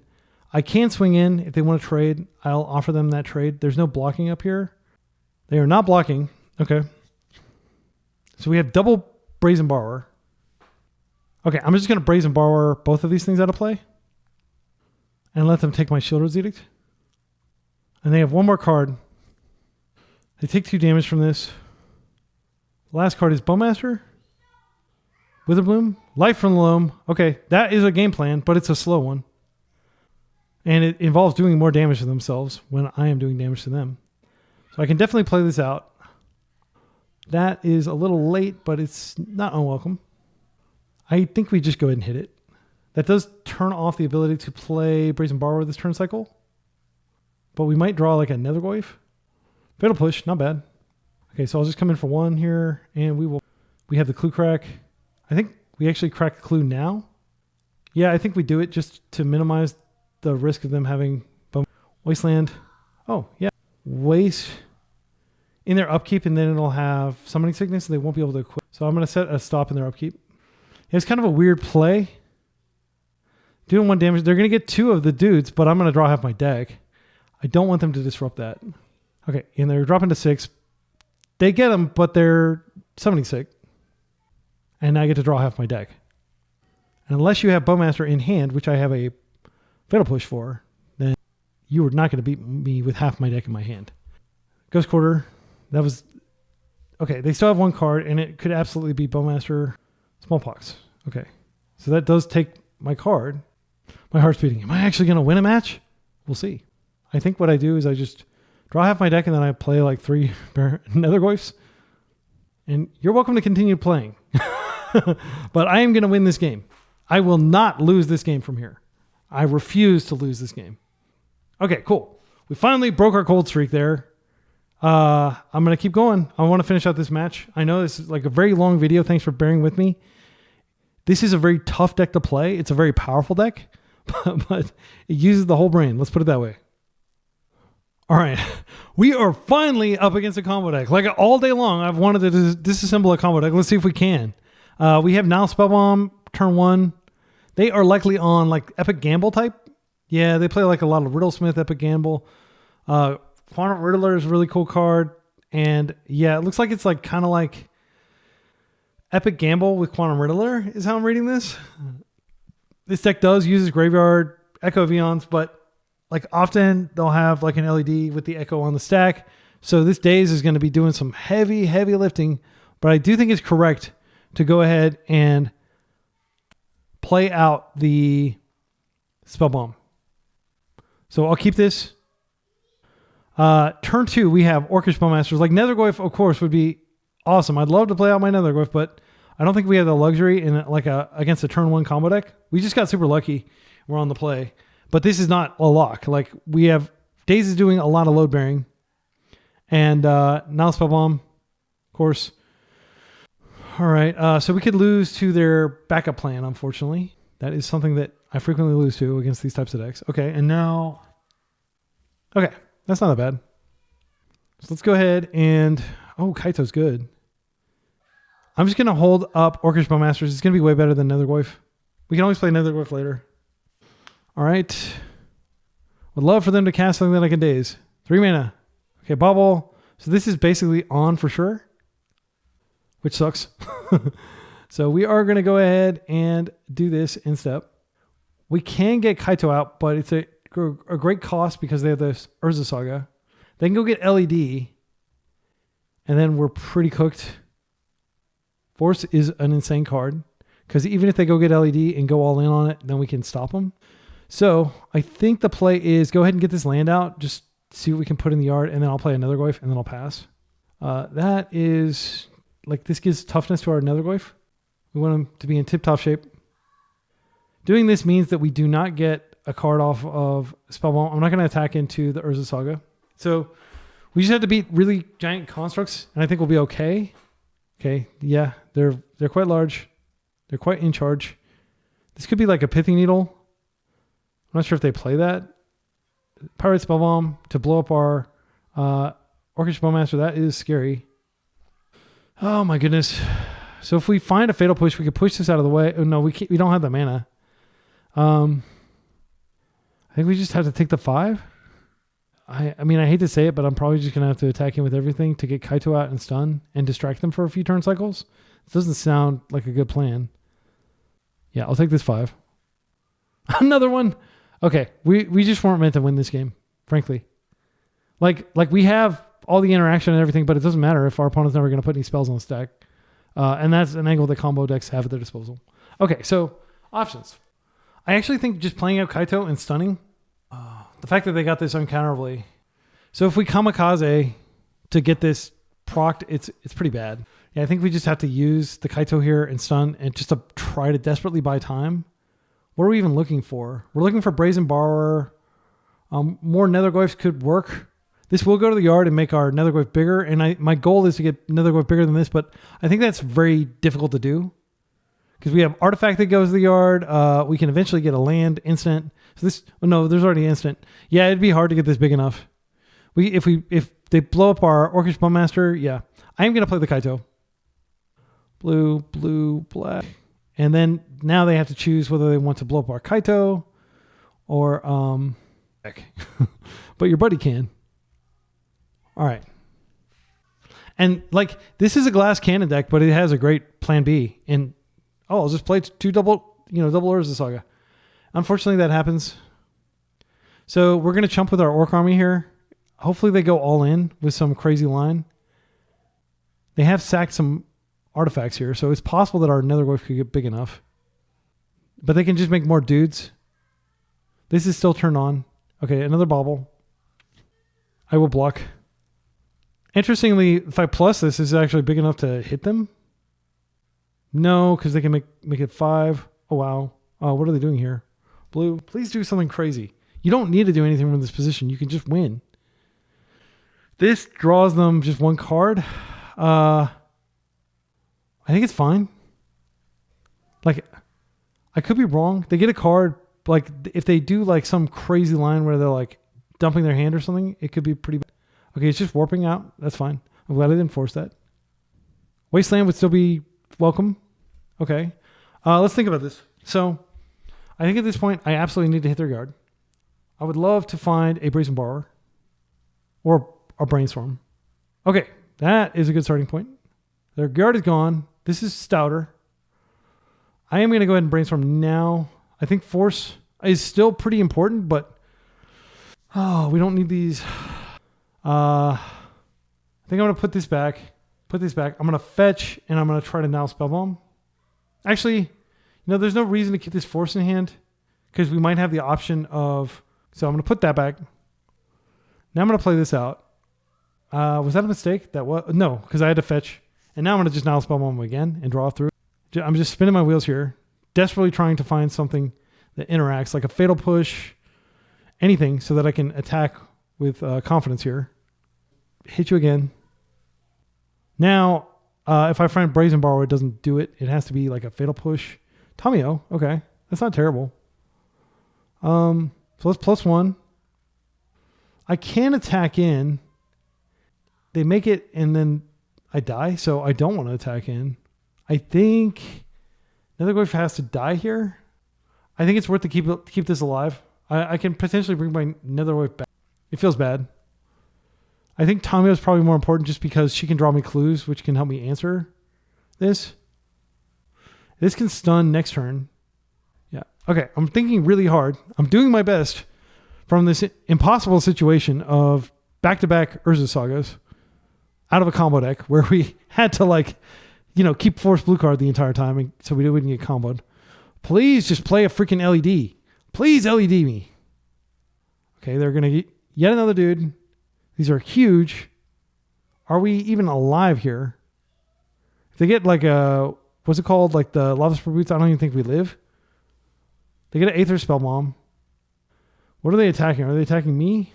They have exactly enough to kill me. They should probably Spellbomb and then attack me. These are both attacking him. Well, sorry, Kaito. Thank you for your services. I'm not going to be blocking here. Like, it's tough to imagine the sequence of draws that could get us out of this. They have 6 cards in hand, too. They can always activate this if I flip her. They're at 11. Let's think. That's one of the cards I wanted. So I'm going to go to combat, and I'm just going to attack with Tamiyo, because the other ones absolutely have to stay back on blocks. Let's think about this. I don't think we can survive, but what I'm going to do is I'm going to go ahead and draw. They can just bounce this out of play, unfortunately. It's another Tamiyo. It's unfortunate I can't draw any more cards, but I think I'm dead. Because what they can do is they can just bounce this out of play. I could play a replacement Tamiyo to chump for a turn. Bad. She did replace herself. Yeah, I'm going to do it. Does this even work? Yeah, it does. And it does because I can borrow. And when I borrow, it's not going to be enough. We'll see what they do here. I think they're just going to bounce this out of play. So we're dead. We're very dead. Let's see. No, we're not necessarily dead. So I'm going to go ahead, boom, boom, borrow 1. And then I just take a mere 10. Sorry, Tommy. Now I can replay Netherwolf, and it'll actually be as big as one of these, but I need to rip like good cards. Quantum Riddler. Well, that's going to be forced. Wait. Yeah, that can't be Dazed. It has to be forced. They've got 6 cards in their grip. Just kill me already. You're a combo deck. You got the force out of my hand. What are you waiting for? Another Quantum Riddler. Warped. Okay, that goes away. Like, it's difficult to imagine a sequence of draws, but like a second Brazen Borrower might do it. Well, if there's a card that I could have drawn that could make this possible, it's probably Brainstorm. Let's see. Wow. Holy cow. So, and then we just have Bowmaster. I mean, I don't ever want that Daze, I don't think. I'm not going to be able to get them off of their... we have creature, artifact. We don't have sorcery, but there's no way that I can get sorcery. Okay, this is coming in. So I'll just... No, it doesn't matter. It doesn't matter because I will definitely take 3.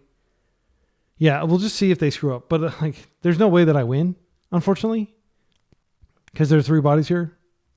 3 body problem. All right. Okay, we tried. Let it be recorded to all those who care that we do try. 3 hours into this video, I'm still working my ass off. I hope you can appreciate that I do want to win. So this is a Hydroblast matchup. Barragoyf is pretty good against these construct decks. So that's like basically our entire deck. Is Nile Spellbomb actually any good? I don't think it actually is. I think it's exceedingly rare that you get to snipe a Echo of Eons out of the graveyard. Daze is good. I think Kaito is, but it's a blue card that we pitch to force. Maybe we don't bring in Barragoyf. Yeah, it comes out super late. Fatal Pushes, I do have to cut these, even though they're not going to deal with the big flyer guys. If the big flyer guy comes into play, you've screwed up. You've lost. No Rod is good, though. They are on a lot of artifacts. And then I just cut the Swamp. Okay, and if we look at the deck, it looks pretty perfect. I mean, it could be that they're not even on red at all. Did we see any red? I don't think I did. I didn't see a red land. I saw that. Oh, maybe we do take the Hydros out. If we take the Hydros out, we can bring in Barry. Just as like that would have been insane if we found him. Consign is going to be good against their deck. I'll bring that in, and then I just take out the Hydro. Maybe useful. I mean, like if there's a game 3, we'll know whether they're going to be good. With Barry in, it does make me want to bring in the Swamp, though. Maybe I drop the Consign, which is more situational. So our plan is simple. Overpower them with creatures. This does it. This is a cracking hand. Absolutely crack. So we're going to Thoughtseize, and we're going to hope they don't have a turn 1 combo, and then we're going to drop the Rod. Okay, how much damage does this do? Another double freaking... So, Haywire Might can't activate here. I mean, like the highest upside card in this hand is probably... I think we probably take Riddler just because they get the Saga out, they play all the stuff. Haywire Might can't like do anything with no run out. Yeah, I'm going to just do that. Okay.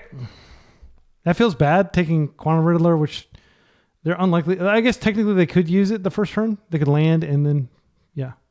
Okay, they're playing out their stuff. They could have drawn something. LED. Petal. Or Opal. Haywire Might. Okay. They've dumped their hand. They have Urza Saga Unknown in hand. Barry is just what the doctor ordered, frankly. All right, they can't have force here. Did we do it, Mom? Okay, so they can play out an Urza Saga, but they can't make a dude. Defense Grid, I don't care. I mean, like, it might be consequential. Wasteland would be the best draw. Daze is fine. I think I just poke now because I'm not going to be able to do anything. Actually, Daze is bad because I can't do anything with it. I think I just poke now and see what they do. Is there some sort of crazy artifact they can get? I'm going to do this just in case they like somehow string together like some way of like, we get our dude, they get 2 life. That's fine. If they find like an Ancient Tomb, it's really bad for us because they will be able to create 2 dudes. They're just floating. But it's not that bad. I mean, Barragoyf will take out 1. Brazen Borrower will take out the other. But it's still pretty messy. Okay, Needle. All right. No constructs. I think we got this one. But I could be wrong. Wasteland, please. Okay.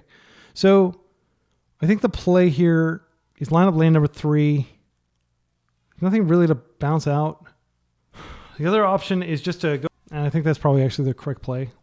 And then we'll draw another land when we draw it. But we're doing 3 damage now. Part of it, like the scariness is not knowing what their deck can do. Do they have a way to get rid of this? I don't think they do. So this goes away. Floating.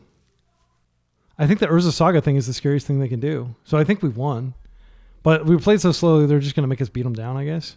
I don't think there's any merit to doing anything other than... I actually don't even know what I'd like to find here. But and now I think we just jam Berry.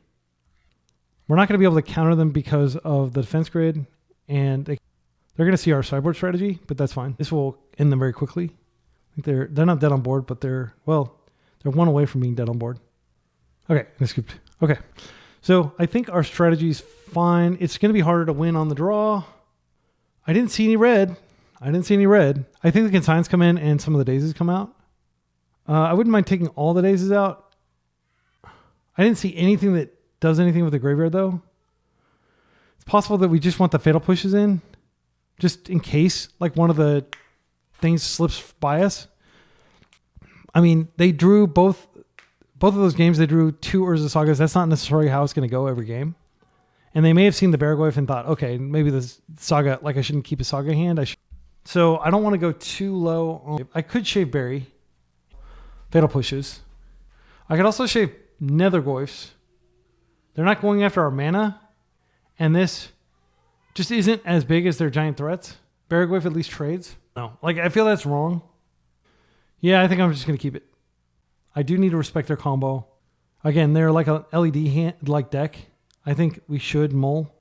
Okay, this is Null Rod. This is the lowest I'm going to go. I think I need to put back Borrower and Borrower, and then at least I have Tamiyo. If they do another Urza Saga start, it's so devastating though without these Borrowers. I mean, there's a decent chance they just wheel our hand anyway. Yeah, I need to Tamiyo. And I'm just going to find these later. Yeah, I mean, that sucks. But like, I'm not going to mull the 4 just to find a force and then be on 2 cards. Let's just hope they don't have it. They may assume that I mulled Discipline to 4. Okay, that's bad. That's also bad. Man, how many LEDs are they playing? Okay. They make combos next turn. I think we need to waste them. I think we need to waste them because I can't beat this freaking thing. At least if they like went all in on this and they have like something. Yeah, I'm going to waste them. I know it may sound weird, but like I think it's like they want to freaking wheel me, they can wheel me, but at least they won't kill me with constructs immediately. Ancient Tomb. Okay. Feeling better. I think that was the correct play, wasting them there. Force Negation is a great rip, but we have this. So it's not a great rip. We're just going to Tommy and pass. Hope we can make it one more turn without them wheeling us. Then we stick the Null Rod and things get a lot better for us. Chromox. They do have red in their deck. A Braid. They didn't even bother braiding our dude, which tells me that they have like something scary here. Oh, it is on Braid. Okay, well I can't stop it. All right, so we're going to stick this, and it's basically Ancient Tomb versus us drawing good stuff. Temptation to use this, but I'll just brainstorm it away later, I guess. I mean, like, I need to stop them from doing stuff. If they just naturally rip an Urza Saga, I'm going to be so tilted. But I think that's their win con now. I don't know that they can win without ripping it. Okay, they don't rip it yet. Consign. I need to move. I'm not going to wait around. Come on, let's find something. Okay, another go. Great. This goes back. All right, we've got some pressure on the table. But if they find the Urza Saga, they can still totally overpower us. And like, it's such a scary innovation that Urza Saga now goes in these decks. They found 2 last game. Okay, so I'm going to ponder here. Get rid of this chaff. Hope to find another Nethergoyf. Wasteland is fine too. I mean, Bowmasters and a land gives us shuffle. We shuffle away the engineered explosives, which was our original plan. Yeah, and then that allows us to potentially have Hardcast Force up after this turn cycle. Yeah, I'm going to do it this way. All right, we're going to hit them for 4 here. It is much harder to beat a combo deck than it is to play a combo deck in my experience. My limited experience as a combo player. And the reason I say that is because like you can just see the difference in clock, like 19 to 8.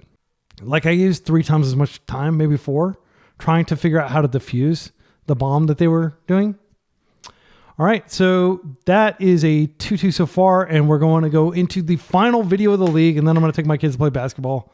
I've been playing at this point for 5 hours, 5.5 hours, but I'm having a great time, and these have been great games, and I hope you're appreciating the quality of the decision making, because I'm like really proud of like how much thought I'm putting into everything, and I think I've only punted like 2 or 3 times, which is not bad considering the length of this video, but I hope that I have more punts that you've discovered that you've left in the comments. Final round, fire it up. See if we're up against Doombot. Okay, and we're on the play again. I think this is maybe like 3 or 4 out of the 5 matches this league. Okay, Doombot with 0s. They've been playing a lot of 4-color tempo. Oh my goodness. This is a greedy ass mana base. Like I totally want to punish this. This is from 2 years ago though, so they're probably not on that. Okay, I should have just checked the date. This hand's fine. I mean, if they're on tempo, this has lots of interaction. If they're on combo, it's fine. And it has a lot of lanes, importantly. So I can surveil and find some actual action once I have a little more information about what they're on. I will do that with this because this can only get the swamp. The other one can get either basic. And if I need to, I can even play on basics. Underground Sea. Thoughtseize me. Tommy. Well, I am going to daze her. And if they daze back... Do I want to surveil and then daze? No. No, they can't daze back because I can just flip blue. It would be dumb to try to surveil and then turn on their daze back. She's so powerful that she needs to be dazed. I suspect they're probably just on blue-black Reanimator because everybody else is on. Like every sane person. Only the insane people like me are trying to do it without Entomb in their deck. Okay, Spellbomb feels great. Whether they're on blue-black Reanimator or blue-black Tempo, Spellbomb is a good play. Let's get it on there. And then we can daze again if they daze us. They don't. Okay, now I think we're ahead. I mean, we were kind of ahead by virtue of being on the play. But if they're on blue-black Reanimator, like it doesn't matter whether you're on the play or the draw, you're probably behind. Brainstorm is fine. They're looking for a land. I'm not going to punish that. I am going to let them brainstorm lock if that is the destiny that their deck has drawn out for them. Okay, and they found it, so they can shuffle. I'll be excited to see whether they're on Netherglyph here. Another Tommy? Ponder, that's fine. And what I frequently say about Daze is like, the more mana they're spending on the spell that you're dazing, the more powerful that Daze was. Dazing the One Ring, like we did earlier in the video, that is a powerful Daze. I do think we could be in for a Murktide next turn. I'm going to see what's in their hand. Yeah, and I'm going to play this out in case they do have a... But we want to take Murk out of their hand, or... this should answer the mystery. Okay, they are definitely on blue-black Reanimator. They have a pretty strong hand. So what I think we do... We take the Reanimator, then Merc's stranded in there. They have Brainstorm to fix, but we can't take them off Brainstorm completely. They could also pretty quickly refill their graveyard for Merc. If I just take the Merc, then I don't need to Nile Spellbomb on them. But they could like Brazen Borrower, Nile Spellbomb, but they don't know that I have this much interaction in my hand. I think I just take the Merc. All right, and we'll pass. And we have Surveil up. We also have Spellbomb activation. If they play a Brazen Borrower as a creature to attack us, that's an impatient play. Unfortunately, oh man, I can't deal with her. I cannot deal with her. The game's gonna slip away. But we do have, I'm gonna trust in the deck. They have a Brainstorm to flip her too. Oh my goodness. If we find a Brazen Borrower, this is like a no value Tamiyo. I'm gonna let it happen. Yeah, it sucks. But with that Reanimate, like, we blow our entire defensive. If we find a Brazen Borrower or like a Netherglyph will be pretty strong here. They can try to, like, I'll probably force a Brazen Borrower. We really have to just keep this until the actual Reanimate's on the stack. They may put it back. They could also find another Murktide. They think they play 2 or 3. Hopefully they play something into our Daze. That would be. And we are looking to dodge land for sure. So unfortunately, if we go for this, they can just play it out and brainstorm again. So I want to see if I can get them to use their brainstorm first. And if they just plug, like if they minus like a super genius, then that'll suck. But I could, in theory, like, yeah, they're going to surveil. Okay, they put a Daze in there. So it's clear at this point they're not thinking about Daze. So if they minus, I could just play this out and kill, which is more powerful than just merely bouncing it. Okay. Come on, you don't want to do anything? I guess the onus is on me to do stuff. So yeah, I'm going to go ahead and do this. This gets us like 2 turn cycles free of Tamiyo. So she achieves 0 value here. I will force if they force, because this needs to get out of play. Like I'll go all the way to Hellbent. Okay. All right. Now we're going to go to our turn. Okay. That is a great draw. That is a phenomenal draw. So I think I just have to force their Tamiyo, sadly. And then I can play this out. If they try to Brazen Borrower me, I just hit their graveyard immediately. And then the Borrower fizzles. Okay, we drew a Fatal Push. Not bad. We can hit Tamiyo when they attempt to... Oh, wait. Were they just casting it? No, it's Petty Theft. It fizzles. Sorry, I was like freaking out. They could still reanimate that if they want. Okay, they have tons of mana. I don't think our Daze is going to matter here. Entomb. That's fine. I will force to reanimate. I have double force if I need to. It sucks. Yeah, that is a force. To brainstorm, that's fine. So this is the brainstorm that will not flip the Tamiyo now. And hopefully I find one of my many Nile Spellbombs. They're forcing back. Right, that force resolves. And sadly, I have to pitch my Brazen Borrower here, but it's worth it to stop this. They have 1 card in hand, but like literally any top deck or reanimate. This is where like the unplayed cards like Flusterstorm really come to bite us.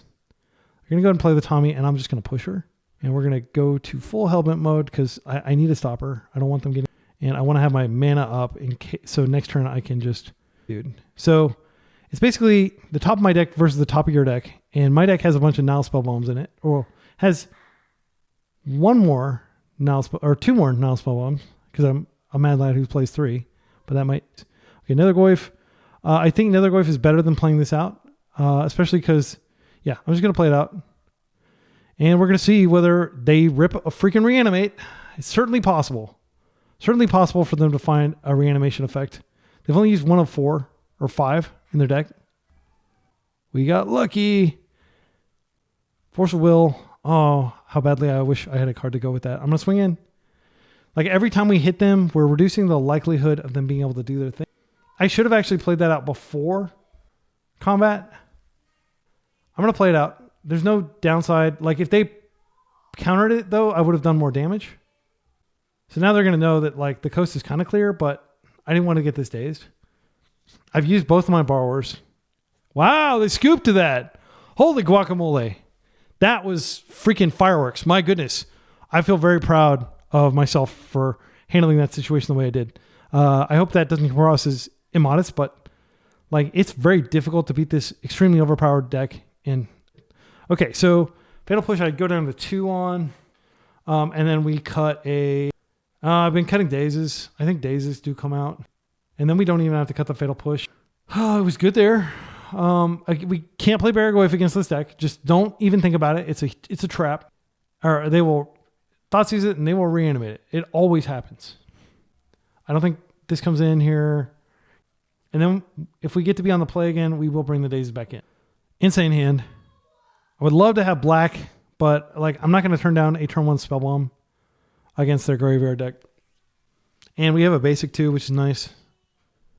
They made Thoughtseize this out of our hand, in which case we're just going to have the Island Ponder, hope for the best. That's what's happening. Can't win them all. It would be insane for them to not take the Nile Spellbomb here. It's so strong against their deck. I am going into 6 hours of recording, talking into my microphone. My voice is feeling a little bit, ouch. And part of that is like it was recording while I was eating my lunch. If you don't think about chronic traumatic encephalitis while you're watching it, it's very entertaining. I think we take the force here. They don't expect it. It keeps us alive. And then The Borrower is great too, and I'd love to have it, but I need that Marsh Flat on, and I do want to move forward the game. Yeah, and we just hope that if they have the combo, we have it covered here. They may go for it because it feels like the coast is clear here. If they have a Daze, that's just like a byproduct of them having an insane combo in their deck.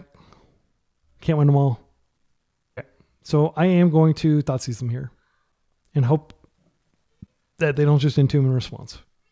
If they Entomb in response, I'm going to presume that they don't have... Yeah, I mean, like, I'd love to get on the board with a Nethergoyf, but I do think it's correct to Thoughtseize them. Okay. Wow. Wow, this hand. So we're going to take the berry. Oh my goodness. Yeah, we have to think... Well, Merc is a worse reanimation target. So I'm going to dump the Merc. And then I'll force the berry. Merc doesn't come out yet. They have to put a lot of resources into Merc. And they may have to exile this berry. So wow. So they have a fair hand. But they have lots of land. So I'm glad I boarded out my Dazes. I'm not going to be wasting them this game. All right. And it looks like they are going to go for the Merc here. No? Well, they can potentially make it even bigger, actually. But like, you wouldn't want to do that into my potential Daze. I think they're just going to wait a turn cycle. All right. So one of their things is out. What have they been? They kept. Okay. So they may have kept like a force. All right. So we drew our force. So we had double force up. Since they have a Daze, I think the play is just Nethergoyf and chill. And we have double force up, and we're just going to try to beat them down. There's the other land. I'm never going to give them Daze value for this entire league. That is just that's a force. And that means, unfortunately, we're going to have to force the other card too. Are they going to go for it now? If they go for it now, I might be able to win. Okay, this is the Merc. They're respecting Daze. I do think we just kill this thing. Like, we did shuffle, so we don't know how soon we're going to draw our answer to this, but I'm going to do a lot of damage to them over the next few turn cycles, assuming they don't have a Fatal Push. Like, this is going to hit for 4, and if I draw a land, I can Bowmasters, but I'm going to continue to respect Daze.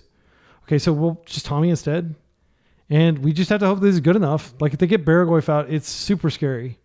We can tread water for a few turn cycles with Orcish Bowmasters, like chumping, but they're going to be going up in life, which is bad. They scooped. We got the final game. That was a 3-2. So that was 2 3-2s in a row, which I'm not going to like go and like have a big chicken dinner over, but my goodness, did we fight hard. Okay. So we beat the big bad. We beat Reanimator. We lost the lands. We lost to Breakfast. Man, that was 11 matches. We beat Reanimator several times, I think, which, like, frankly, any deck that can't reliably beat Reanimator is not a serious consideration for Eternal Weekend. I will repeat that. Any deck that cannot consistently beat Reanimator is not a serious consideration for Eternal Weekend.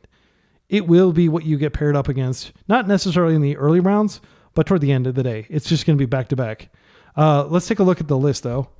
So everything, like the only real things I'm doing that are deviating from conventional wisdom here, from like Bosch and Roll's list or INF's list, or a lot of those lists, is I'm not playing Merc. And again, my thinking is against the combo heavy Merc meta, Merc is too slow and you need to reduce their life quicker, and Nethergoyf is very good at that. Now, Nethergoyf does use the graveyard, and you could just go bigger and not even play Nethergoyf, and this is what a lot of people do. If you watch my Blue-Black Dragons deck, it doesn't even play Nethergoyf. It just plays a bunch of Mercs, and it's basically the same exact list. I don't think it plays Kaito, but it just comes out early, and it doesn't play Daze or Wasteland is the thing. Or it plays 4 Wastelands, but I don't think it plays Daze. Now, my current thinking is Daze is very, very good. Very, very, very good. So that is why I've decided to play 4 Dazes in place of bigger threats. Like, I'm only playing 1 Kaito, and Kaito didn't make a bunch of serious appearances, although he was the subject of a punt, if I recall correctly, in the Lands matchup that cost me the game and ultimately the match. So, yeah, I could have potentially kept him alive. That's going to be seared into my memory. I'm going to be tossing and turning at night. Like, why did I pay for that Orc army? I should have just not paid the Tabernacle fee, and then I would have had the mana to do all kinds of stuff. Yeah, it was dumb. But Kaito is very easy to turn on when you got the 4 Bowmasters, the 4 Nethergoyfs, and the 4 Tamiyo. I do think 4 Tamiyo. So a lot of people play 3 Tamiyo and they play 3 Daze. And why not play 4? She's insanely broken. We saw throughout the league. I had to give her immense respect, and I think it worked out well. I don't think they ever ultimated against me in the entire league. I don't think. Yeah, there might have been one game where I conceded where they were about to ultimate. But in general, if you respect her enough, she won't kill you. And how do you respect her? Brazen Borrowers. And Shield of the Edicts in the sideboard.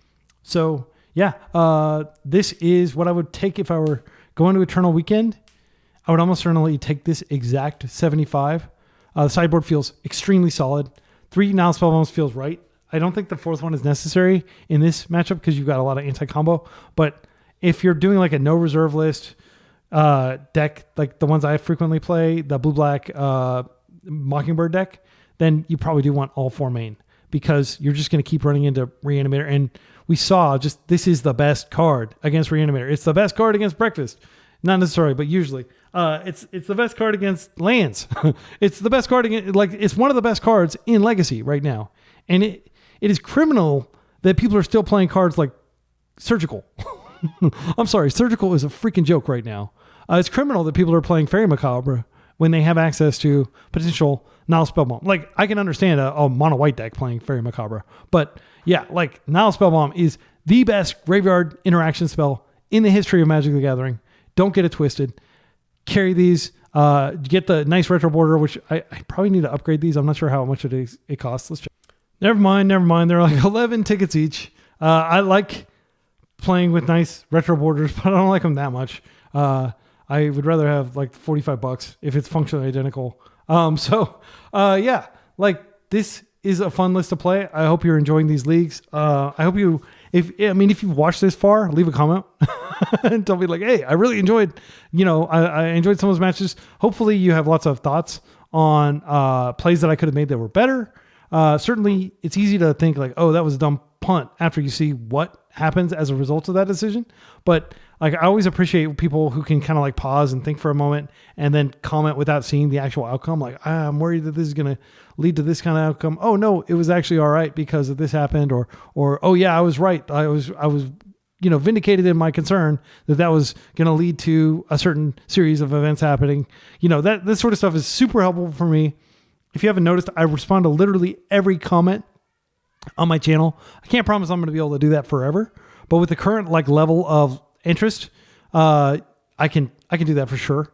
If you made it this far, I will encourage you again to become a member. It supports me and my efforts. I don't have like any sponsors. I don't want to add like sponsored breaks. I totally understand why people do that. I've got a full-time job, but it is helpful for sure to be able to like, take my kids to like the pool and like they want Sour Patch Kids. And I'm like, oh, there's a member who is kind enough to give me some funds, and now I can buy Sour Patch Kids for my kids when they're at the pool. Like that's the kind of stuff I would spend the money on. Or when we had the piano tune the other day, we were able to do that all from my winnings at like the weekly paper legacy leagues. I had like $70 worth of winnings from going there, and up to Boardwalk Games, which you should check out if you're in Dallas. Great legacy scene. And I was able to get my piano tune for that. So it does mean a lot to me if you are supporting me. You absolutely do not need to support. Please don't feel like I need the money. I don't. But like I appreciate it. And when I see a member commenting, I am always like, oh man, this person, like, not only do they watch my stuff, but they actually turn around and support me. That means so much to me. So I do feel an immense gratitude toward anybody who does that. So this video is plenty long. I'll go ahead and shut up now. Hope you have a fantastic day. Until next time, be excellent to each other and party on.